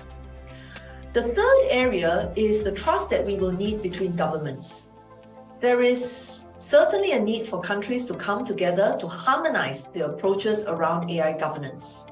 AI innovation needs common rules, standards, and benchmarks to take off. With the EU, we have signed the EU-Singapore Digital Partnership in February this year. This may be a non-binding framework, but it covers a very comprehensive range of issues, including digital trade facilitation, cross-border data flows, cybersecurity, emerging technologies such as AI, and standards. Just Saturday, on Saturday, I met the EU Commissioner for Internal Market, Thierry Breton. He was in Singapore, and I note that the EU is in the final stages of implementing the EU AI Act. So we hope that we can explore ways to promote interoperability between our AI governance frameworks. They may come from a slightly different philosophy and they may not be identical, but there will always be value in us trying to find common ground. And this is the reason why Singapore and the US announced a recent collaboration. As mentioned earlier, Singapore has our model governance framework. The White House announced 15 voluntary commitments earlier this year. We recently went through successfully a mapping or a crosswalk between the US National Institute of Standards and Technology's AI Risk Management Framework and Singapore's AI Verify. So we are confident that the foundation for international collaboration has already begun to be built, and it will help to promote innovation that is responsible and safe and can lead to tangible benefits for both our people as well as our businesses.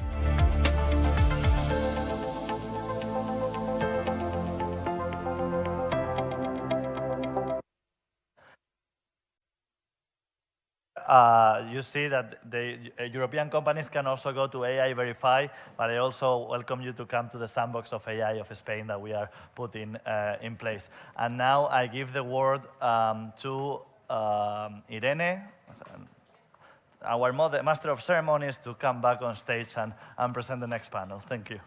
Thank you, Alberto. Hey, everybody. Here I am again.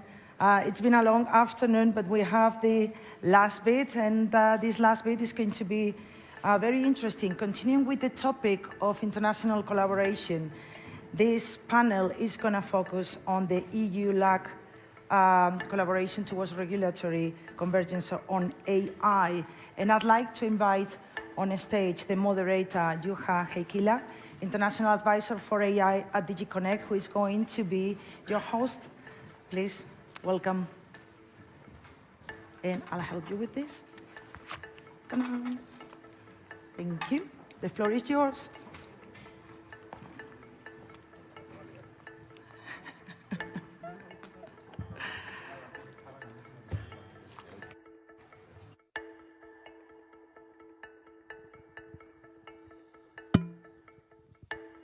Can you hear me now? Yeah. So good afternoon, ladies and gentlemen. It's a bit of an ungrateful task because the only thing that's standing between you and the drinks is this panel, but I can assure you that it's an interesting panel. So I hope that staying here is worthwhile, and I'm absolutely convinced that it is. So as you already heard, the EU-Latin American cooperation is important. This was mentioned by Director General Viola this morning when he gave his keynote speech. And in our international activity, we work together with countries in the area of AI. We work together with countries which share our values and with which we have common interest, with which we have ties, and with which we think we can advocate this trustworthy, responsible approach to AI. And in this panel, we are going to look at the possibilities of regulatory convergence between the EU and the Latin American and Caribbean countries.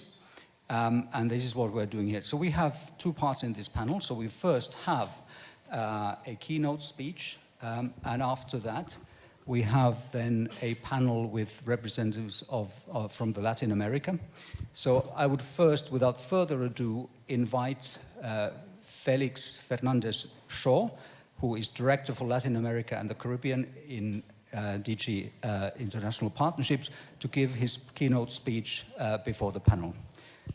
Welcome, Felix. Thank you. The floor is yours. Yes, let me...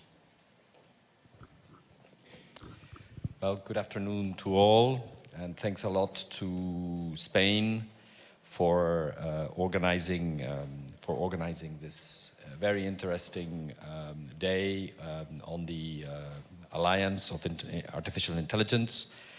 And I wanted to open a bit the conversation between EU and Latin America. As you all know, the summit in Brussels in this July, the leaders of the European Union and Latin America and the Caribbean met, and many of them endorsed the EU-LAC Digital Alliance. And this was a moment of understanding between both regions that not only digital is key, that we're all struggling into the digital transition, that we would need to work together, that there are a number of moments, opportunities that are offered to both regions, that both regions are working on different solutions from all kinds of elements coming together on digitalization. And the reason for that alliance was to say, why don't we talk together? Why don't we exchange on what we're doing? Why don't we maybe connect better? And why don't we do that in a number of different contexts and the different issues? So we decided to speak more together about data governance, about e-governance, about connectivity, about cybersecurity, and finally about artificial intelligence. And that's why it's important to have this panel today in this context of the event organized today by the Spanish presidency. It's very important because we're going to start meeting in 2 weeks' time in Cartagena, in Colombia, to try to speak together what are the things, so to the Latin American and Caribbean leaders, if you had European colleagues in the administration, technicians and politicians, what would you like to do together with them? And vice versa. If you are a European and you think about Latin America and the Caribbean, what are the things you are doing that you would like to promote, but also the things that are being done in Latin America? And we've just had a very interesting conversation on how things are progressing on both sides. Every country is working in a different compass, but also in Europe, we have started the regulatory process, and as you all know very well, we have just been working on regulation in Europe. But at the same time, Latin America is working a lot. In Chile, a couple of weeks ago, with CAF and UNESCO, the different Latin American, Caribbean countries met together on artificial intelligence. So this is a big opportunity to bring together the two regions that look most alike in the world, and in a context of the digitalization where everybody's struggling, what can we do? What can we do at regional level? What can we do at bilateral level? The European Commission has already promoted some operational activities. We have funding available, but other member states like Spain, like Germany, like France, Slovenia, Estonia, the incoming presidency, Belgium, we all have different capabilities and different financial resources. How do we engage together? And this engagement is not only on policy dialogues on the 5 aspects we spoke, but it's also on how do we use the Bella cable that connects Europe and Latin America between Portugal and Brazil. How do we use it to the advancement of our education, our scientific communities?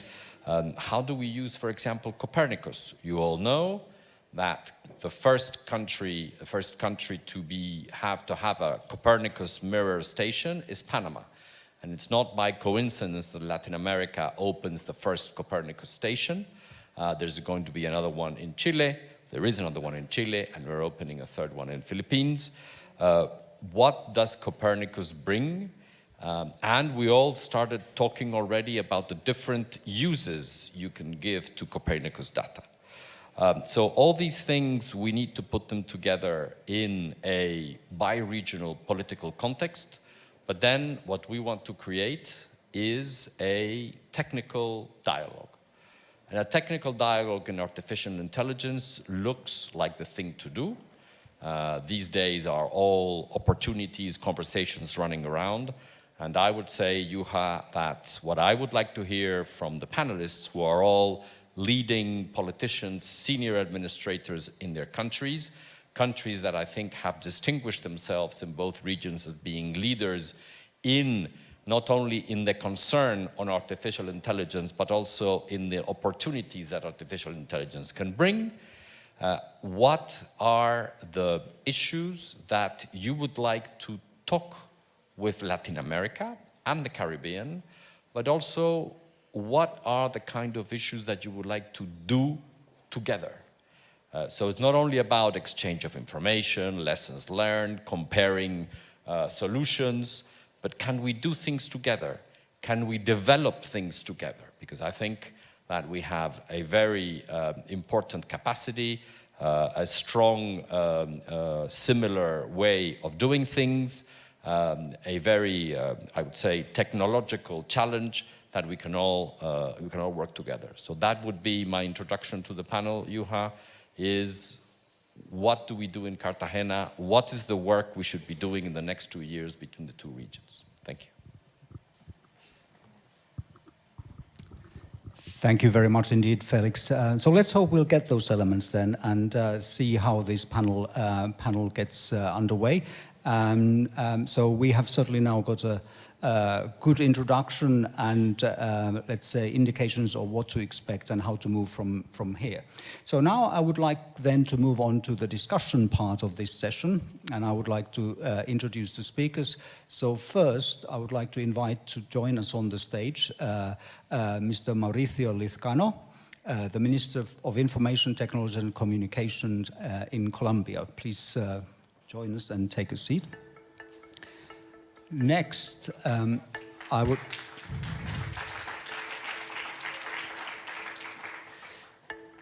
like to invite Ms. Micaela Sanchez-Malcom, Secretary of State of Public Innovation in Argentina. Please join us on the stage.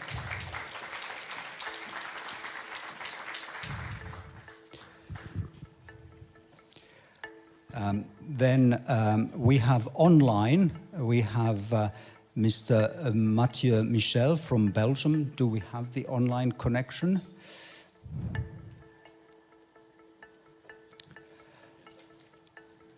Bonjour. Hi. Mr. Michel is Secretary of State for Digitization in Belgium. Then Ms. Carme Artigas, Secretary of State here in Spain, whom you already know from today's sessions very well.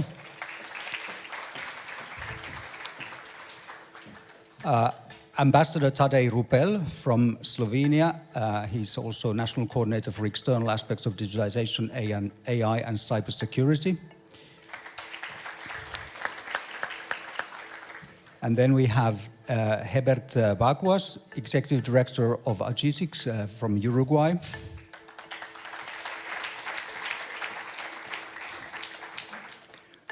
And then we have Bartolomé Pujals, General Director from the Government Office of Communication Technologies and Innovation Cabinet from the Dominican Republic. So let's then move on straight to the point and the questions and the discussion. So, Minister Lizcano, I would like to start with you by asking you, so you have recently said that, quote, there is no technology more disruptive than artificial intelligence, unquote. Could you please share with us how the rapid development of generative AI in particular has accelerated or impacted ongoing government efforts in Colombia? So just by way of guidance, a few minutes from each of you for these opening questions. Thank you. Please go ahead. Okay, first of all, I would like to thank for the invitation. It's a pleasure to be here with all these panelists. Colombia, we've been working very hard on the AI. We would like to become one of the leading countries in terms of AI in the region and in the world. We have like three main strategies. One we call is connectivity, in which we are working very hard on infrastructure, especially we just turned on the third more powerful computer in the region. We just turned on like 2 weeks ago. We're working very hard on the data, especially the data strategy, in terms of how to build that data to become AI country. The second strategy, we're working very hard on to attend the rapidly, especially generative AI, is the program we call the second strategy is Innovation Ecosystem, in which we are working very hard on a program called Potencia, that in Spanish mean AI at the end, the last two words. This strategy, this strategy called Potencia has one of the main strategies, or we have two main strategies. One is a fund. We just created a fund of $100 million to encourage startups and to encourage other SMEs to work on the AI technology. But the second is a lab. We just created a lab, set up a lab, AI lab, which is researching, which is especially customizing. We would like to take the models of AI in the world and customizing for the SMEs and customizing for the companies. We also have a strategy, a very strong strategy that I've been talking this morning on education. We want to educate 1 million people in Colombia, once in schools, primary school, 3,000 primary schools on AI, now working on that. We are working on the last grades of 10 and 11 in secondary school, also in education, in which we are educating people on AI. We are working on now in boot camps. We are training 70,000 people on boot camps in Colombia, 4 months, 4 months of training. And on these boot camps, we have also the issue of AI, English, AI, and soft skills. So this is the aim of education, that we're working very hard on the lab. And the third thing is in this lab, we are bringing together the universities, we are bringing together the local governments, we are bringing together of course, the national government, but also entrepreneurs and the venture capital and we call in Colombia Crédito Popular loans to the popular economy. That is one of the main issues of the government of President Petro. At the end, the way we want to deal with this rapid breakpoint of technology is we want to democratize the technology. We want to democratize the technology. We want to customize. Instead of being consumer of technology, we want to be a front runner of technology. We are now customized models. And the third thing is we want to use the benefits. We are working very hard on the government, especially in the arena of agriculture. We have now a rural reform in Colombia. Healthcare, we have now a healthcare reform. And we're using AI as one of these bases on the reform. And the other issues that we're working, like travel tech, e-tech, in which we are focused on the government. So that's the way Colombia, and as a minister, I'm dealing with this rapid breakpoint of the technology era that is AI for the world. Thank you very much. Thank you very much, Minister. So a whole host of activities in fact underway or in the pipeline. That's very interesting. So to stay with our overseas guests, I would like to turn to you, Ms. Sanchez-Malcom, and ask you then from your perspective. So the government in Argentina has recently developed a number of regulatory and policy instruments to develop a robust political and regulatory framework for AI. So could you please describe the state of play of AI policy in your country and the state of play of regulation in Argentina? Okay, thank you so much for the invitation. It's an honor to be here with all of you. First of all, I think this is a really good opportunity for our region. We are working together since a few months, and right now we can be together here, so it's really important for us. From Argentina, we think that this development needs to go in hand with promoting inclusion of people through digital technologies. That is really important for us. Right now in Argentina, we have a really good development of local infrastructure for data. That's important for us. And we have also a public, really long fiber optic network. So that is the ecosystem that we have right now. And we are working on courses and also boot camps for people to increase the knowledge around AI. In that context, from our national government, we approved some recommendation for the level artificial intelligence. It's a kind of practical theoretical guide for the design and implementation of AI, and this is based in ethical and people-centered approach. In that line, of course, we take the recommendation of UNESCO. And among this recommendation, we can mention the importance of not forcing the use of AI, and the responsibility and supervision must always fall on humans, since AI only executes actions in response to human requests.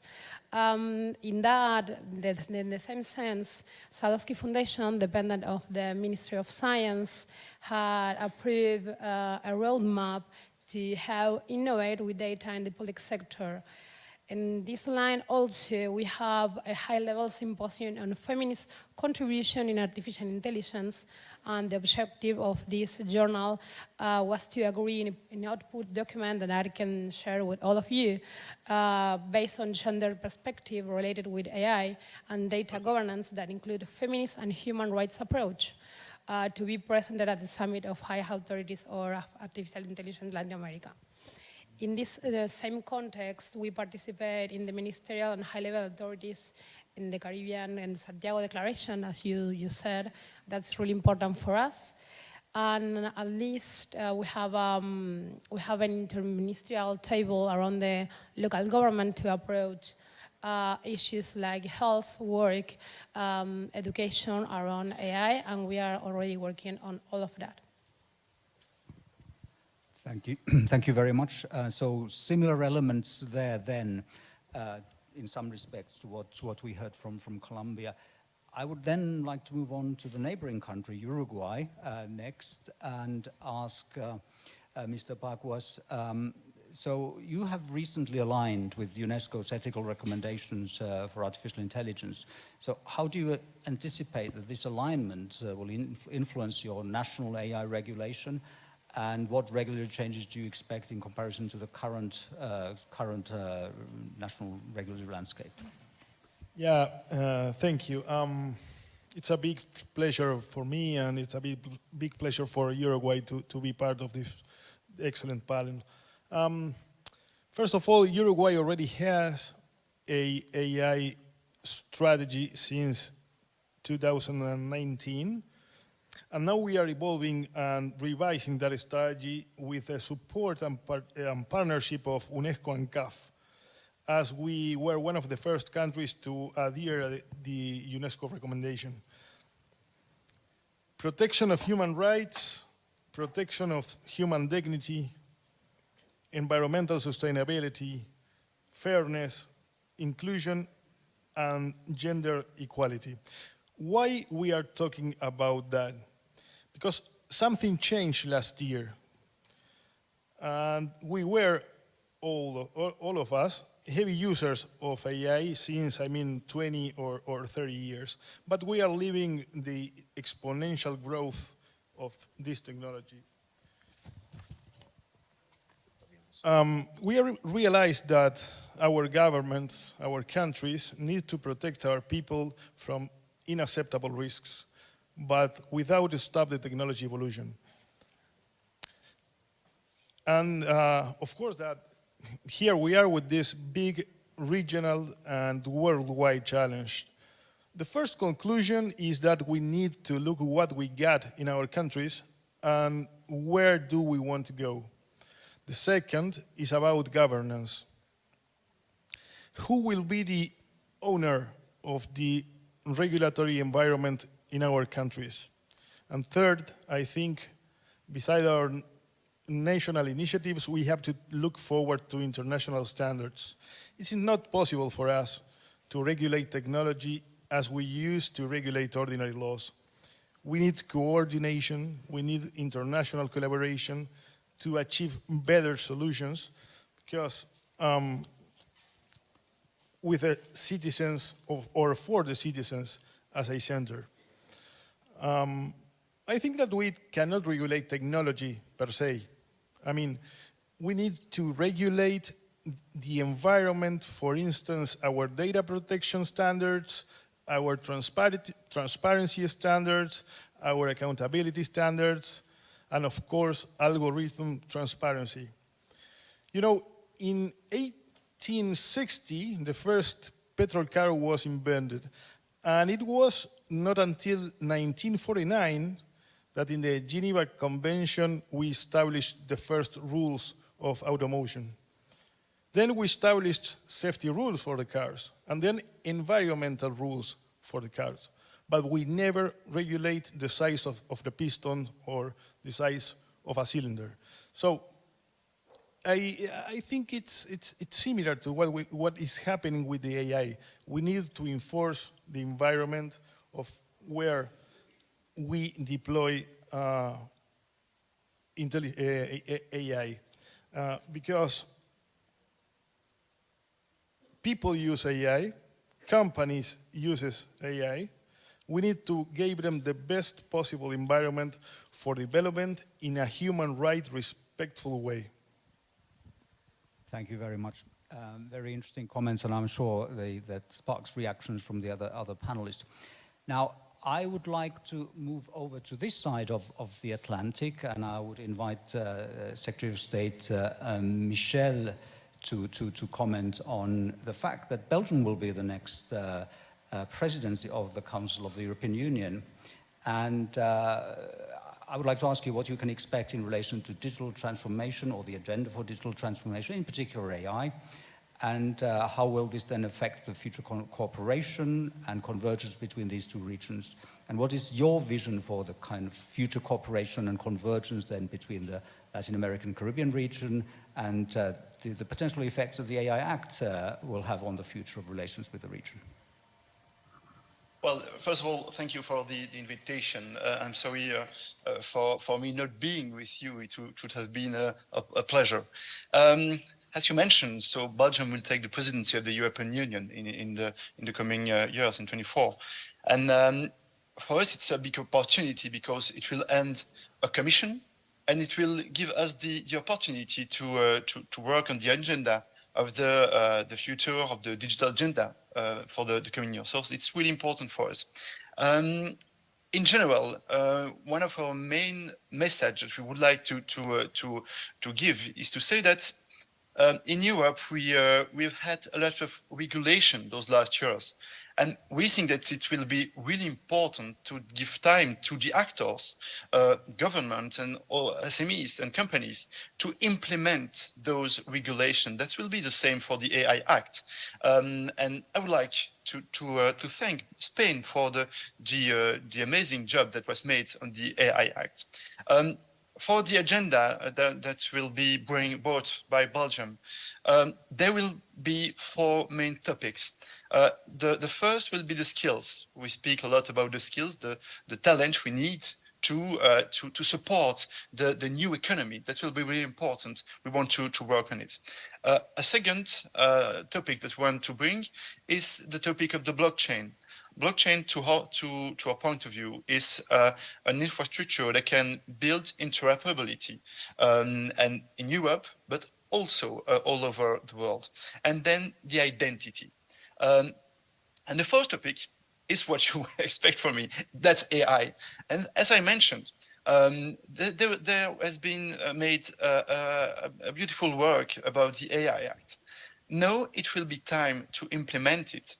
And as I hear everybody speaking about AI, we speak a lot about convergence. We speak a lot about working together. And that's really our point. We want to design a European agency of the algorithm.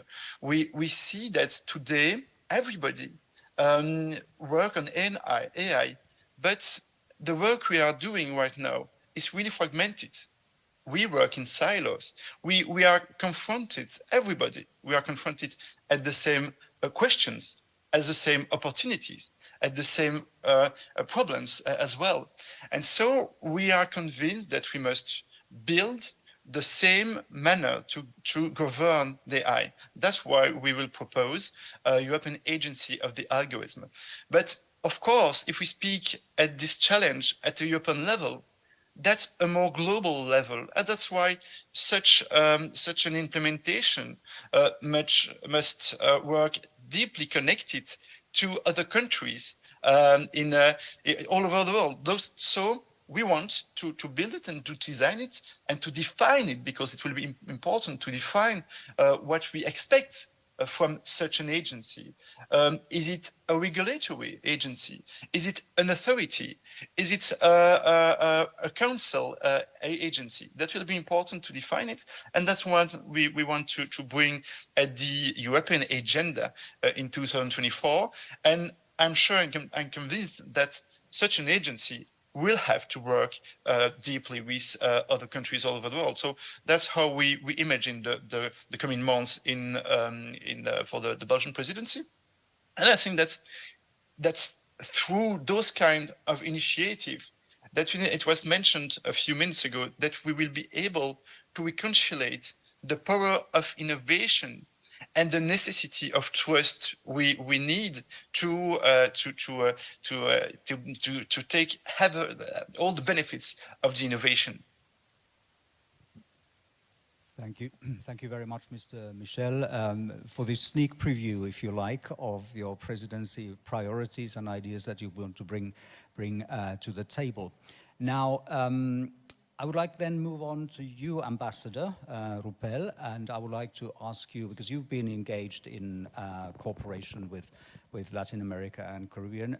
So 1 year now after the launch of the Digital for Development Hub, Latin America and Caribbean, what novelties and experience in relation to this digital cooperation could you highlight? What policy and strategic priorities in the digitization field in this EU-LAC cooperation can we expect then in the coming years?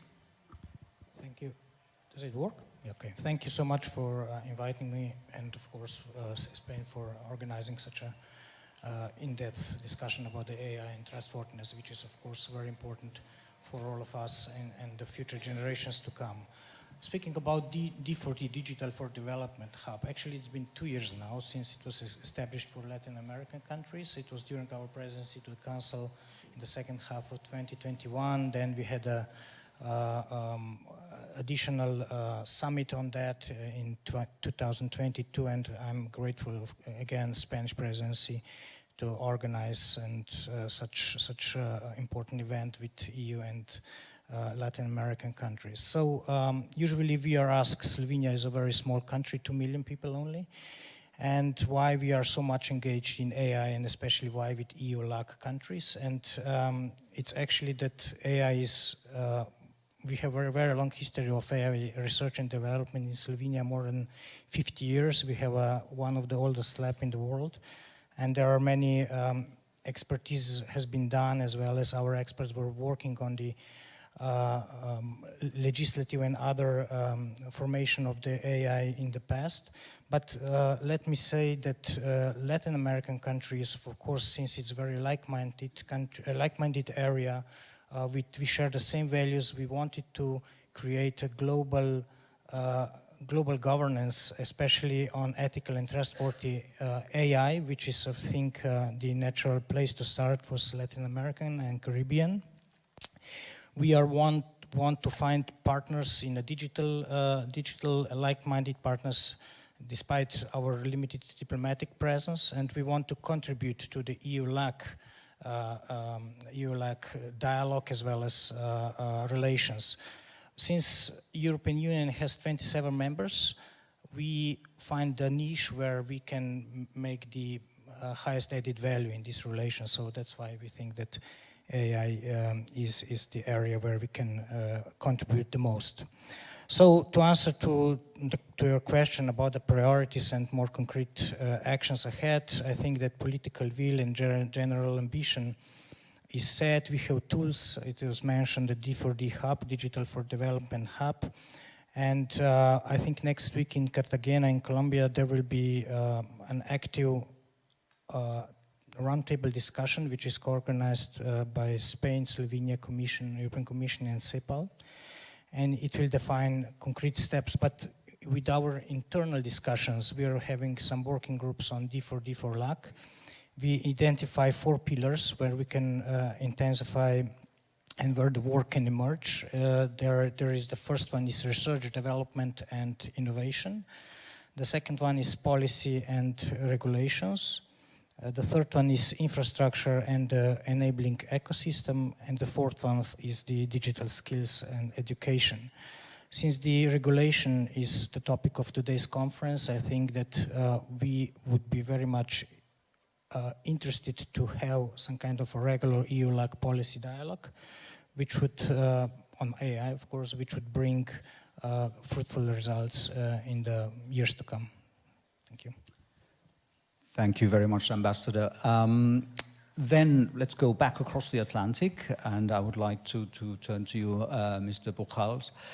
So the Dominican Republic has laid out various actions and initiatives which extend to 2030 for innovation and digital development. And what would you then highlight about the country's digital transformation agenda particularly, and how does it then relate to the National Artificial Intelligence Strategy? Well, first of all, thank you for the invitation. Thank you, Secretary Artigas, for for having us. And if I don't wrong, we are streaming that. And how I say early, I want to feed the algorithm in Spanish, because I have some reflection about that. Nosotros, en primer lugar, en la República Dominicana, tenemos tres grandes agendas que vertebran todo este proceso. La Agenda de Transformación Digital, la Política Nacional de Innovación y la Estrategia Nacional de Ciberseguridad. Ahora, contrario a lo que se pensaría, nosotros no vemos la Estrategia Nacional de Inteligencia Artificial dentro de la agenda digital, sino dentro de la Política Nacional de Innovación. ¿Por qué? Porque para nosotros la inteligencia artificial en el contexto de la cuarta revolución industrial responde y debe responder en nuestros países a una política industrial, a una forma de relanzar nuestros países entendiendo que debemos movernos a las industrias 4.0, industrias 5.0. Es decir, para nosotros estamos viendo el tema de la inteligencia artificial como un nuevo motor de desarrollo. Cómo pasamos de comunidades que consumen tecnología a industrias que producen tecnología. Y precisamente es lo que nosotros estamos procurando en esta estrategia de inteligencia artificial, que uno de sus componentes fundamentales es el eje regional. Es decir, Latinoamérica debe tener una voz en esto como bloque. Es decir, construir en lógica latinoamericana una industria de inteligencia artificial, una industria de inteligencia artificial de interés público, porque cada vez hay menos incentivos para crear modelos de inteligencia artificial de interés público. Segundo, una industria de inteligencia artificial que cree modelos de inteligencia artificial en español, en portugués, en los idiomas que representan Latinoamérica y que representan también otros países de la Unión Europea. Y tercero, de que esa industria se genere partiendo de la visión compartida que tenemos de que los ciudadanos son los dueños de sus datos y de que toda esta transformación digital debe girar en torno al ciudadano, construida por nuestros emprendedores, nuestros innovadores, que sean los donde se generen las empresas de la nueva economía, para que precisamente nosotros podamos tener una política industrial basada en el conocimiento. Thank you very much indeed. So if we can have the microphone.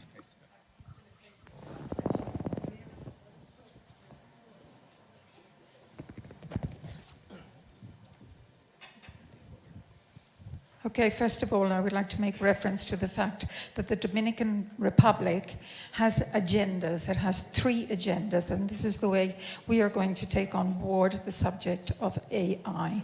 We have our first agenda, which is the digital transformation. Then we have the national innovation agenda, and the third one being cyber security.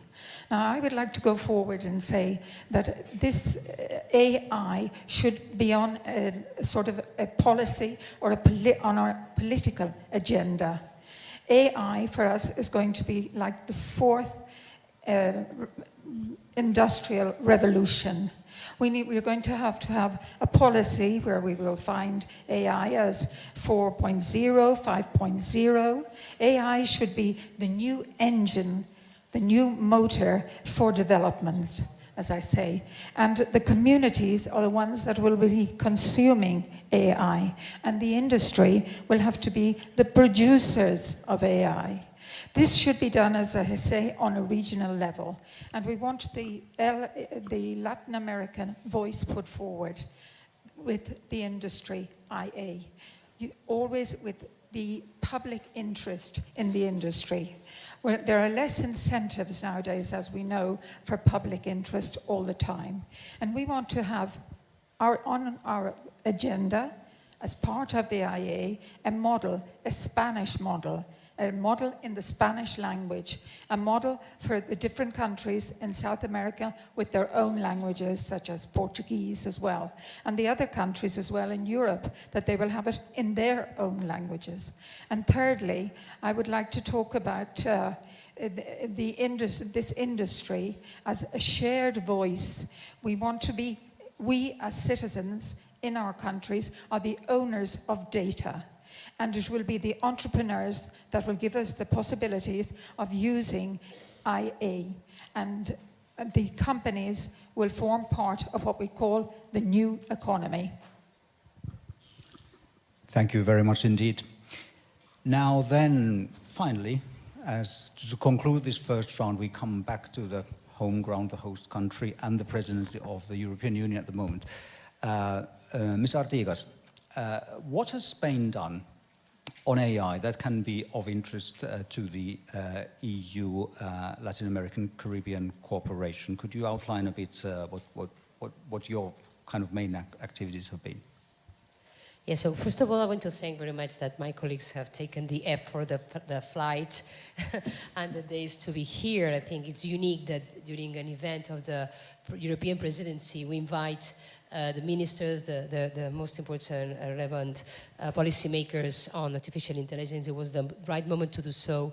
And I think that is probably of the differentiation of our presidency, that I think that want to claim the role that the European Union needs to building bridges with Latin America and Caribbean. And I think the opportunity of technology development is more relevant than ever, because we don't want different countries at different speeds. I think we are building a world that is not yet defined. We are, in between an industrial revolution that doesn't work anymore, a model that is obsolete, and we all together are building a new model that is yet to be defined. And the way we're doing that will define the next decades and the progress of humanity. So I think, first of all, thank you so much for being here. And in our particular case in Spain, we have been pushing for this national strategy on artificial intelligence already back to 2020. And I would say that for us, and it's very similar to the comment of Mr. Pujals, for our AI is not yet a technology. For us, it's an infrastructure that needs to be built on top of other existing infrastructures. The first one is connectivity. And on top of that, we can build the infrastructure for innovation, the infrastructure for talent, and AI is one of the leading technologies that needs to sit on top of that. I say this because sometimes we forget from the European perspective that the most challenging situation that Latin America and Caribbean has is access to connectivity, broadband connectivity. And this is what was one of the main objectives of the digital alliance between European Union and LAC, which is the Bella cable, also broadband connectivity. So in the particular case of Spain is, I think, the top two most connected country in Europe, the first one among the top 6 big economies. And for example, we are reaching already in year 2023, 100% megabytes per second in all the territory. So we have 100% coverage, both urban and rural areas with ultra high-speed broadband. And that's important because on top of that, you can create the other infrastructures for innovation and development. And it's important that we do not forget that probably in some countries they still have a different starting point, and we need to help them close the gap as soon as possible. Then talking about the infrastructure, as AI as infrastructure, we are building that national strategy in several pillars. First one is academic excellence. This is still a thing where academia, scientists need to have their take. AI is the first technology that has not been led by the academia from the research point of view, that has been led by industry. And some of the problems we're facing is because it has not been neutral since day one, while other technologies were born in the academia and then transferred to the industry. So we must bear in that. So in terms of the academic excellency, we're building a network of excellence center for research of AI. We have put in place 32 chairs, academia and industry, on AI and cybersecurity. We're having this program, Spain Talent Hub, which is attracting third country research centers to set up their European headquarters in Spain. We have already 2 agreements, one with Arab Emirates on Adia Lab Center established in Granada, and the other Tecnológico de Monterrey, Tec Monterrey from Mexico, establishing the European headquarters in Oviedo. So I encourage also your countries, your relevant research centers, to set up the European headquarters in Spain. And as you see, it's no longer just Madrid and Barcelona. It's Madrid, it's Barcelona, it's Valencia, it's Alicante, it's Granada, it's Sevilla, Málaga, Bilbao, Extremadura. Why? Because we do have the connectivity. So again, the infrastructure is very important. Also, it is important to what we have done on integrated AI in the value chain of economy.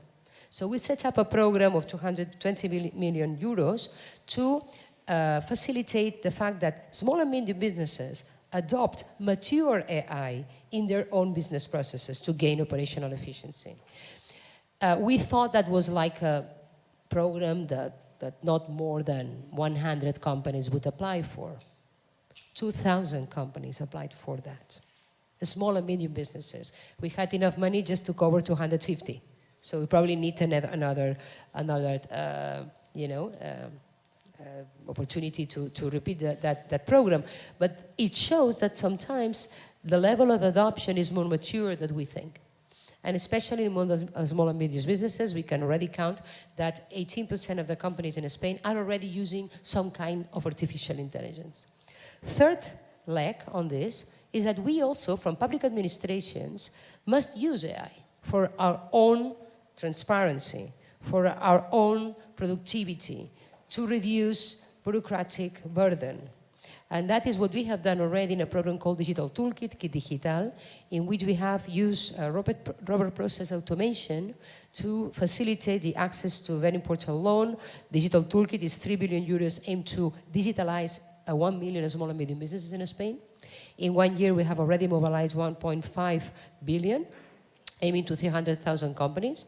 And just to make you understand the impact of this measure, in Spain, our subsidiary law requires that if I want to give a subsidiary of 3,000 euros to a small and medium businesses, a company that has less than 10 workers, for example, we are asking them to provide 36 documents.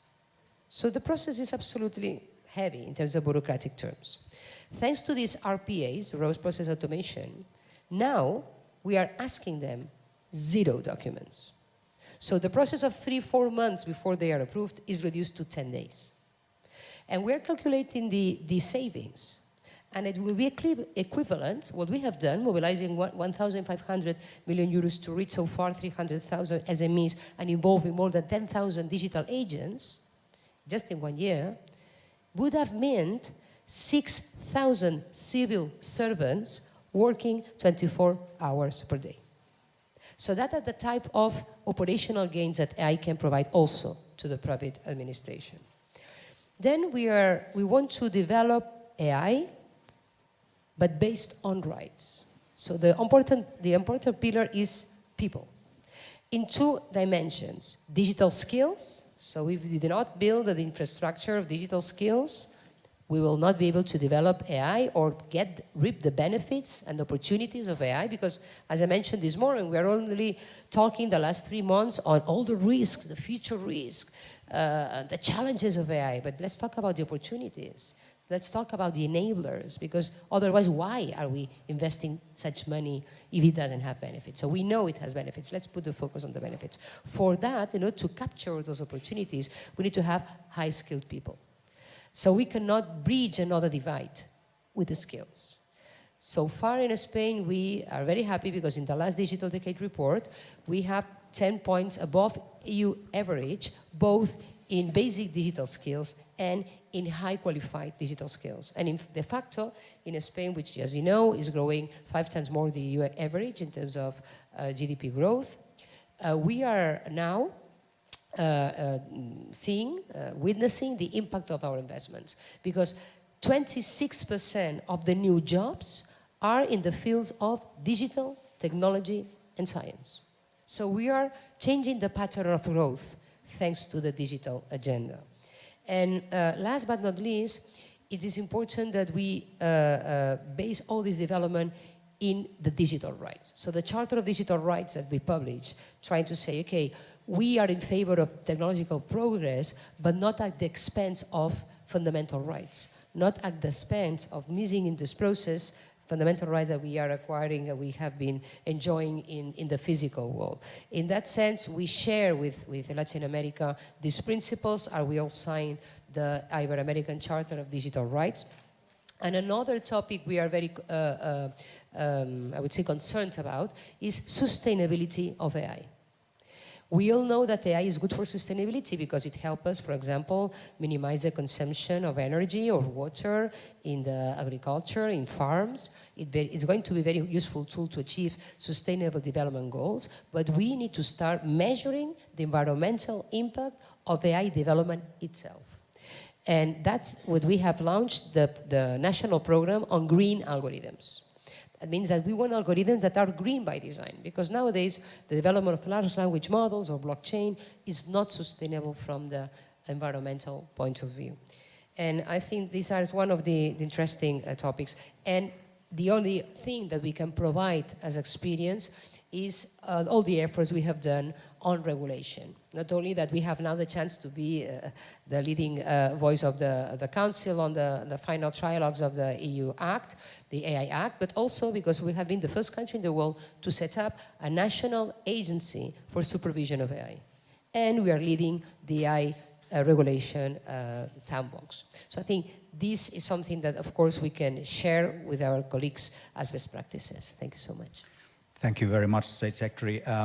Indeed, this balance between innovation and regulation is something we emphasize very much in the European Commission in our activities, and this has guided our approach to AI over the years.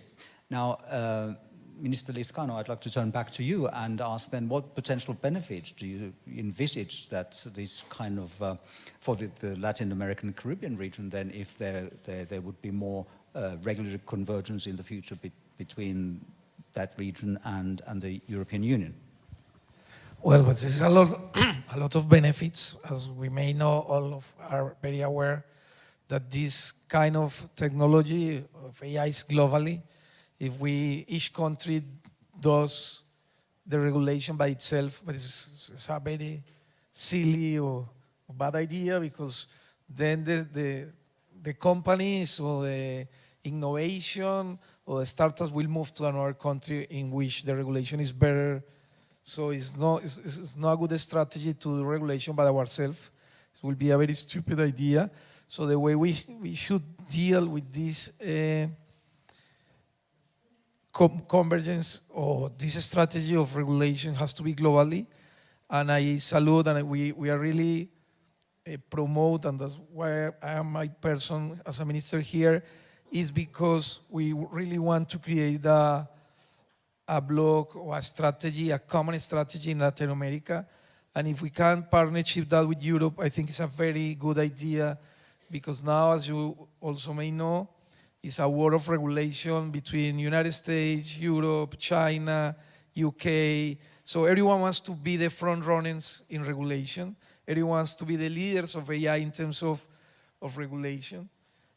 Especially because sometimes regulation is a way in which you can also give a privilege to big companies, because big companies go at the front of the innovation. They go without regulation, but once they get there, they are the big techs, then they claim for regulation, so they close the gap for the new startups or for the new countries who want to follow them. So this is a strategy that is very well known in the world. So in that way, it's a good idea and a good strategy to work together as a Colombian We are very open to work with America Latina in terms of found common strategies. For example, Colombia is the president of the CITEL. CITEL is the most important communication forum of the OEA, in which is also United States and Canada. Colombia now, we are the president of this commission. And in the last meeting that was held in Cartagena like 2 or 3 weeks ago, we promote that AI start to be part of the discussion of the CITEL, that is part of the ITU, International Telecommunication Union. So we working on that. But my petition and my idea in this alliance that we work together is we have too many initiatives. We have UNESCO, we have EIT, we have, everyone is talking about that. There's too many commissions, too many strategies, and it's too many. So the way we have to deal, and we want to propose that as a Colombia, is we have to close, at least have one of the strategies, one of the boards, not too many strategies. We can have a multilateral discussion, but as a Latin America with United Europe, we have to close this alliance and start to work out all the problems that we know that they have. One is to promote the technology or to promote the infrastructure, as the secretary said. But the second has to be democratization. For us as a Colombian, democratization is a key point. We have to break the bridge between the rich and the poor, but all the rural and the urban, and we have to have the one who has connectivity, the one who doesn't not. So the way we have to deal with that, and the one way to propose, is we need to democratize the AI. We need that everyone's in the world can benefit, small SMEs, popular economy, everyone knows a bit something about the AI in terms of schools, public schools, universities. So we want to focus our regulation, working together with all these countries and all Europe is on democratize the technology. That really is a way to, as someone said also, we can reindustrialize our countries. Colombia is working very hard on the reindustrialization, but based on technology, based on artificial intelligence, and how reindustrialization is a key point on the development of our countries. So I say, hello, Colombia is open. As the president, the minister, the government is open to work together with America Latina, is open to work together with Europe, and we are ready to become a front-runners countries and regions in terms of AI in the world. Thank you. Thank you very much, Minister, for this positive message. Ms. Sanchez-Malcolm, what do you think then would be the necessary next steps in this? How could we help synergize efforts between the EU and Latin American, Caribbean countries around this topic of AI regulation? Okay, a lot of information in a short time. I will try. Okay, from Argentina, but the first is vital that we continue on this path of regional work between two regions. But we want to highlight the importance of diversity of perspectives, because that kind of diversity can make us know more, be more creative, innovative, and inclusions for the solutions. In this aspect, in LATAM we generate a lot of data, but we don't participate to the same extent in the design of the development of technologies. The algorithms that discriminate against us positively and negatively every day are for the most part developed by men in global companies or from central countries. If we consider AI as a new industrial sector, as my partner said, which already moves $4 billion annually, LATAM only participates in that market by 4%. Our data and that of women and diversity do not appear in the training of this algorithm of AI systems. So we have some considerations that I would like to share with you based on a common understanding that AI has to contribute to solving people's problems. The first one is consolidate Latin American and Caribbean approach to AI in order to work together with the European Union.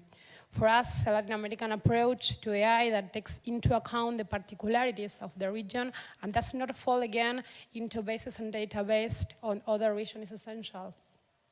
We must think about regional and national sovereign AI design through the particularly and local sorts with tools created by and for the populations whose capacities we seek to increase.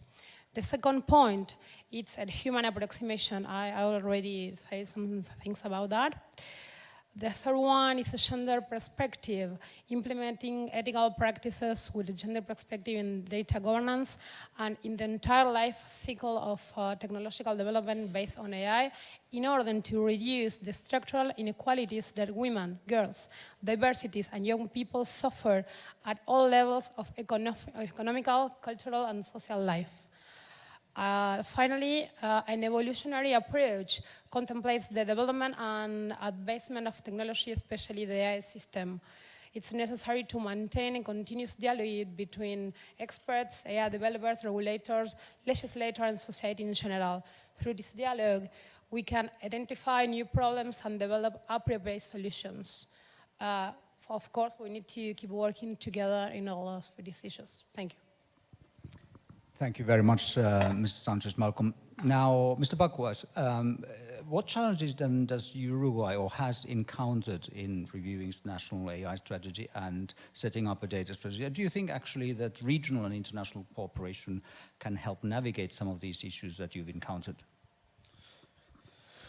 Thank you, Juha. Exactly. Just in terms of to know where is Uruguay and how about Uruguay? I told Carmen 1 hour ago, but Uruguay, it's a little country in South America with 3.5 million people and 12 million cattle. And the cattle has a full traceability since 15 years. So we can sell a good meat and, well, okay, doesn't matter. We have the larger 5G coverage in the region, and we have the 91% of the homes with high-speed internet access. 90% of our people older than 13 years old with internet access. 83% of our people access daily, and 7% is the digital gap in our country. So I agree with Carmen. It's infrastructure is a highlight of what we are talking about. But for the very first time in Uruguay, we created a data national strategy by passing a law 1 month ago. Because we think that we need both strategies, AI strategy and data strategy. I think we are struggling, and that's why we need this kind of collaboration between us, coordination and cooperation, because we are thinking how to regulate an environment of technology that we've been used for many years. In the case of Uruguay, in the case of the region, and maybe in the case of European Union, we are users or heavy users of foreign technology. So we have to be very careful at the time to try to regulate environment or AI. That's, we create also, in the same law, our first regulatory framework, sandbox, sorry, in Uruguay. And because Uruguay is becoming an innovation hub in the region, with the establishment of companies such as Mercado Libre, Globant, BASF, or Nestle, we are having a lot of roundtables with the private sector. We think that private sector is a big partner of the public sector in terms of discuss what is happening with the regulatory framework of AI. We are third in the world in per capita software exportation too. And that explains why we created that regulatory sandbox. Because we need to give a private sector worldwide standards for their better international penetration. And again, I think it's not possible to think that we can regulate the environments individually. And here is where international community needs to have an agreement in some kind of, at least minimum standards that give us the opportunity to adhere them. Other challenge that we had in our country, and I think it's a world, is the bad use of technology. Countries are really, really concerned about the democratic qualities and other risks associated with the AI, and for example, in the election time. And deepfake is a great example of that. But let me tell you something. I think we have to regulate two things. In one hand, the good use of AI, as we've been using for 20 or 30 years ago. And in the other hand, the bad use of AI. And for me, let me think that for me, it's a cybersecurity issue. And again, we need international collaboration, international coordination, because cybersecurity is not a national issue, but it's an international concern. Thank you, Juha. Thank you all. Thank you very much indeed for these thoughts. Now, I would like to go back online and ask State Secretary Michel if we have the connection up and running still.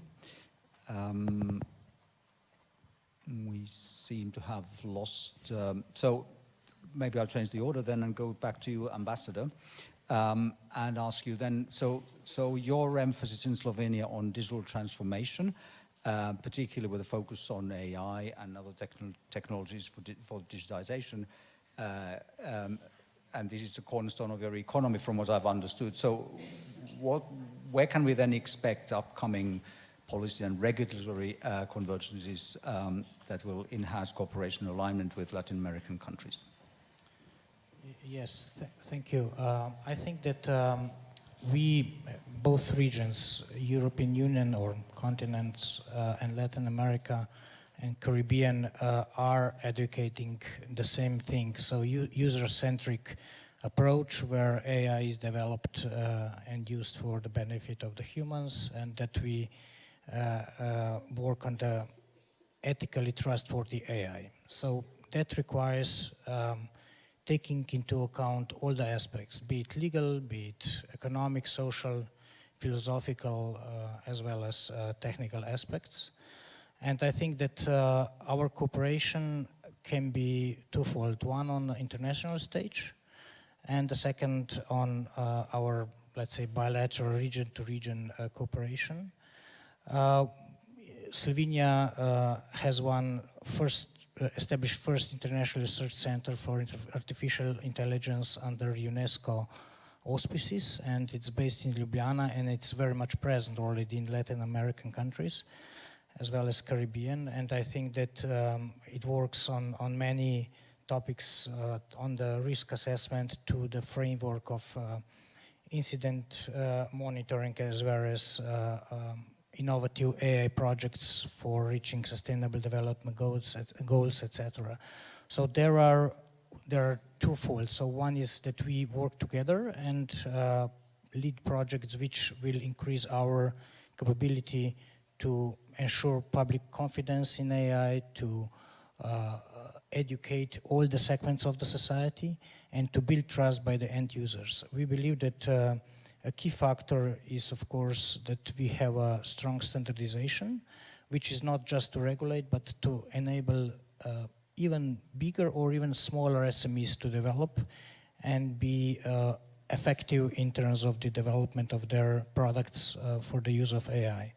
And I think that we need to get out of the frameworks that we are lacking time to develop specific tools or specific regulation. We still have time. We are not, since we are doing the ex ante, that means that we are not doing ex post. We need to leave or give space to the companies to develop their skills, and that we learn from them what and how to protect our future generations or our future activities in AI world. So I think that including also indigenous or those who are vulnerable, because sometimes we speak that women are underrepresented in new technologies, that workers are not representing. We have to use their knowledge or their understanding of AI and include their opinion into our future framings and our future work. So I think that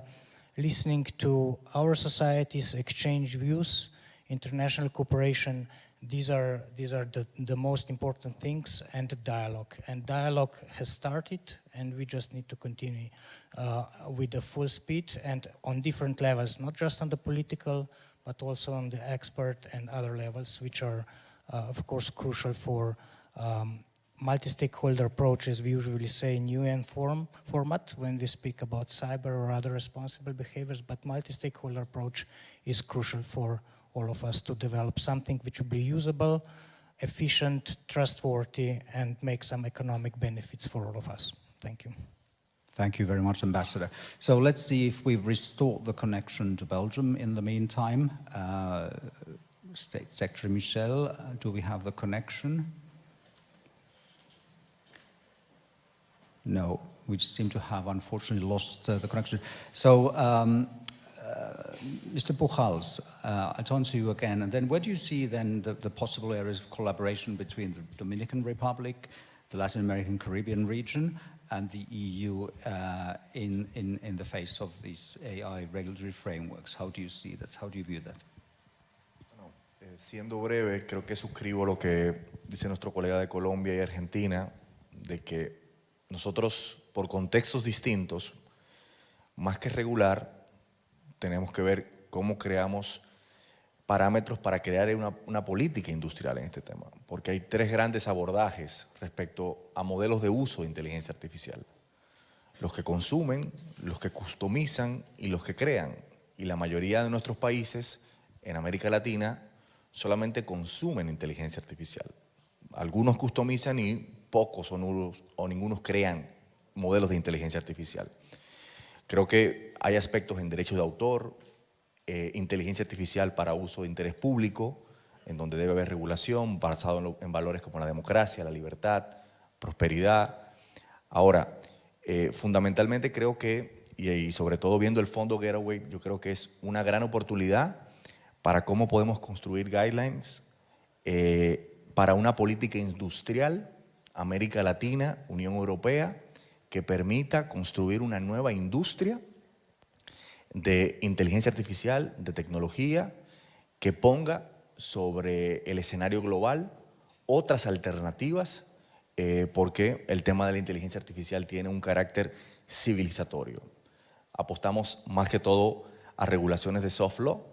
Creemos que no es sensato leyes por cada tecnología emergente que surja, y sobre todo en países en donde no hay un desarrollo apropiado de industrias que estén creando este tipo de tecnologías.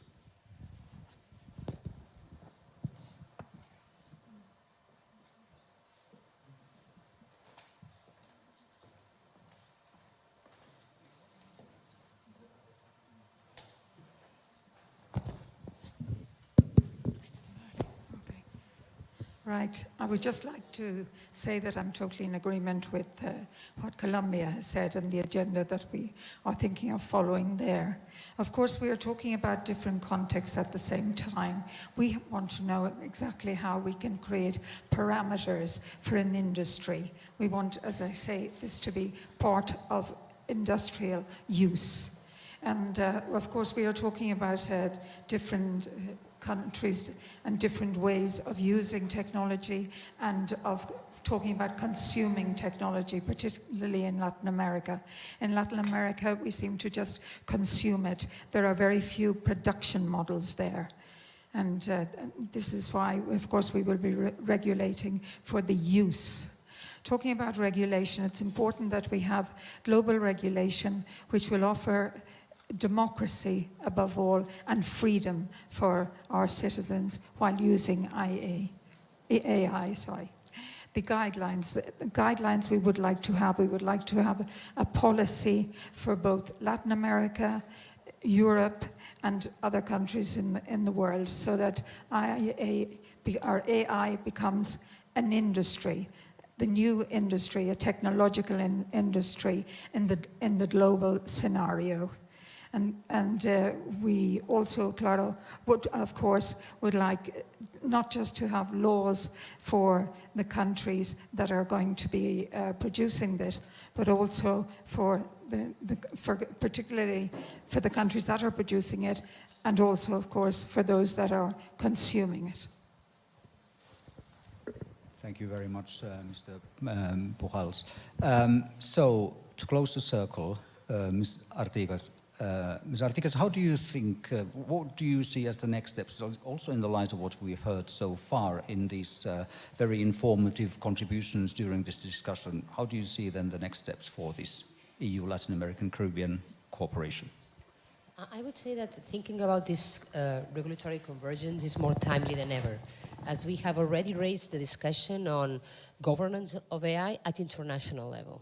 So we must converge, not to having silos, not to having different approaches, but aiming for an international governance of AI. So I think that Europe has learned the lesson that we have suffered for excessive regulative fragmentation that has allowed us not to be competitive enough in the digital world. That requires a single digital market. We are learning from the past, so we are moving from directives to legislation. So AI Act is one law that will apply in all the countries at the same time, building this new digital single market. Because the only way to be competitive in the digital world is through economies of scale. So I think with that in mind, and knowing that the European Act, EU AI Act, will be the first international legislation in the world, a law that applies in more than one country. I think the aim of having this EU-LAC digital alliance is the right instrument to achieve that level of convergence with Latin America. Because if we then, as you have pointed out, think only that is the global north, the one that is developing, putting the standards, and the global south is just the consumer, we are building a divide instead of bridging it. And I think that because we have already shown that we share the same values with the American Declaration of Digital Principles, I think that we can aim towards having also a convergence on the regulation, and therefore we together, more than 600 million inhabitants, or even 1,000 more, I don't know how much we are together. I just think about the Spanish-speaking countries, which are 600 million, but Europe itself is 600 million, so probably it's 1.2.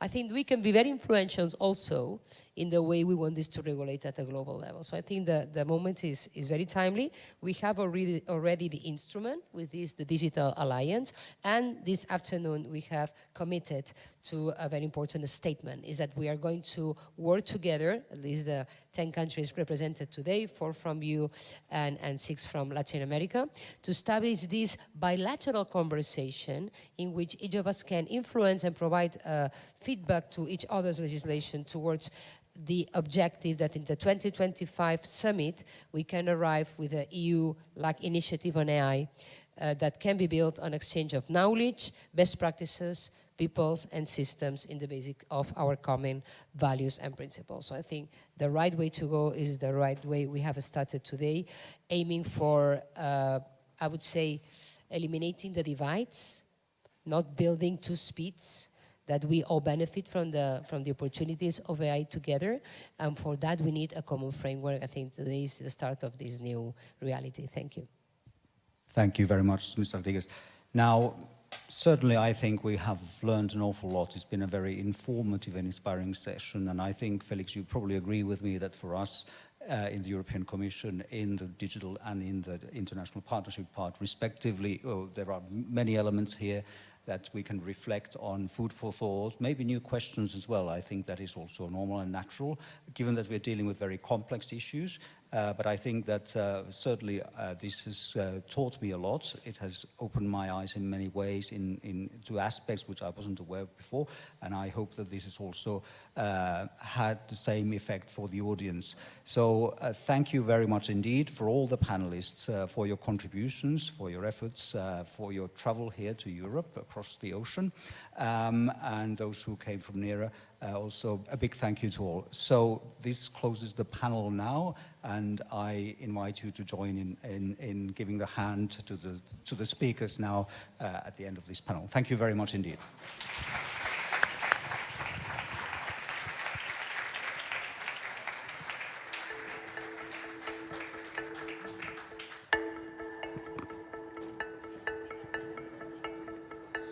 So.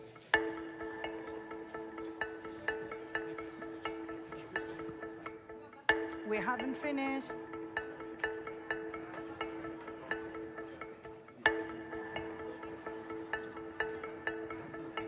Yeah, we have a video, but you should announce the video, but I don't know. Yes, please. Okay, so can I have the microphone, please? Hello. Ladies and gentlemen, could I ask you, we have one more item on the agenda. So I would ask you to wait a bit, because we have a video message from Mexico related to this. So we have Joel Hernandez Garcia giving his message. He's a Deputy Secretary for Multilateral Affairs and Human Rights in the Mexican administration. So this video will be played now. This is related to the previous session. Thank you. Reliable artificial intelligence stands as the cornerstone of progress in our increasingly interconnected world. It represents a commitment to the responsible and ethical development, deployment, and use of artificial intelligence technologies. However, trust is a multifaceted concept. It is an amalgamation of transparency, competence, and legitimacy. By adhering to such principles, we strengthen accountability and understanding, crucial for establishing trust in AI systems. Let me address each of these elements. Transparency ensures clarity and understanding, allowing people to comprehend the functions and decisions of AI. Legitimacy ensures that regulations and tools gain broad support and participation from every sector of society, thus fostering a collective sense of ownership. Competence ensures that our regulations align with the current state of technological advancement, an achievement only attainable through continuous communication with the scientific and technical community. In the realm of AI, transparency means establishing comprehensive standards, promoting explainable AI, and creating auditable algorithms that serve the public good. Additionally, legitimacy in AI implementation demands the involvement of civil society, academia, local governments, and all sectors of society.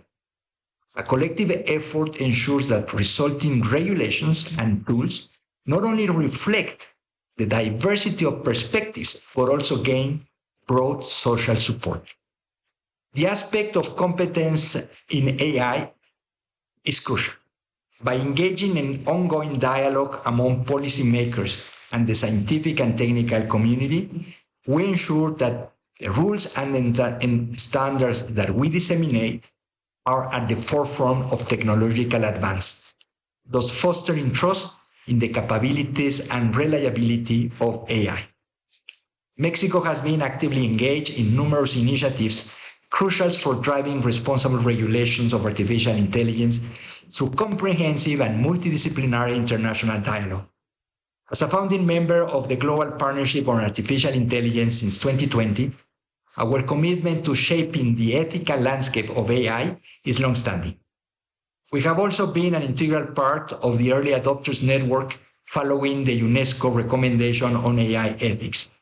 Recently, at the first Ministerial and High-Level Authority Summit on AI in Latin America and the Caribbean, held just last month in Santiago, Chile, we reinforced our dedication to regional progress. we collectively resolve to enhance regional dialogue on the development and deployment of AI with the purpose to align AI with the distinctive needs and interests of our region. To strengthen regional capabilities in this field, we have approved the establishment of a working group with a view to, at a later stage, create an intergovernmental council on artificial intelligence for Latin America and the Caribbean, in order to consolidate regional expertise and capacities in the responsible navigation of the AI domain. From this perspective, the digital alliance between the European Union, Latin America, and the Caribbean represents an instrumental platform for the convergence of AI regulations by providing an opportunity for both regions to forge common ground at the development and implementation of AI. In conclusion, the issue of trust is intertwined with the responsible development and deployment of AI. Transparency, legitimacy, and competence serve as the pillars upon which trust is built. Through our collective commitment to these principles, and through collaborative efforts fostered by the EU-LAC Digital Alliance, we can pave the way for a future where AI is not only innovative, but also trustworthy. Thank you for your attention.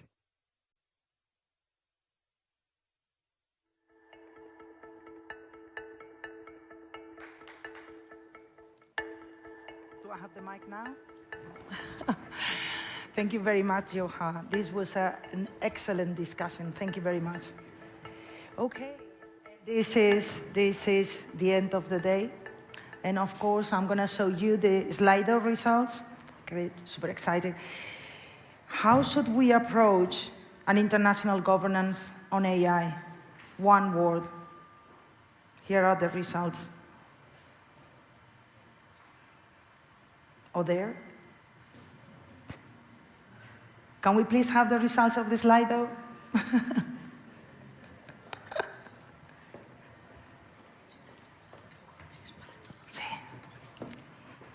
Okay, maybe it shows later. And if it shows later, you will see it on the screens.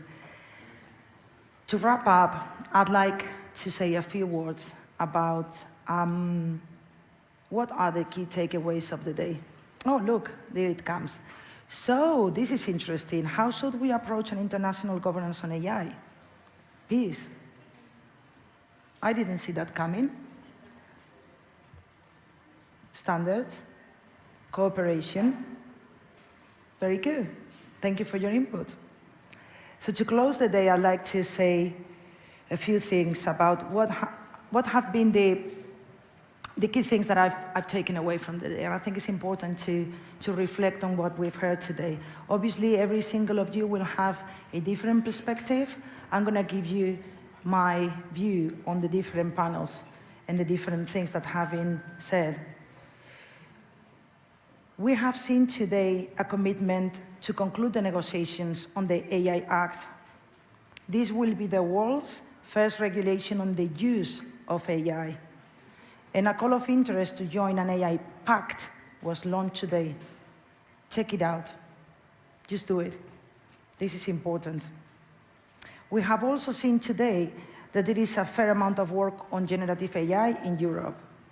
And the grand challenge announced by the Commissioner this morning aims to support specifically this sector. Second takeaway. Third takeaway.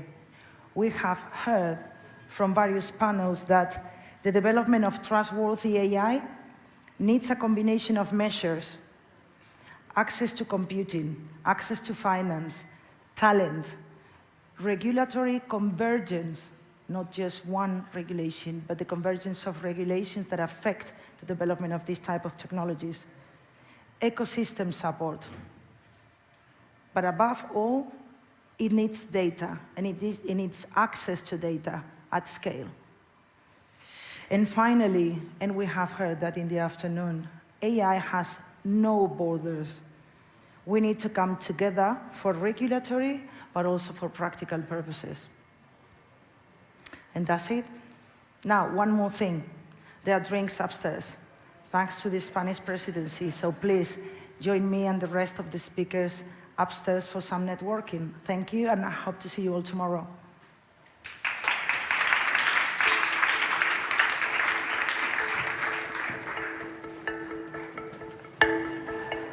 Yeah, you liked it?